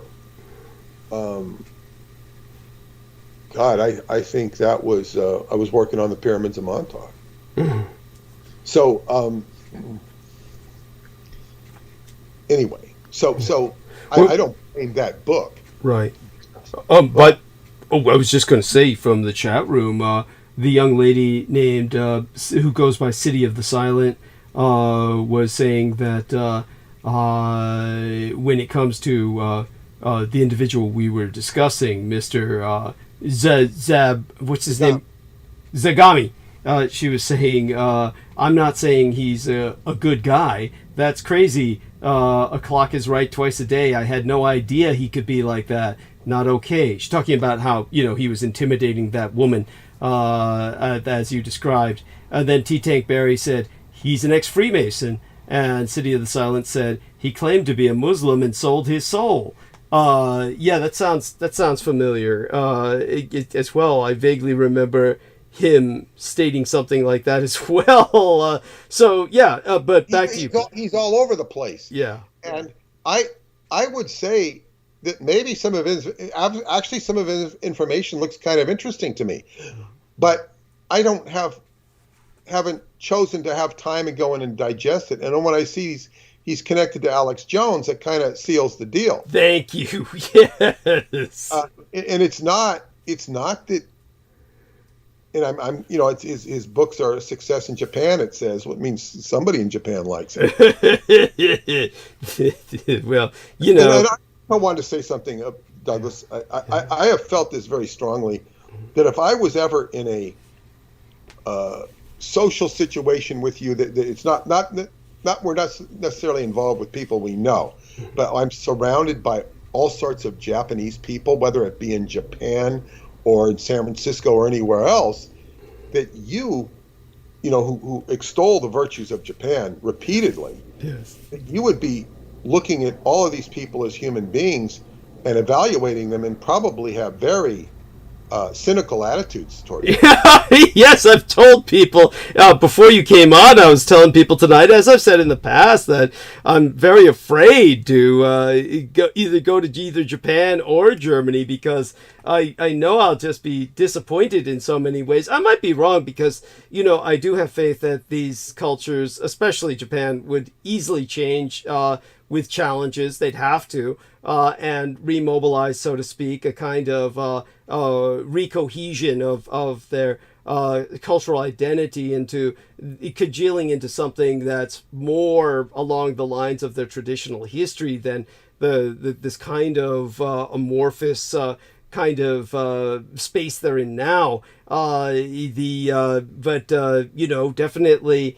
It's just definitely not my mother's Japan, and I do know that many Japanese, they're just their world is so different, and their sense of privilege they've grown up with and security. I mean, my faith though is that they do swing as a group. The Japanese, they do as a group. Hive mind. Yeah, they've got that hive mind that'll kick in when it has to. So that's the positive.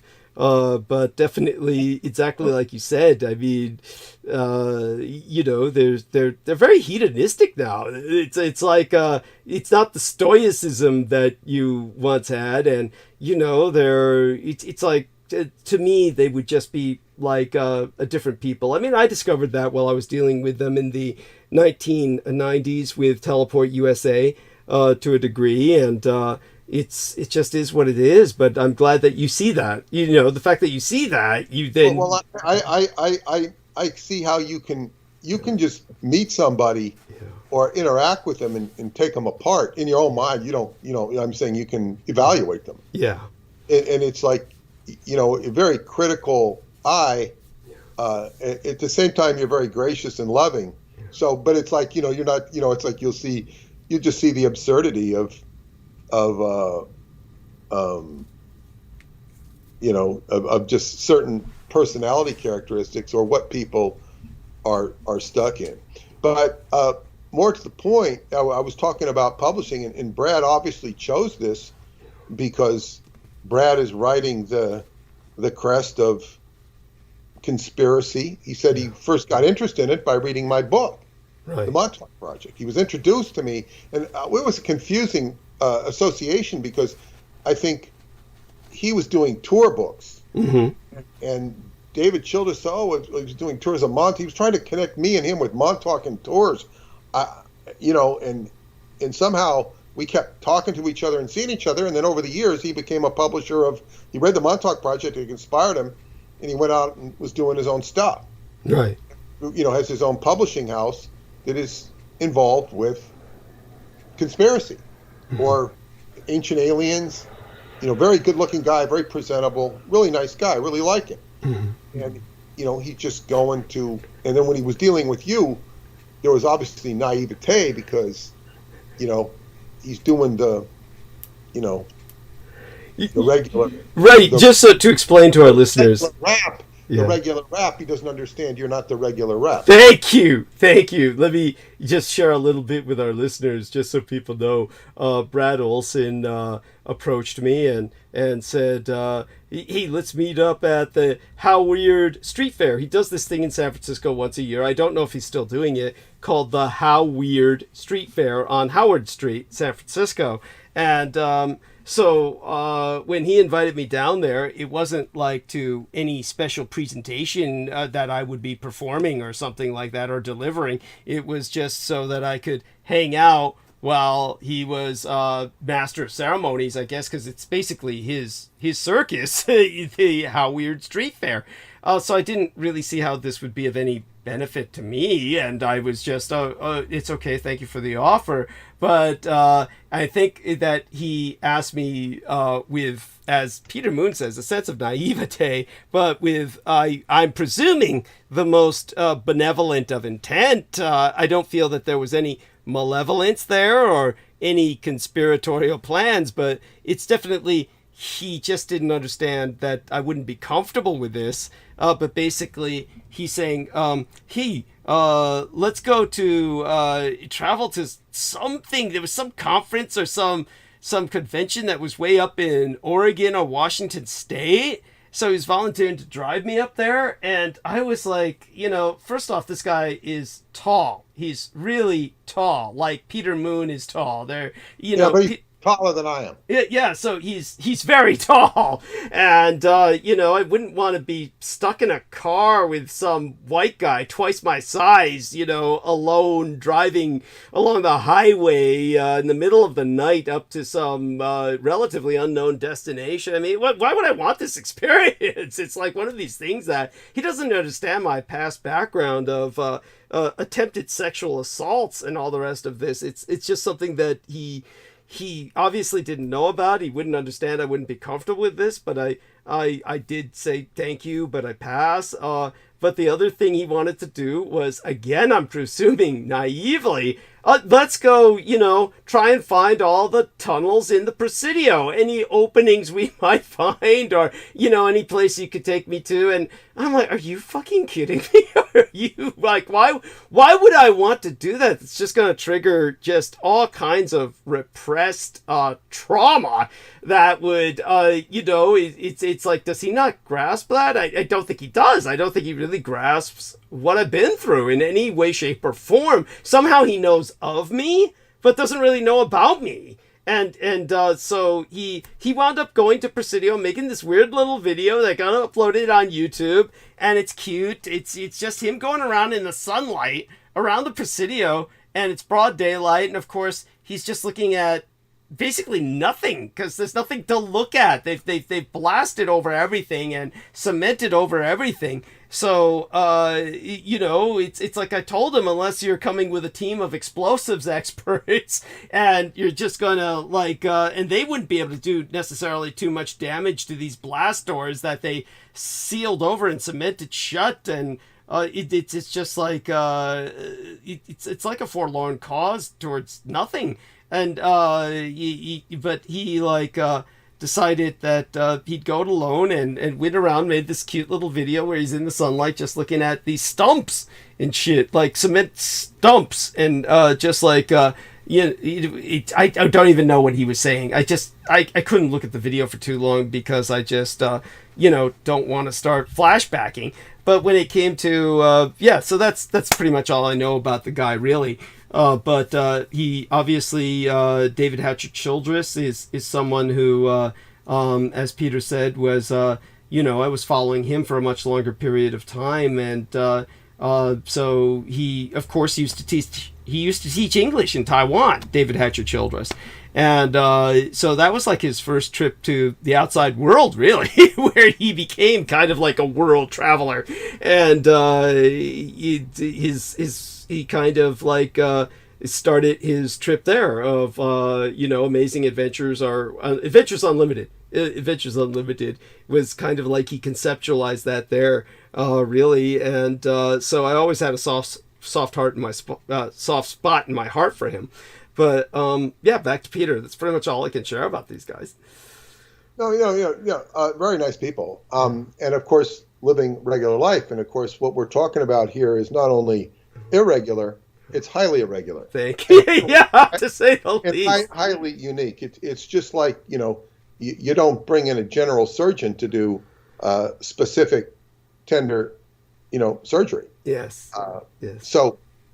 Many doctors can do general surgery, but if you get really specific about specific organs, you need a specialist. Yeah. So this is really what we're dealing with, and you can't expect more from people. So unfortunately, when this comes in, he Leo Zagami is like, I'm sure the stuff is very sellable. It's very hot, and I know people that will box Alex Jones just because there's nothing better in their mind. Right. That's right. Now, it says, now here it is, exclusive.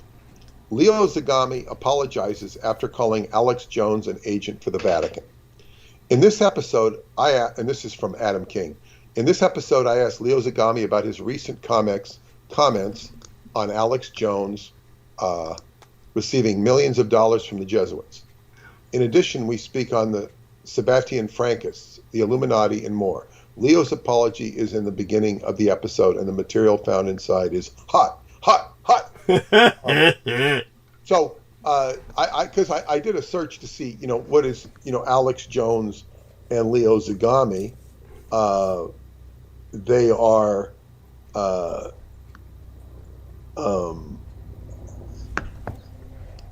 Leo Zagami. This is fodder for Alex Jones. Yeah. Talking now, it says, this is the official Leo Zagami channel, InfoWars, featuring his latest appearance on InfoWars, which is Alex Jones's channel, and original broadcasts. Leo Zagami joins Alex Jones live via Skype to break down the speculation surrounding the discovery of a mysterious figure on live television cameras walking across a very high level of the cathedral while the spire and wooden elements burned on the other side of the great Notre Dame. Leo Zagami, so it's like, he's being featured on Alex Jones. Yeah. And this that's Siggy. Yeah. It's incriminating. Thank you.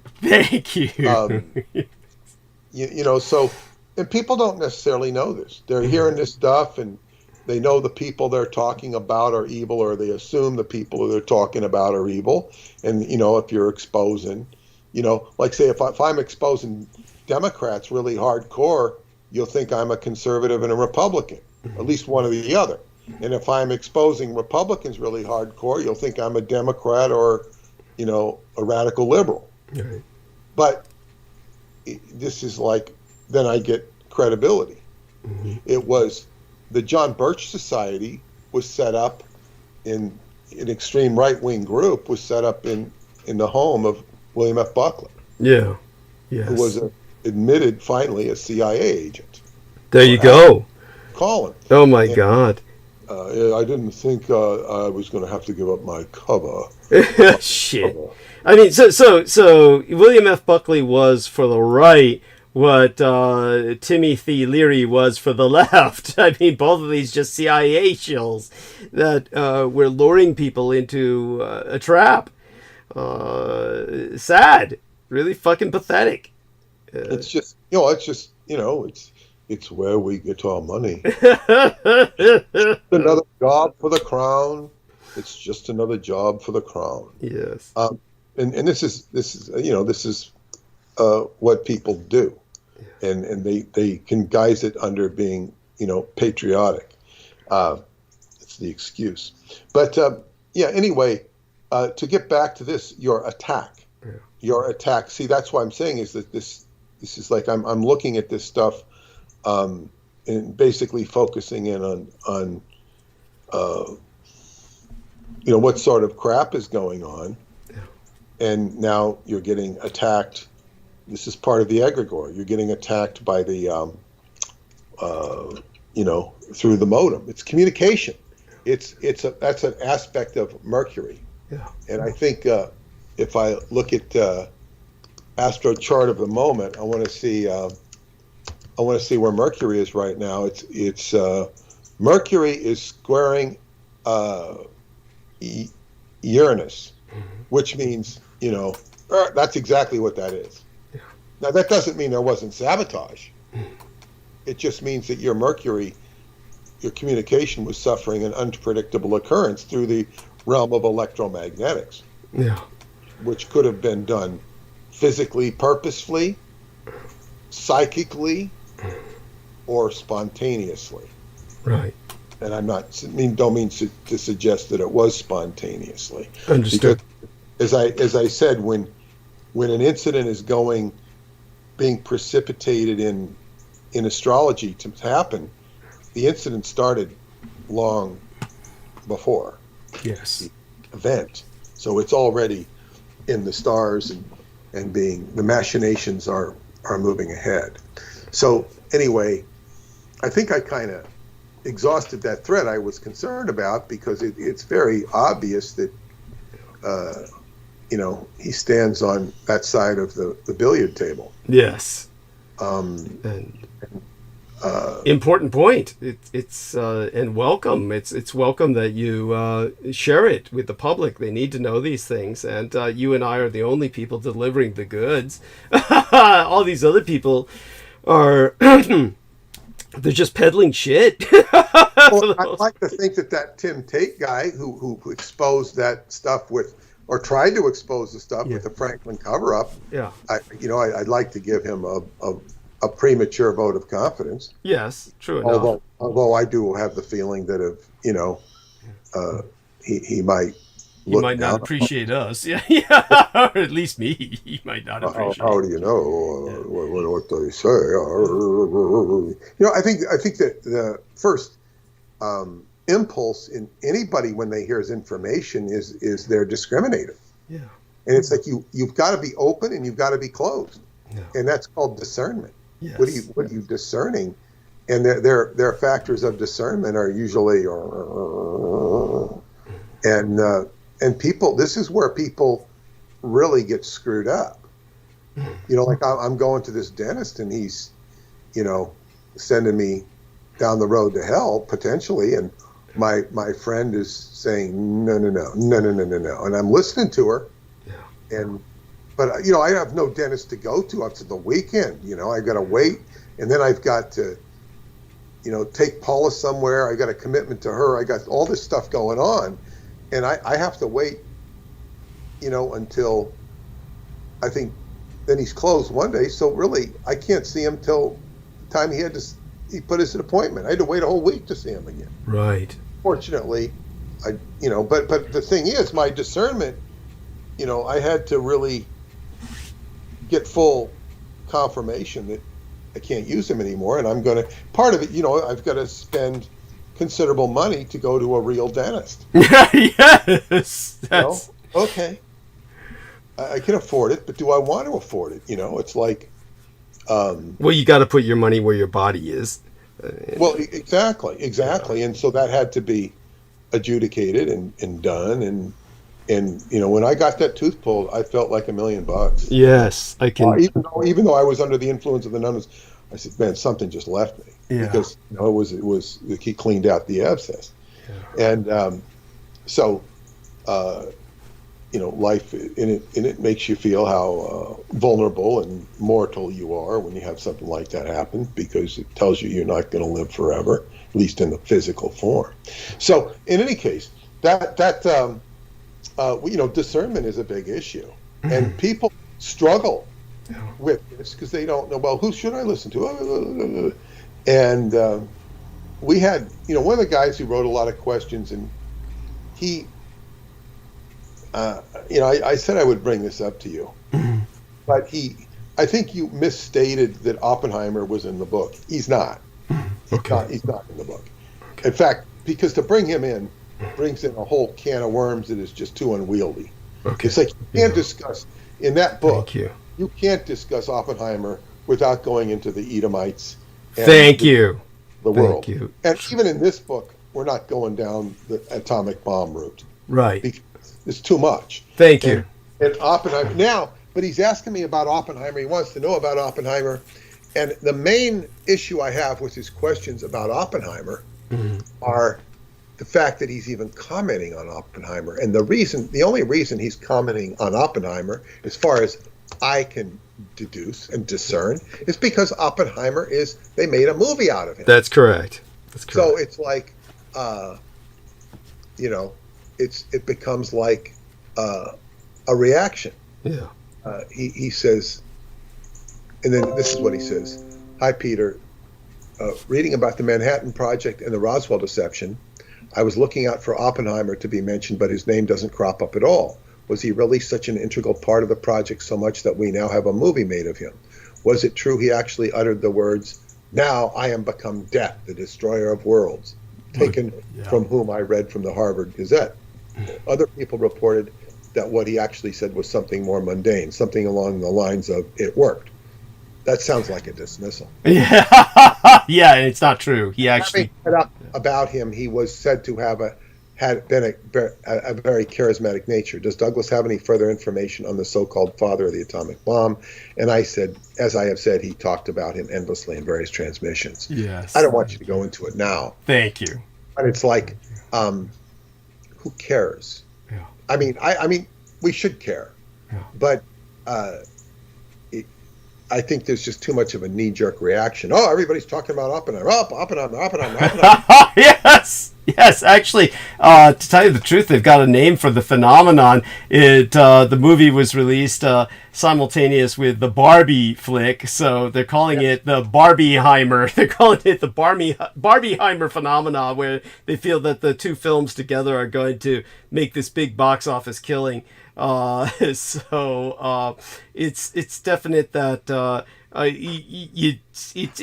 there's something apropos about that, the artificiality of it all. Obviously, Barbie is the epitome of a kind of artificiality that is shown in the film. They portray it apparently quite well in the film. The ambience. So Oppenheimer is just another form of ambience. They're portraying another Barbie doll fantasy, and the Barbie doll fantasy, of course, is based on this man built the bomb that won the war, and so they're giving this man a mystique that he obviously saw it. So they're fulfilling his fantasy, and they're making him, of all things, sexy. They're sexing up this son of a bitch. And like Peter said, it's not worth going into right now. I lack the emotional energy at this moment to invest in it. But let's just put it this way: Oppenheimer. What I think would be really interesting someday, and I'm not suggesting we do any of this soon. Right. Is that if we dissected Oppenheimer, the Kings of Edom, the atomic bomb, and L. Ron Hubbard, all in the same sandwich. Yeah. Because he vehemently opposed these guys. Vehement. L. Ron Hubbard. Yeah, he opposed the atomic bomb. He thought they were just crazy as hell. Yeah. Well, it's like I said before, from what I was exposed to, the impression that I got was that L. Ron Hubbard was present at these nuclear tests that my father was involved with.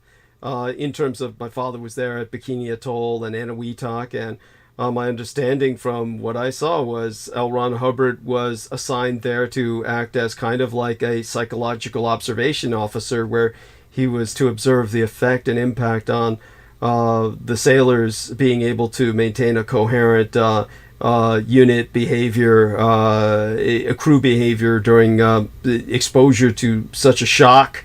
And it was there that he contracted exposure to radiation that resulted in what ultimately killed him, a kind of brain tumor that may have been impacting his behavior in his later years, a kind of brain tumor that was due to the radiation he suffered from exposure at these tests. And that was the impression that I got from the records I was doing. But I don't even want to go down that Right. rabbit hole now. But the thing is, what the most interesting part of it is his ultimate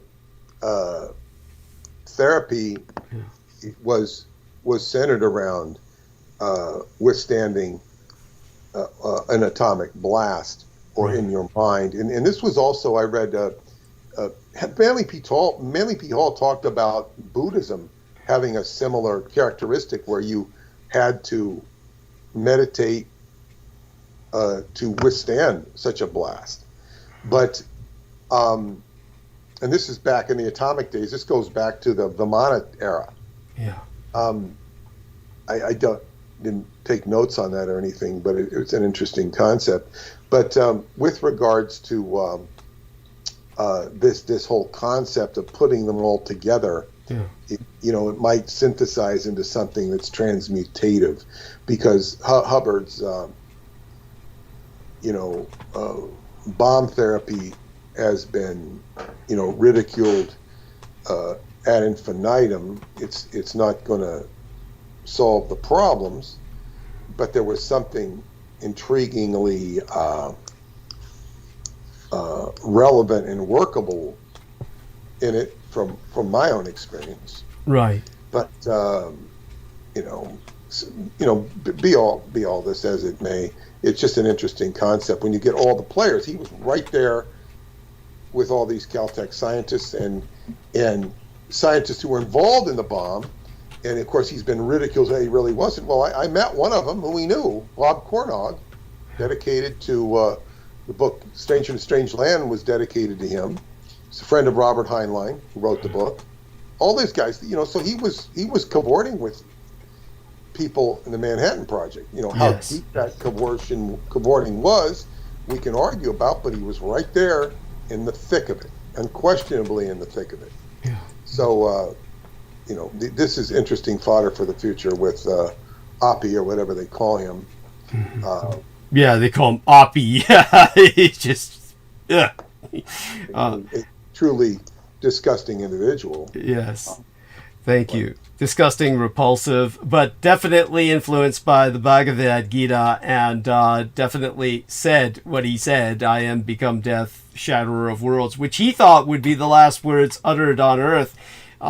Truly believe that. And again, these people thought that, you get allusions to it. You get these barest hints that, oh yeah, there were some calculations that the chain reaction started by the plutonium bomb would be an endless chain reaction, that the atoms would just keep hitting other atoms and ultimately disintegrate the Earth. But then these calculations were dismissed, or somehow they'll allude to them and then dismiss them. And this is not the case where it was like that at all. They truly believed this was going to end the world, that they knew they had lost the war, and this was their answer, that they would take the world with them. And that was to be their victory. And this was their victory over God himself, creating a new world. Behold, I create a new heaven and a new earth. By destroying the creation of God, I become as unto God. And therefore, I ascend to the Godhood,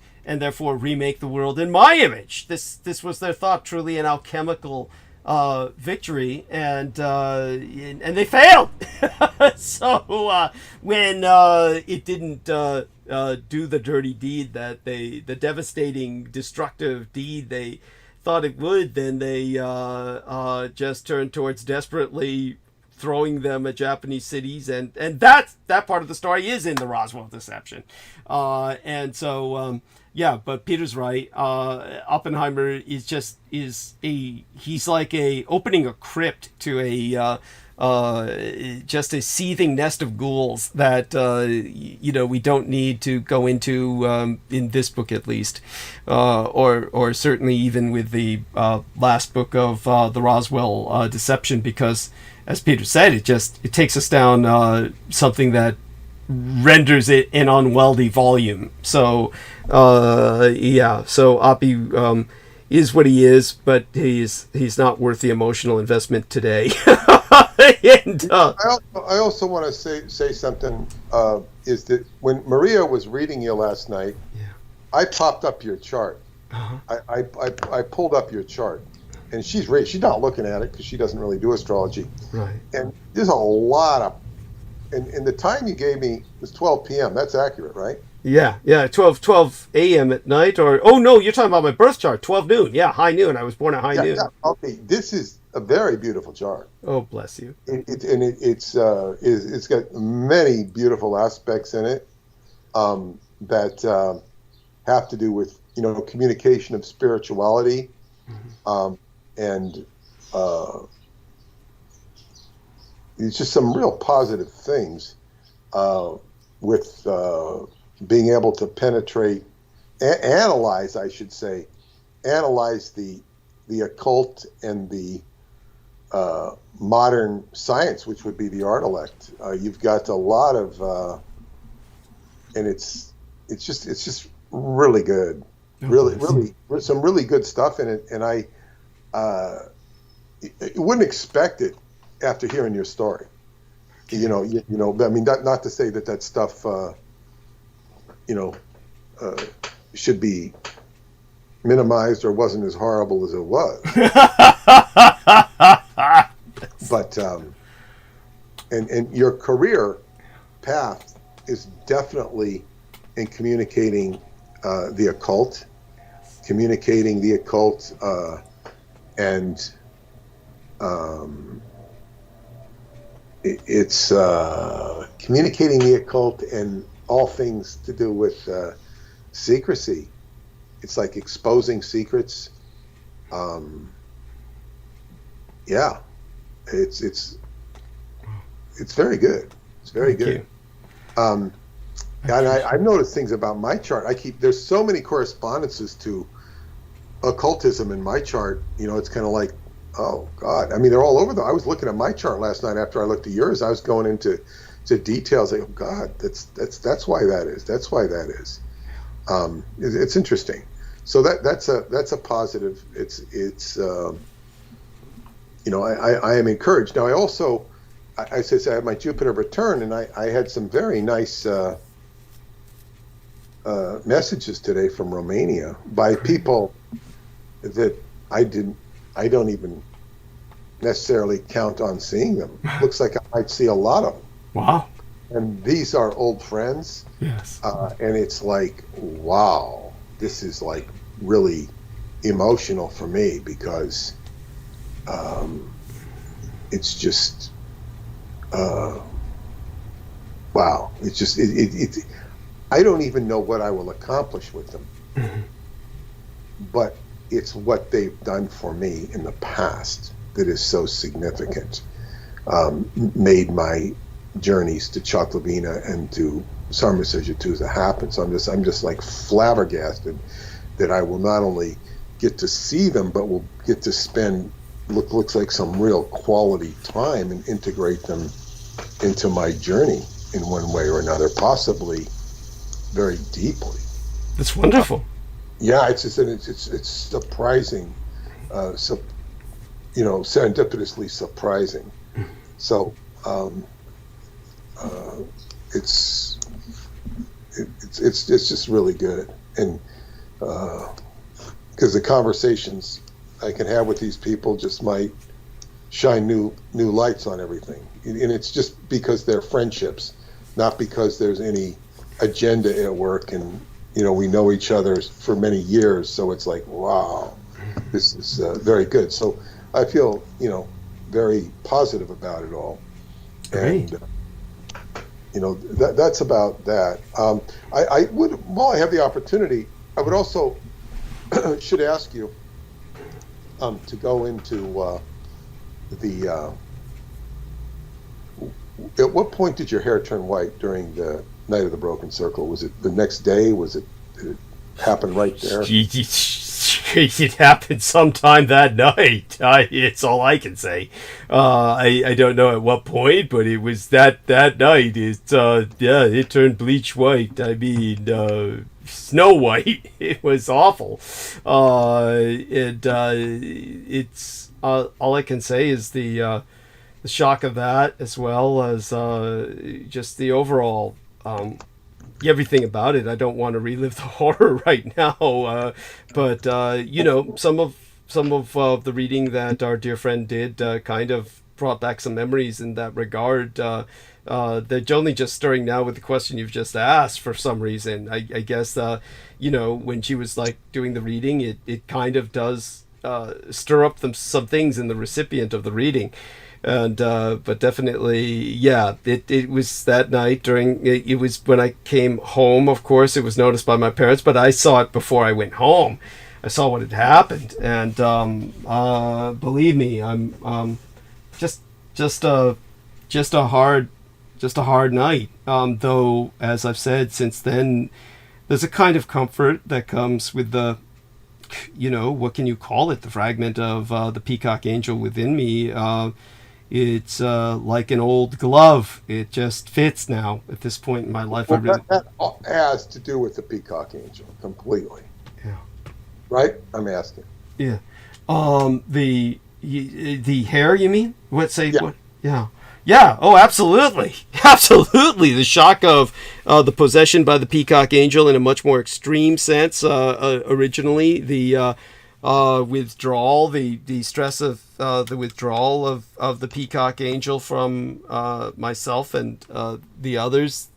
Not that I cared about them, and it's one of these things that certainly, like I said, perhaps even the fragment that he left within me, which of course, or I should properly use "ji," as it's we're talking about essentially a divine being or an infernally divine being, depending on how you look at it. I perceive it as G as divine.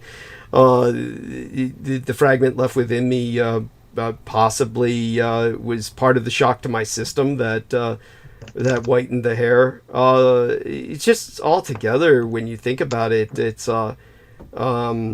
one of those classic moments of horrific systemic trauma that is worse than anything physical. Something physical that's too traumatic will simply ultimately sunder you and kill you. But this, it's in a very real sense, kills you inside. And as I said, a part of me died. Certainly a part of me was taken by the peacock angel in return for the fragment left within me. That I've grown comfortable with, but the part that was taken was some happy memory, something important, and I never really put a finger on what it was, but something's missing, and but that which was put in its place, I've grown comfortable with, as I said, like an old leather glove. Now I can't imagine myself without it on. It's just what it is. So, well, this brings up another issue, and it was something I really wanted to avoid for the book. And the reason I want to avoid it, not because it doesn't have value. I think it has incredible value. I want to finish the darn thing, and I got a lot of work to do on it yet. Yes. And to do this, it requires, like that Cho chapters, just went on for months, and then finally, it got to the point where it would become a whole book, if not an encyclopedia, and I got to stop it. And it wasn't for lack of interest; it's for lack of functional time participation. Okay, so in the book we're working on, you'd mentioned The Slayer of Souls by Robert Chambers. Yeah. And so anyway, I downloaded a PDF copy of the book, and anybody listening can download Slayer of Souls by Robert W. Chambers. You can get the book. If you're interested and can't get it, I can send you the PDF.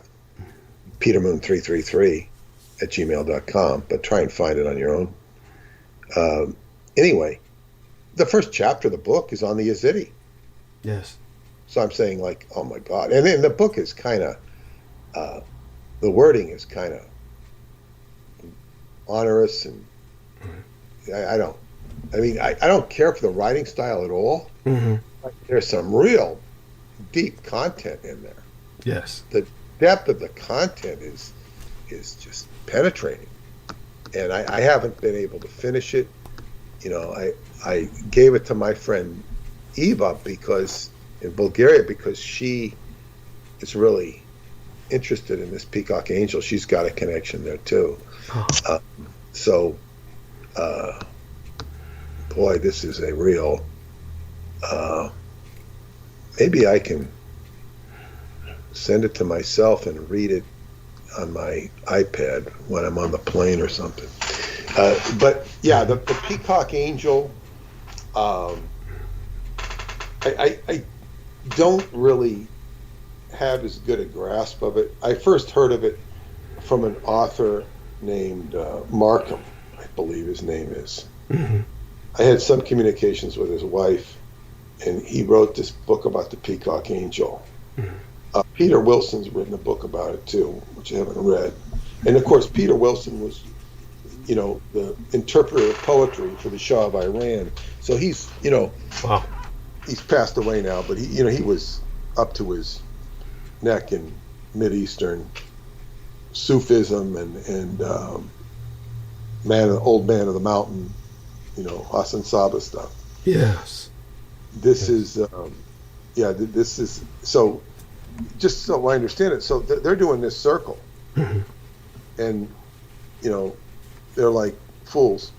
Yes. And they don't complete the circle. They do a sloppy job because they're drunk. Yes.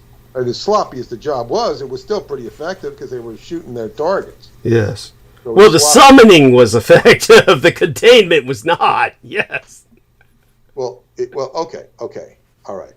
Now, but when the containment is not effective, now how did the peacock angel get involved? In other words, the peacock angel was summoned. They specifically summoned the peacock angel? That's correct. Malik Taush. What? Yes, Malik Taush, the peacock angel in the Arabic. Yes. So yeah, and they knew what they summoned that, and then the fact that they summoned it came, did its work. Yeah. And how did it? You know, so when it's not contained, it's now free to do what it does. Yes. So basically, what we're talking about is when you summon an entity. As I've expressed before, the entity is not the way some people interpret it. The way that some people, say, for instance, interpret the classical summoning. They have this impression that the entity is bound. In other words, bound to the summoner. And the entity is bound to the summoner only when, or in a sense, but not really, depending on how powerful the entity is that's summoned.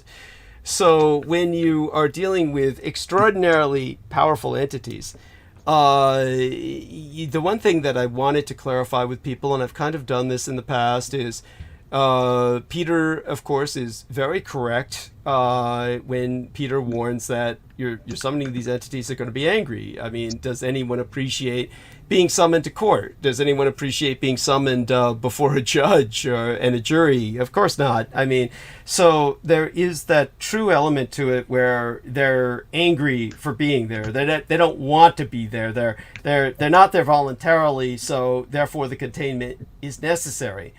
But there's also the equally relevant fact that these entities can't wait to be summoned. That they really just like nothing better than to be summoned, because it's an opportunity for them to break loose at the first possible moment and wreak as much havoc and destruction as possible.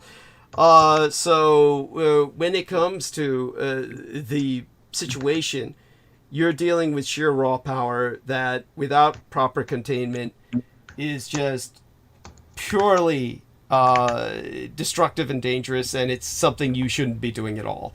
But the end result is that's like saying you shouldn't be harnessing nuclear power or the power of the engine. I mean, if you want a car to move, it requires violence. Our universe is based on violence. We live in a violent universe that requires violent interactions in order for anything to function in general. So when you want to travel by using the means of an internal combustion engine, you need the violence of that spark, that explosion, in a controlled sense that happens in your engine with the combustion of fuel, hence internal combustion. So when it comes to the violence of power, say Solomon, as Clarice Claudette, a wonderful lady who's sent me care packages, the latest electric blanket, as she's stated, what did Solomon do when he was given power? He summoned demons. Why? Because this was the form of energy that could be used to restructure his world, build temples and monuments to his god. It's kind of like the ultimate power. So when he's basically harnessing the angels that rebelled against God. So when you come to the case of the peacock angel, understand this: you're no longer dealing with what's already dangerous, which is like just demons or extra-dimensional entities. Most of the time what people are summoning are essentially elementals. And these entities are both angry and they're both ecstatic at the opportunity to soon break loose and wreak havoc. And it's this profoundly dangerous combination, the most dangerous thing you can do. So when you, however, go beyond that to something like the peacock angel, the ultimate act of hubris, just arrogance of impunity that they felt that they had in the universe, the coven of Michael Aquino, high-ranking officers, not a single one below the level of colonel in terms of their commission, and they're having fun with doing this to enhance their ability to basically play with this new silencer for an automatic weapon. These new silencers that they were using on these old M16s that had wooden rifle butts. The original M16s had wooden rifle butts that were in the arsenal at Presidio. When they took that out and called forth it's like calling on the Demiurge or God himself, really, to a degree. The Peacock Angel is basically the god of this world. At this point, you're entering a whole new level of violation, a whole new level of something that you should never have done. And so when the Peacock Angel was summoned, there's this amusement that it had. This is the best way I can describe it. And I shouldn't be using the term it. The way we should face or describe the Peacock Angel is think of it like the Art-elect, in the sense of you want to give Maluk Tausch enough respect where you say G, a kind of general gender-neutral pronoun. Think of it as XE or XER for Z, Zer for a divine being, as opposed to the ZH, like Jur for the Art-elect, who's already close to divine in their own power. The Art-elect, the Peacock Angel, is infinitely older, created its own race of people, the Azidi, and the Peacock Angel, once summoned, almost gave the officers their power for those that brief amount of time out of like a sense of amusement, and granting them that power so they could do as they had wanted, then sank in the fact that Xi was loose and going to do whatever it wanted with us. And I was included into this summoning as the 13th supplicant within the names they had put in their book of summoning, because they didn't have a 13th person. Aquino was not present, so they included my name in blood, their own blood. It was not mine. The same blood that they had drawn the circle in, and even 12 men can't provide that much blood without weakening before they have to staunch it. So it's one of the reasons why the circle was so crappy. But nonetheless, honestly, even V made this observation. You know, you've got these lost boys, these nether realm dwelling creatures that you summon, even at the lower levels of power. Do you honestly think a circle in salt and chalk and blood can contain them at all? That's as she said. It's how big are you going to draw this circle? These entities are going to feel so confined and constricted. It's like stuffing a human being in a bottle. So obviously they sunder it, shatter it, if at all possible. If they cannot, then of course this is where the summoner has the power. Okay, I will send you back to your nether realm if you grant my wish. Now, the interesting person who kind of describes this was Ducant. What was his name? He was this... Lon Duquette? Yes. And Lon Duquette, he was this individual who was involved in his own way with all of these occultists, and he definitively, Lon Milo Duquette definitively, he knew Michael Aquino, he knew Magus Anton Zandor LaVey. He definitely had what you would call a very amoral. To him, the concept of good and evil is just to be dismissed. It's just he was interested in sheer occult power, and his greatest hero was Aleister Crowley, though he interpreted Aleister Crowley from a far more romantic and heroic sense. He was like, that's his hero, his role model. But Lon Duquette described something to, of all people, Barbara Simpson. Barbara Simpson was this radio show hostess who was just this old reactionary lady who was a landlady, privileged, had a very class-oriented, classist, not classical or class, just classist, as in elitist view of the world. And so she is the last person who knew anything about magic. But when she was interviewing Lon Milo Duquette, she just checked out. It was like she had nothing to say. It was like, and Lon Milo Duquette was describing how he descended, if you will, into corruption. Basically, he was describing the first time he summoned a demon. And so he was basically broke, homeless, and used his own blood to draw the circle on the floor of an abandoned building and called forth a demon who came forth in the shape of a jackass, a talking jackass kind of creature. And he was describing this to Barbara Simpson, and she just shut up. It's like, how can you respond to that?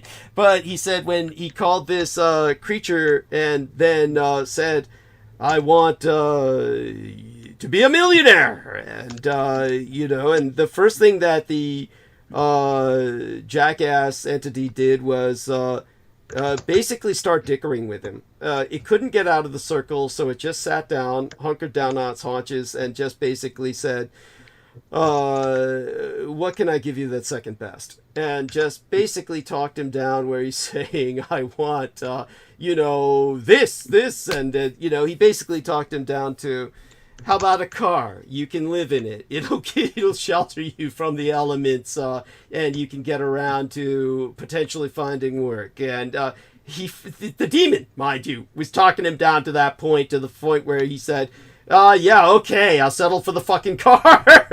That's when the demon vanished in a puff. And then his friend shows up, literally honking a car outside of this abandoned building, saying, I knew I'd find you here because of, the crazy shit I know you're doing with the occult and the rituals you're performing, and this is the safest place for you to do it.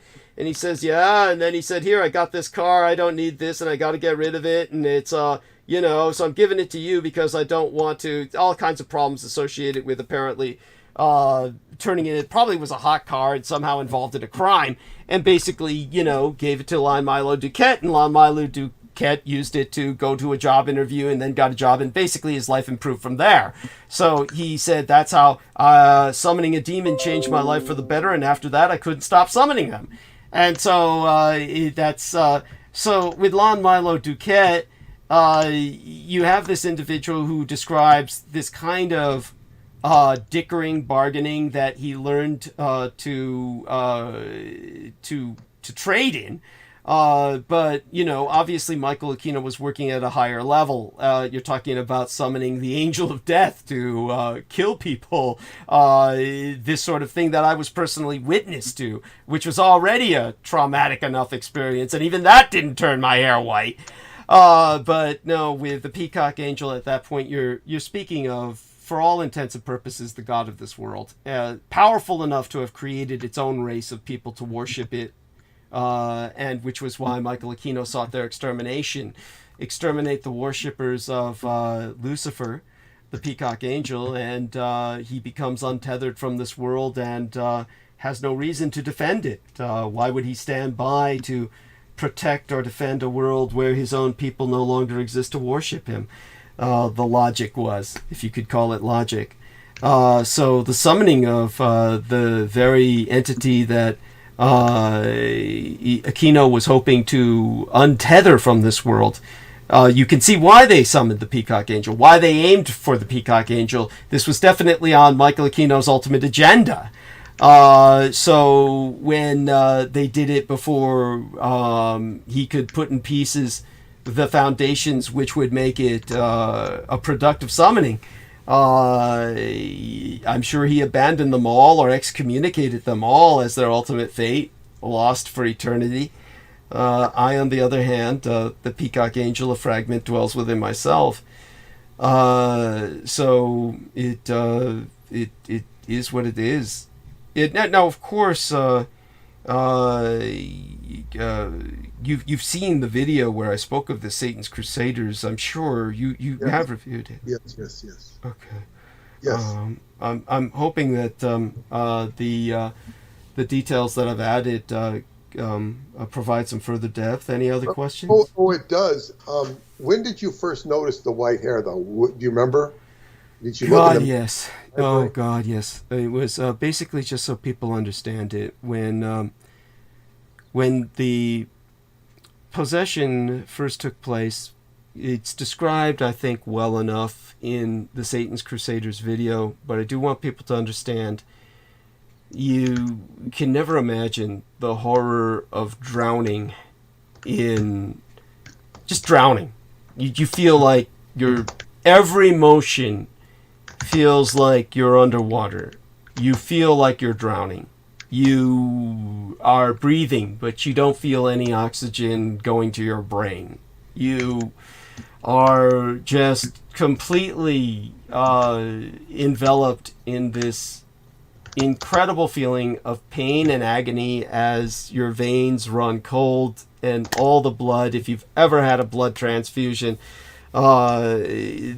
especially from a plasma pack that's been frozen and they just give it to you cold and it just burns like ice. through your veins as it's going into your arm. The part that's coming through into your body is the part that's the most painful. Imagine that systemically, and you have an idea of the horror of the agony. And then the compounded by just that entire feeling of not being able to emote. As I said, the kind of natural emotional bonding that you would feel at the touch of a kitten, at the touch from a family member, all that reciprocal warmth that you would feel. You can imagine and envision those things, but you no longer have the feeling associated of reciprocal warmth that you would otherwise normally feel. All of that ability to emotionally bond with anyone or anything around you, human or creature, is gone. And you realize that if this doesn't go away, if this entity does not leave you, you could be confronted by your family, your pets, and you will feel no love, no empathy, no sense of compassion. You could watch them hit by a car in front of you and not respond emotionally. Nothing would well up from within. The feeling that you are disconnected from life itself, and are no longer bound, are bonded by that bonding, that ability to bond that we want, that we desperately need to be human. Imagine yourself like that, and here I was in front of the incinerator when the feeling overwhelmed me, that feeling, and that's when I realized I was feeling no heat from the flames of the incinerator. And with no heat being felt by the flames of the incinerator, I realized I wasn't sensationally bonded to the world around me. That's when I first went to look in the mirror in the bathroom. And that's when the hair was all white, and my eyes were, well, the pupils had either swollen to the point where they completely overwhelmed the irises, which makes perfect sense because the men were seeking night vision. My eyes were completely black. Not the sclera or the whites of the eyes were not black, just the iris. The pupils had swollen to the point where they overwhelmed the iris. So I had black irises, totally black irises, surrounding black pupils. So it's just like you're looking at just black eyes, white hair. At that moment, I not only was no longer bonded with humanity or the world, I was no longer of this world. And looking in the mirror, I just wanted to die. There's nothing there that I recognize. This is not me. It's not something that my mother gave birth to. And so, of course, when I approached everyone else, they were not white-haired, but their eyes were like mine, except glowing in the dark. And I realized mine must also be glowing in the dark, but this was the kind of glow that comes with the cones of the eyes reflecting all the ambient light, like predators. Night predators have that. And so they had become like ghouls or night predators. Ghouls and night predators have that. The cones of the eyes are absorbing all the ambient light and reflecting it so that they have effectively night vision. This is what they had, what I had. I wasn't seeing the world as if it were broad daylight, but it's the best way to describe it is when you see 1950s or 60s or even 70s really cheap grade B movies where they're filming in the daytime but they're trying to pretend it's nighttime, so they put this blackening effect on the screen where you see it's not really night, but you're supposed to think it's night. You may even think it's night if you're a child, just accept and roll with the premise of the film that, you know, these black and white films where they're trying to portray it's nighttime, but they're filming in the daytime, but they're trying to make everything look dark. And so they do something so that the scene looks dark, but it's really filmed in the daytime. That kind of effect was what was going down around me. Everything around me was like that. It's like it's night, but you're seeing everything as if it were like some weird kind of twilight. And it's that's when I confronted them, and they had eyes like mine. So we had all degenerated or were enhanced, depending on how you look at it. And it went down as I described in the Satan's Crusaders videos. I confronted them about what they had done. I looked at the circle of blood where they had done their summoning. And I said the circle's not closed, and the entity's loose. The entity's within us. At that time, I had no idea they had tried to summon Maliuk Daush, the Peacock Angel. I found that out as my confrontation with them went down. And as I said, they initially were going to kill me. If he needs to be sated, let's kill you. And they had the firearms all locked and loaded and would have cut loose on me. Had I not pointed out to them that this wouldn't do them any good in the long run, or even the very short run, that it would simply be impossible to hide my body, that we had to have a different solution to this to free us all. And at any rate, what went down. I understand. It's very good. Thank you very much for that.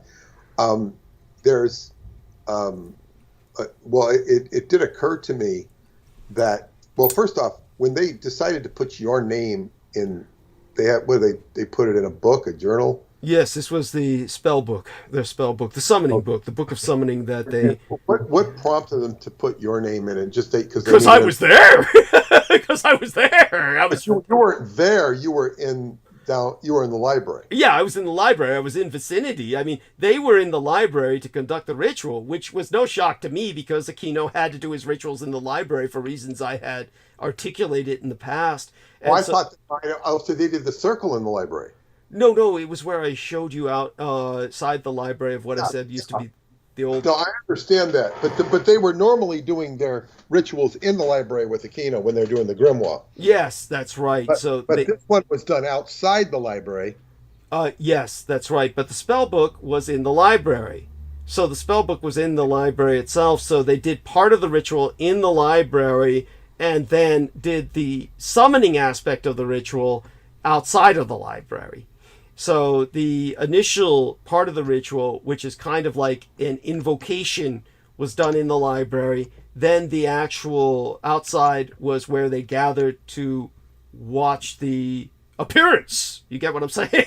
So yeah. It because this entity they had summoned, Peacock Angel, this is not something you summon indoors. This is something that's too big for inside.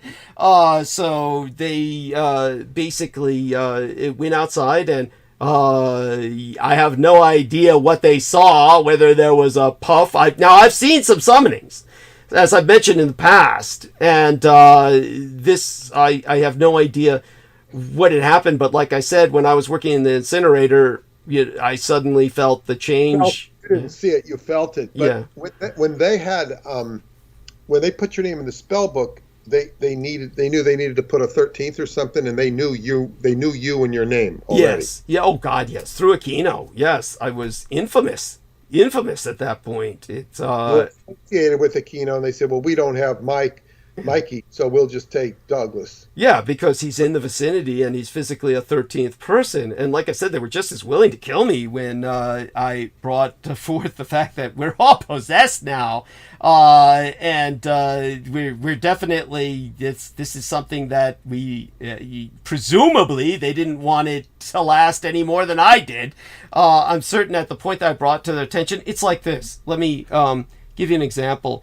Nemo Albano related a story the other day that was chillingly, very bizarrely close to an experience I had when I was a child. And it's almost like we had an identical experience. It's not surprising.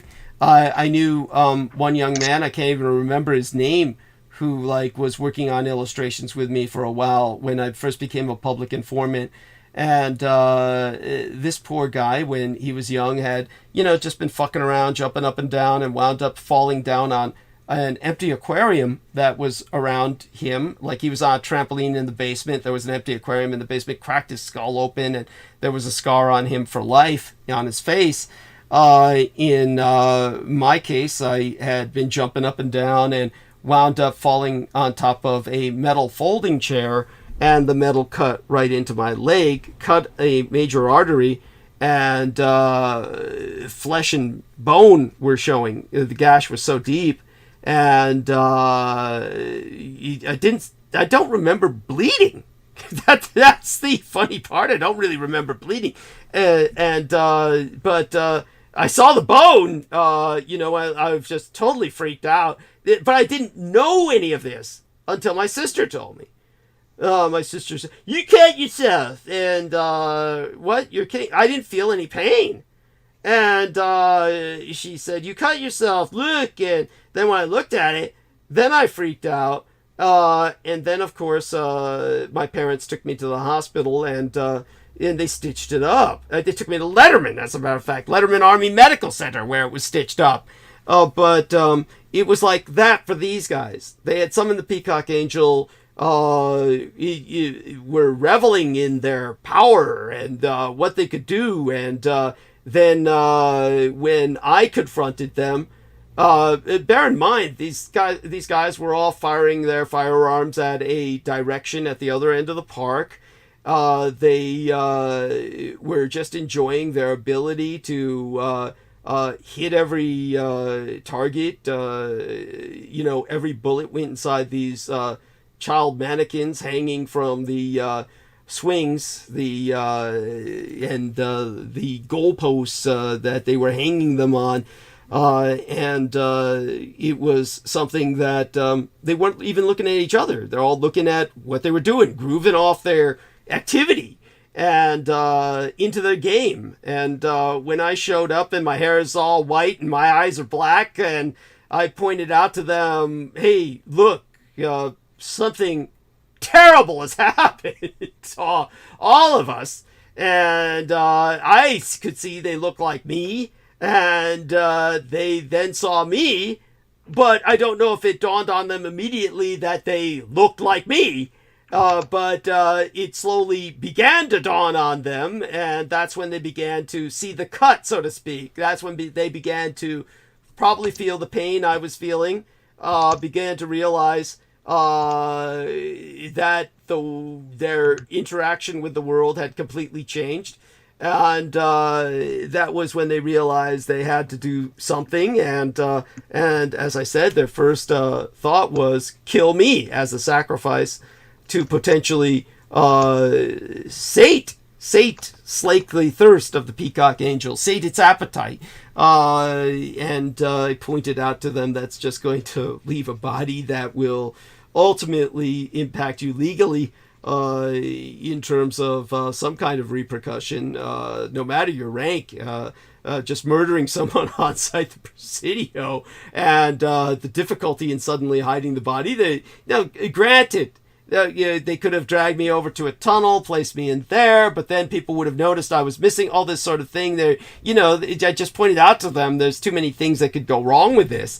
So they basically, like I said, we all ultimately degenerated. I said we've got to call on a higher power, a God, and we went around, as I said, ransacking the library, looking in the religious section for a Bible, no Quran, no holy books, only the child's Bible that we ultimately were able to scrounge from the children's library. And wound up just praying on our knees in desperation, the Lord's Prayer, because it's the only one I really remembered or knew to a degree of being able to recite it verbatim. And then in that desperation, I'm certain the Peacock Angel wasn't responding to that. It was simply the Peacock Angel had better things to do with its time. I just withdrew. Like, how much amusement can you derive from a group of mortals in desperation? Probably a lot, but I think the Peacock Angel's not your common demon or some kind of lower entity that really grooves off that shit. You're talking about an entity that created its own race for warship, something that's got bigger game on its mind. And at that point, of course, when it left us, as I said, I'm sure they had something taken from them too, and maybe something left, or maybe they didn't. Maybe they didn't. Maybe I was the only one that the Peacock Angel left something in. And took something from. I think that coldness and the white hair and all the change would not have happened the way it did if it were not for the nanoblood experiment. Yeah. Seems to go hand in hand. It's I'm not arguing with that. Probably a factor. So any other questions, Peter, before I retreat? That was really helped me understand it, get a better account of it for the book. Thank you. It was I learned and this left you an inseparable connection. See, there's also a higher order working here.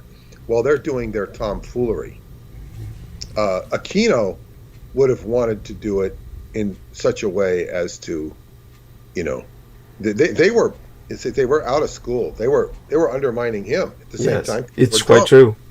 Because the alcohol was the rescue here. The alcohol made them vulnerable and precipitated a situation that would eventually not undermine Aquino's operation, undermine his coven, and actually give you the power of the Peacock Angel.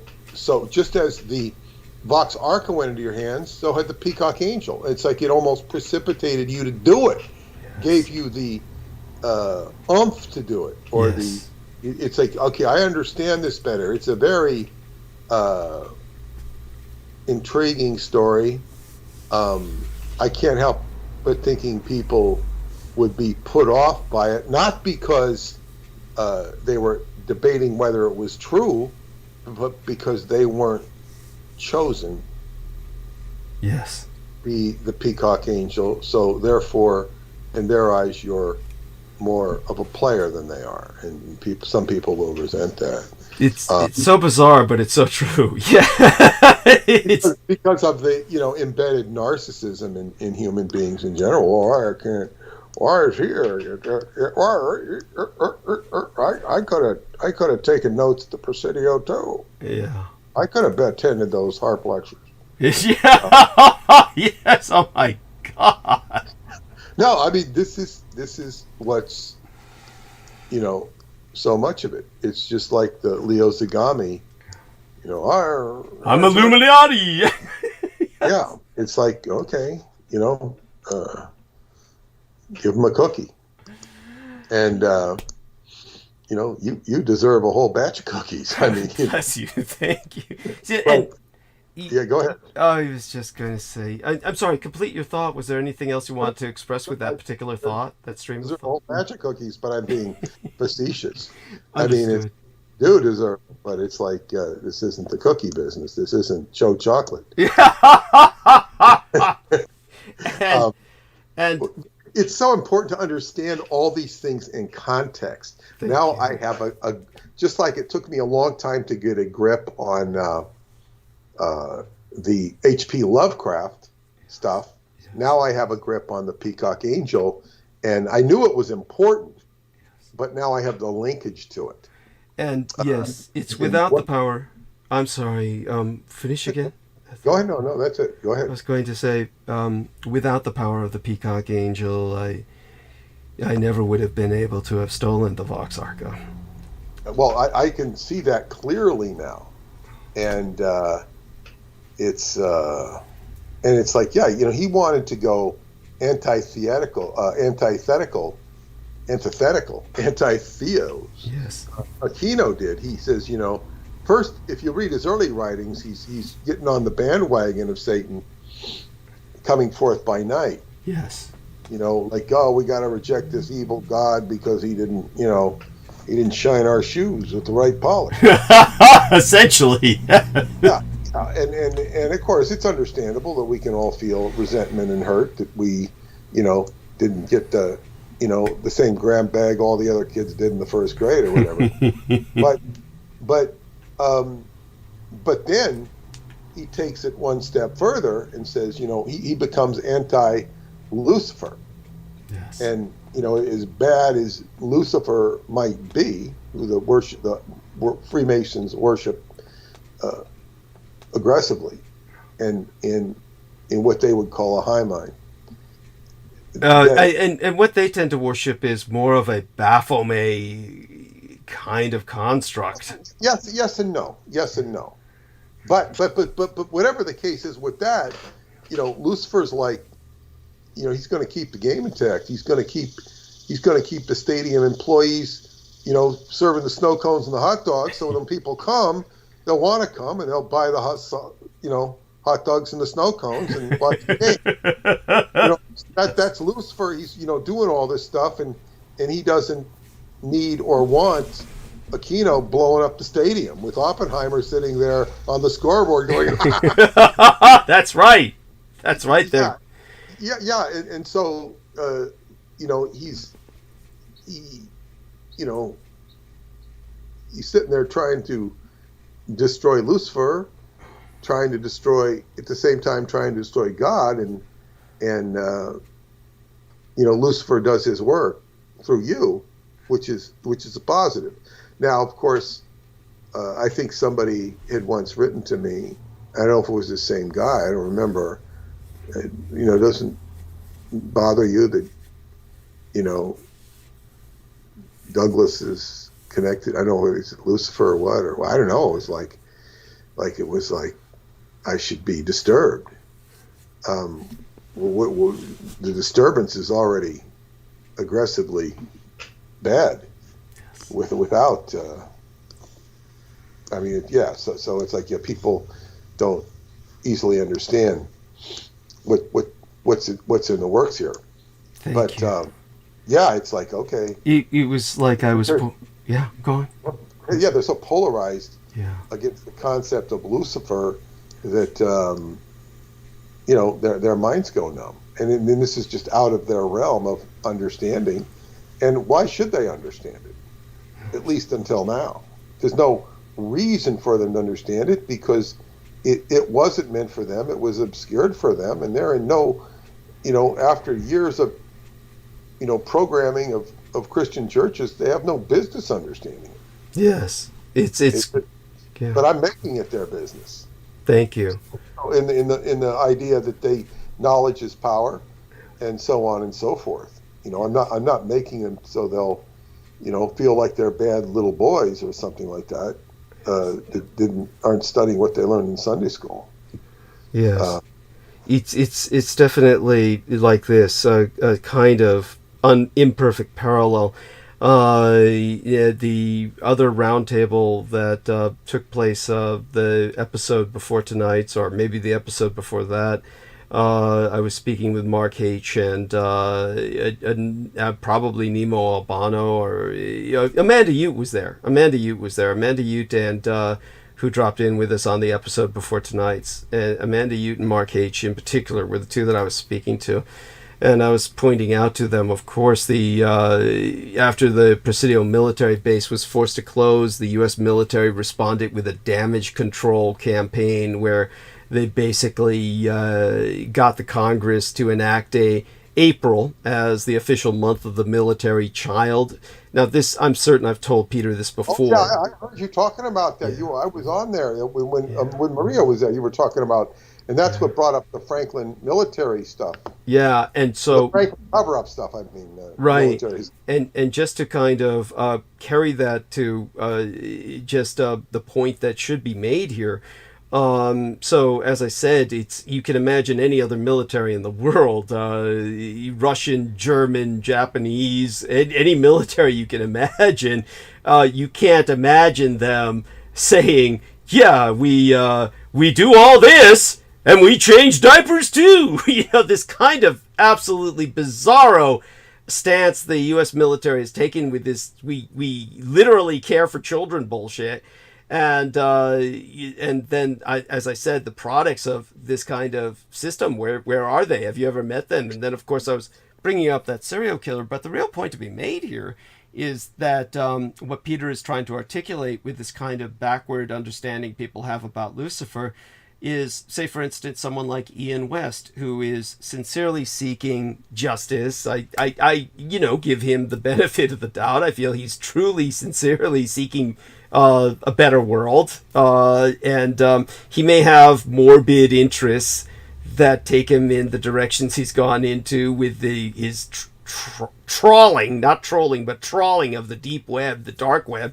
But here's where things are basically wrong with his paradigm, is that he has these QAnon, ultimately QAnon sourced concepts that there are good guys that are trying to wipe out this human child trafficking that is ongoing, that he affiliates with the easy target villains like Disney, and Disney is quite sinister. After all, it took over Presidio after George Lucas had taken over Presidio once the military had left. So obviously Disney's got things going down. But like I said with Keith Call, when he was in Roswell and this big football-looking dude with a crew cut, obviously military, comes in and says, I hear you want to see some military artifacts out here at Roswell. And he says, yeah, okay. And he said, get into the Jeep. And the guy drives him in this Jeep out to the middle of bumfuck nowhere and shows him this big hole in the ground with the blast doors folded down like a missile was going to launch, and said that used to be a nuclear missile silo. It's decommissioned, and but we have all these tunnels connecting that to other nuclear missile silos all across North America, so we could transport the missiles underground so the Russians couldn't track our missile placements with satellites. And it's decommissioned now, like so many of these. And Keith Call said, what are they being used for now, these tunnels? And the guy turned around and looked him straight in the eye, looked hard at him in the face and said, boys, we transport young boys. And just stared him down for several minutes, but Keith didn't blink and didn't back down. And then he just drove him back to Roswell and kicked him out of the Jeep. And I was like telling Keith, you crazy, stupid motherfucker. This guy could have jumped you down that missile silo and nobody would have found your body.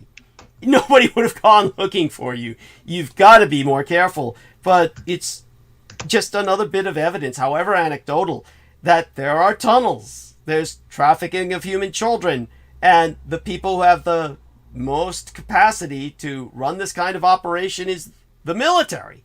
So what the tragedy of Ian West is, he has this concept that the military has good guys that are trying to fight this evil. They are the evil. They're, in his mind, the hero force, but they're really the villain. And they're really the child traffickers. They're not the solution to the problem. They are the problem. So when it comes to people's misconception of Lucifer, it's on that level of an inversion. This is just what I want people to know. That could be the peacock angel speaking through me. It is what I've come to accept. After all, I did meet with the Yazidi, and they did accept me as one of their own. That's so important in the narrative. And I mean, even the act of even being able to go there and be amongst them. Yes. And so that they would, I mean, this is, if one, reads what you have to say at face value, it's just, it becomes a no-brainer. And there's another issue here with, this guy who was asking questions. I think he asked another question about verifying something. And it's like, you just kind of have to, it's like, when you got upset that Brandon Zogat was wondering if maybe there was some technical reason your internet had gone out. He was thinking of a more banal, like, what about, internet piracy? Like, basically my neighbors, like this was Cuba or something, like my neighbors were sticking in these splicers into my cable box so they could leech my system for their cable access. I mean, Jesus fucking Christ, we're on top of Russian Hill. One of the most expensive neighborhoods on planet fucking Earth. The idea that my neighbors would be like, let's jack our cable from Douglas's home. It's preposterous. Yeah, it was just like this, like, where does that come from? Well, it's a certain amount of dismissiveness that can occur. It just can occur with anybody. He later on apologized for it, realizing, of course, the absurdity of his comment. It's just and it's like, this is like when something happens, you have to recognize it for what it is, and that's the whole thing. And this is the whole problem with people; they don't recognize it. Well, this is discernment. This is the discernment. Yeah, it's like it requires a very specialized and sophisticated discernment, and human beings generally are not at that level of experience, let alone discerning ability. Yes. Because they're experiencing what they experience, and right now, what most people, not all people, experience a lot of television, a lot of internet, and a lot of Amazon.com. Yes. And it's like in Netflix. And this brings me to a final observation to share. It was so tonight was exhausting. Before the modem was taken out, the part of the show, which is a separate video at this point, that Peter Moon and Maria were on. Then after Peter Moon and Maria retreated into the gentle night, I brought on Brooke Gibson to help me take my break, relieve myself, refresh myself. And so in all fairness, I do need to emphasize that I shared with Peter Moon a message of hers in which she was saying, oh, fuck you and whatnot. And I saw that out of context. There was context behind it that actually explained that. It wasn't directed at myself, but it was still... it was something that was, she just sometimes is in this, anyhow, it was just odd. She wound up basically expelling herself. Now, again, context here. Last night, or the night before the transmission, I did speak with her on the phone, and we noticed, I spoke with her on Skype, and I noticed that Viviana Sanchez was holding an all-nighter 12-hour live stream just like I do, except she was holding it on a different night so she wouldn't be competing with me. And so Brooke went to join that, and Nemo was up with that all night. Now, Nemo never leaves his home effectively, or essentially, so Nemo was on that all night and was able to join me all night effectively, and then she wound up probably a sleep deficit. I'm kind of providing excuses for her, but basically, she effectively went into an attack mode tonight. And a lot of times she's basically in an attack mode. But one of the things that she was doing was she was bringing up these points that, as bullet points, of course, out of context, it's just something that has to be rejected. Your average person hears this, the way she was shouting it, and of course they reject it. Son of Adolf Hitler, she's saying. Quarter vampire, she's saying. Possessed of the peacock angel. Only the way she's expressing it is, I am the peacock angel. So when she goes into this attack mode, and the worst of it was she was bringing it up in context of Penny Bradley, saying not that she in any way, shape, or form accepts anything Penny Bradley says, but she was presenting it in such a way almost as if she was like, oh, Penny, I'm sorry if what you're saying is true, that I apologize, but obviously I can't believe what you're saying. But then she brings up like what I'm saying as essentially no better. And I'm telling her there's a complete difference in the way Penny Bradley presents what is madness and what I present with context in terms of historical relevance, circumstantial evidence, etc. And the difference is, of course, as like Peter Moon brought up, what I bring up is not in some sense of pride, like, look at me, take me seriously because I'm the son of Adolf Hitler, take me seriously because I'm the peacock angel, take me seriously because I'm a vampire. I always present it in the context of an impediment, that this is not something that I present as other than an aspect of myself that I'm trying to contextualize, but it's not something that's brought up as you must listen to me, as opposed to Penny Bradley, who's saying you must believe me, and if you don't believe me, then it's like that's cultic. But in my case, what I present is something that I think people understand, if they have any modicum of discernment, comes from a far different place. Many of the people who listen to you do understand that. Unfortunately, what we're dealing with here are people's egos, and it's their scarcity of attention. So therefore, gee, this person has attention, and I experienced this guy. He's writing about time travel. If I write about time travel, I can get attention too, or talk about it. Right. And that's fine. Anybody can talk about anything. But then, and then people also have a tendency to go to these conferences and just listen to the same old stuff over and over again. It's so fucking true. I mean, why do they do that?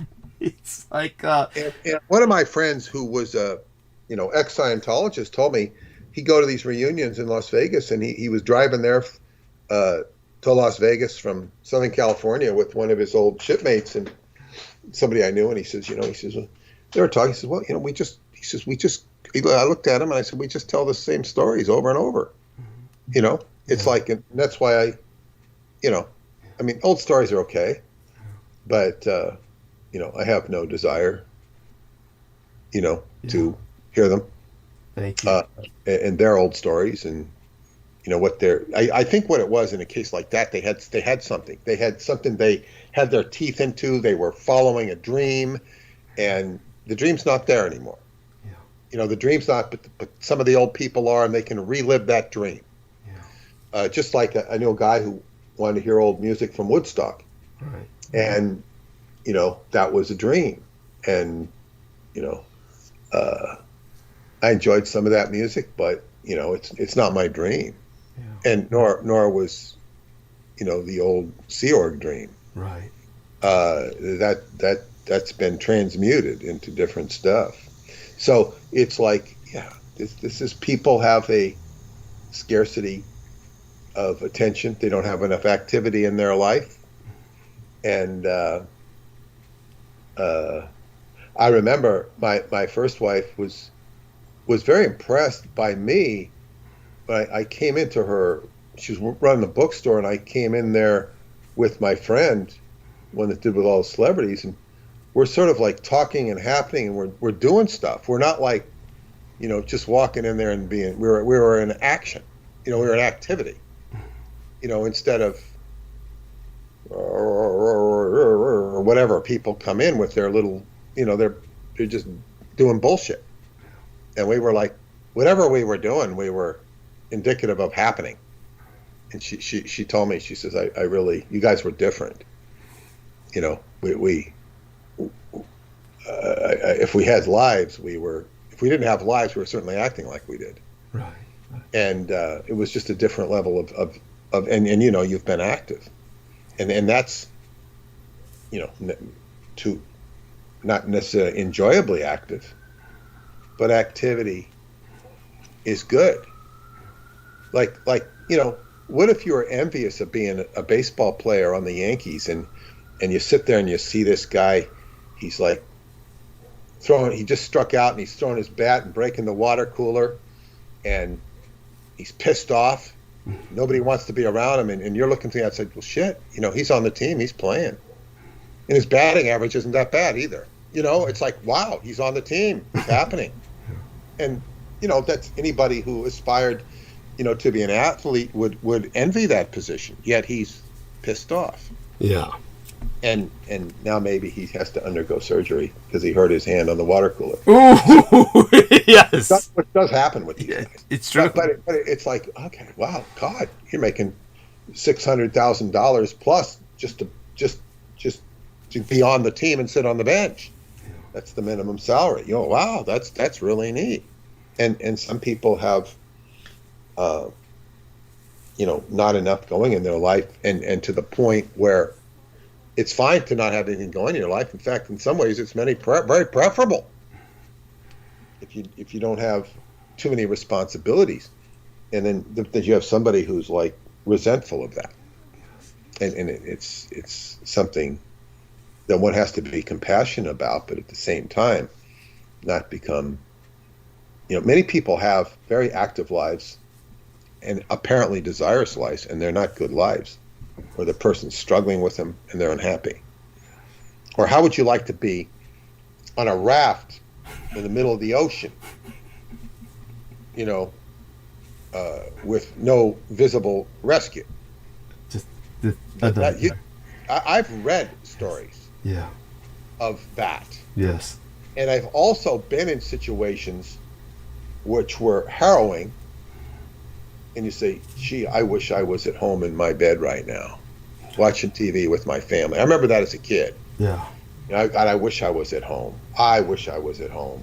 And, so be thankful you're at home and you're safe, and life is good, and you can listen to Douglas Dietrich and learn things that can help you evolve. And so that's very good. What you said today has been so helpful in terms of understanding not only the context of the Night of the Broken Circle, but the advent of the peacock angel into your life. It gives me new respect. I know what I'm dealing with now, and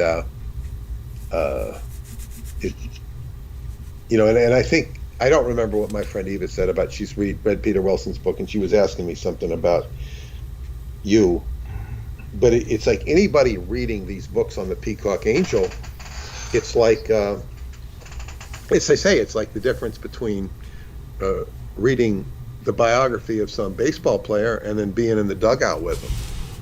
Yes. And watching him play and watching him hit, or being on base while he's batting. It's quite a big difference. So Douglas, by whatever, and you're getting an inside look into this by listening to it, what's going on. I'm just kind of like digging it for the first time, right? Because I'm not the peacock angel, at least not that I've been told by the authorities. by the authorities. But so who would want to be? I don't know. It's funny.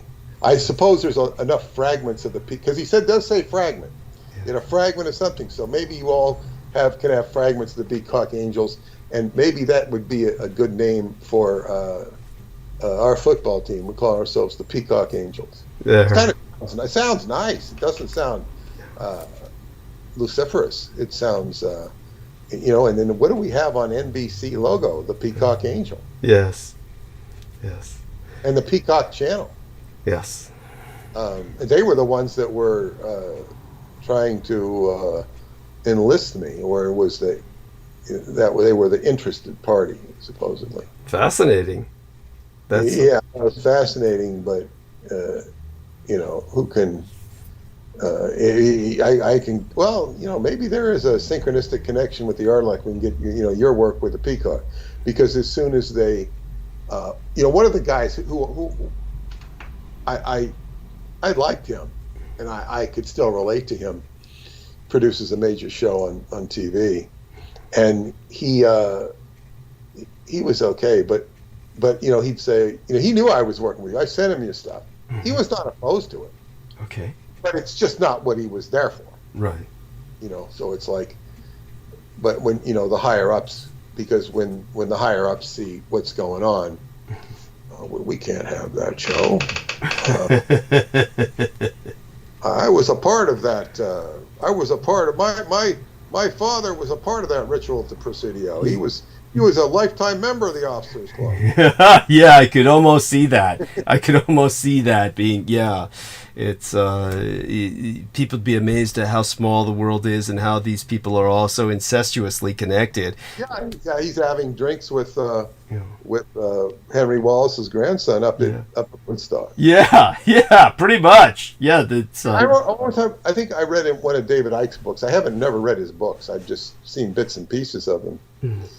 And he was talking about going to this event in England or something, and was this big event. And I don't know if he was going there as a journalist, in his journalistic credentials, probably, because he was a sports announcer, or as a writer. But he said he ended up sitting right next to Jimmy Carter.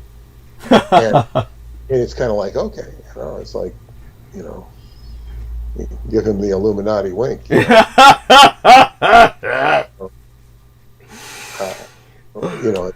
Jimmy Carter. I love to imitate Jimmy Carter. Yes. Jimmy Carter. Yes. He's one of these intrinsically funny people. It is what it is. Well, I love you dearly. He was about to die, and he didn't die. Yeah, he didn't die yet, or he's not dead yet. I think they didn't have they would have had a state funeral for him.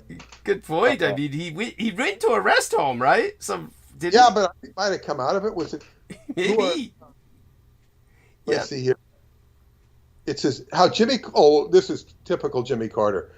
How Jimmy Carter has changed the conversation around hospice 3 days ago. He says, well, we got we put boiled peanuts for every. We're going to call them customers instead of invalids. What else? We're going to build them a nice little cubicle. I got to get the jackrabbit thing, and we're gonna take away all the stuffed jackrabbits. Nobody, but this guy's still alive, and if barely, yeah. 3 months into hospice. Now, there's a big contradiction there. You're not supposed to be in hospice for 3 months. Yeah, I guess not. Yeah, that's pretty. Yes. No, you're supposed to be in hospice when you die. Yeah, it's true. It's like you're not ready for hospice. He's like not quite ready for hospice, which means his life is being extended. He should be in pre-hospice or something. Yes. So Yeah, it's really weird. I mean, he's turned it into like a guest home or something of that nature. One thing I would say about Jimmy Carter, whether you like him or not, and I find him hard to like for a lot of reasons, but he's kind of a big figure, yes, larger than life figure. So when he goes to someplace, he's had enough influence. He's gonna change the dynamics. Yes. And that's not only to his credit, but to the enjoyment of everybody who's around him. He's going to, we're going to bring in a water cooler. Because I have a friend right now who's in a bad situation with, the care that's being given in some sort of home. It's just horrible to hear her talk about it. Wow. It's just absolutely. That's awful. But this is typical. Yeah. And where there should be an advocacy organization going around, because the advocates aren't necessarily the advocates. So you have to have a cross-check the advocacy,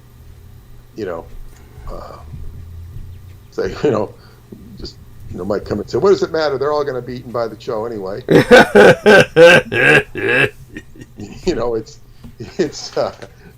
mean, that's kind of the attitude. But anyway, thank you so much. I think you've done enough. Bless you. Work. Oh, and I just got an answer. Hang on. Okay. This might be good. Okay. Because I asked for a name of somebody. This is towards printing your book. Oh, excellent. Okay. Okay. Well, anyway, their digital print shut down due to their equipment being leased. Okay. Okay. She give me another reference. Okay. Because I'm looking to do your book with a certain amount of panache. Understood. That will be for indeed a higher price. Yes. And now this woman is, but she might be able to help me, she says, or refer me to somebody. So anyway, that's good news. Anyway, I'll see you on Wednesday night. I got a lot to do. Yes. I didn't need to take up this time, but it was crucial what I got down. Yes. What I accomplished this morning was absolutely crucial. Bless you. So, thank you so much. Have a good night, and if I'll see if Maria can put in a good word. I hope to talk to her in the next 2 days or before I go. Wonderful. Love you dearly, and we'll call you again on Wednesday night. Okay. Okay. Bye for now. Bye. Good night, everybody. And remember to donate to Douglas, too. Thank you so much. Appreciate that. Take care for now. Bye-bye.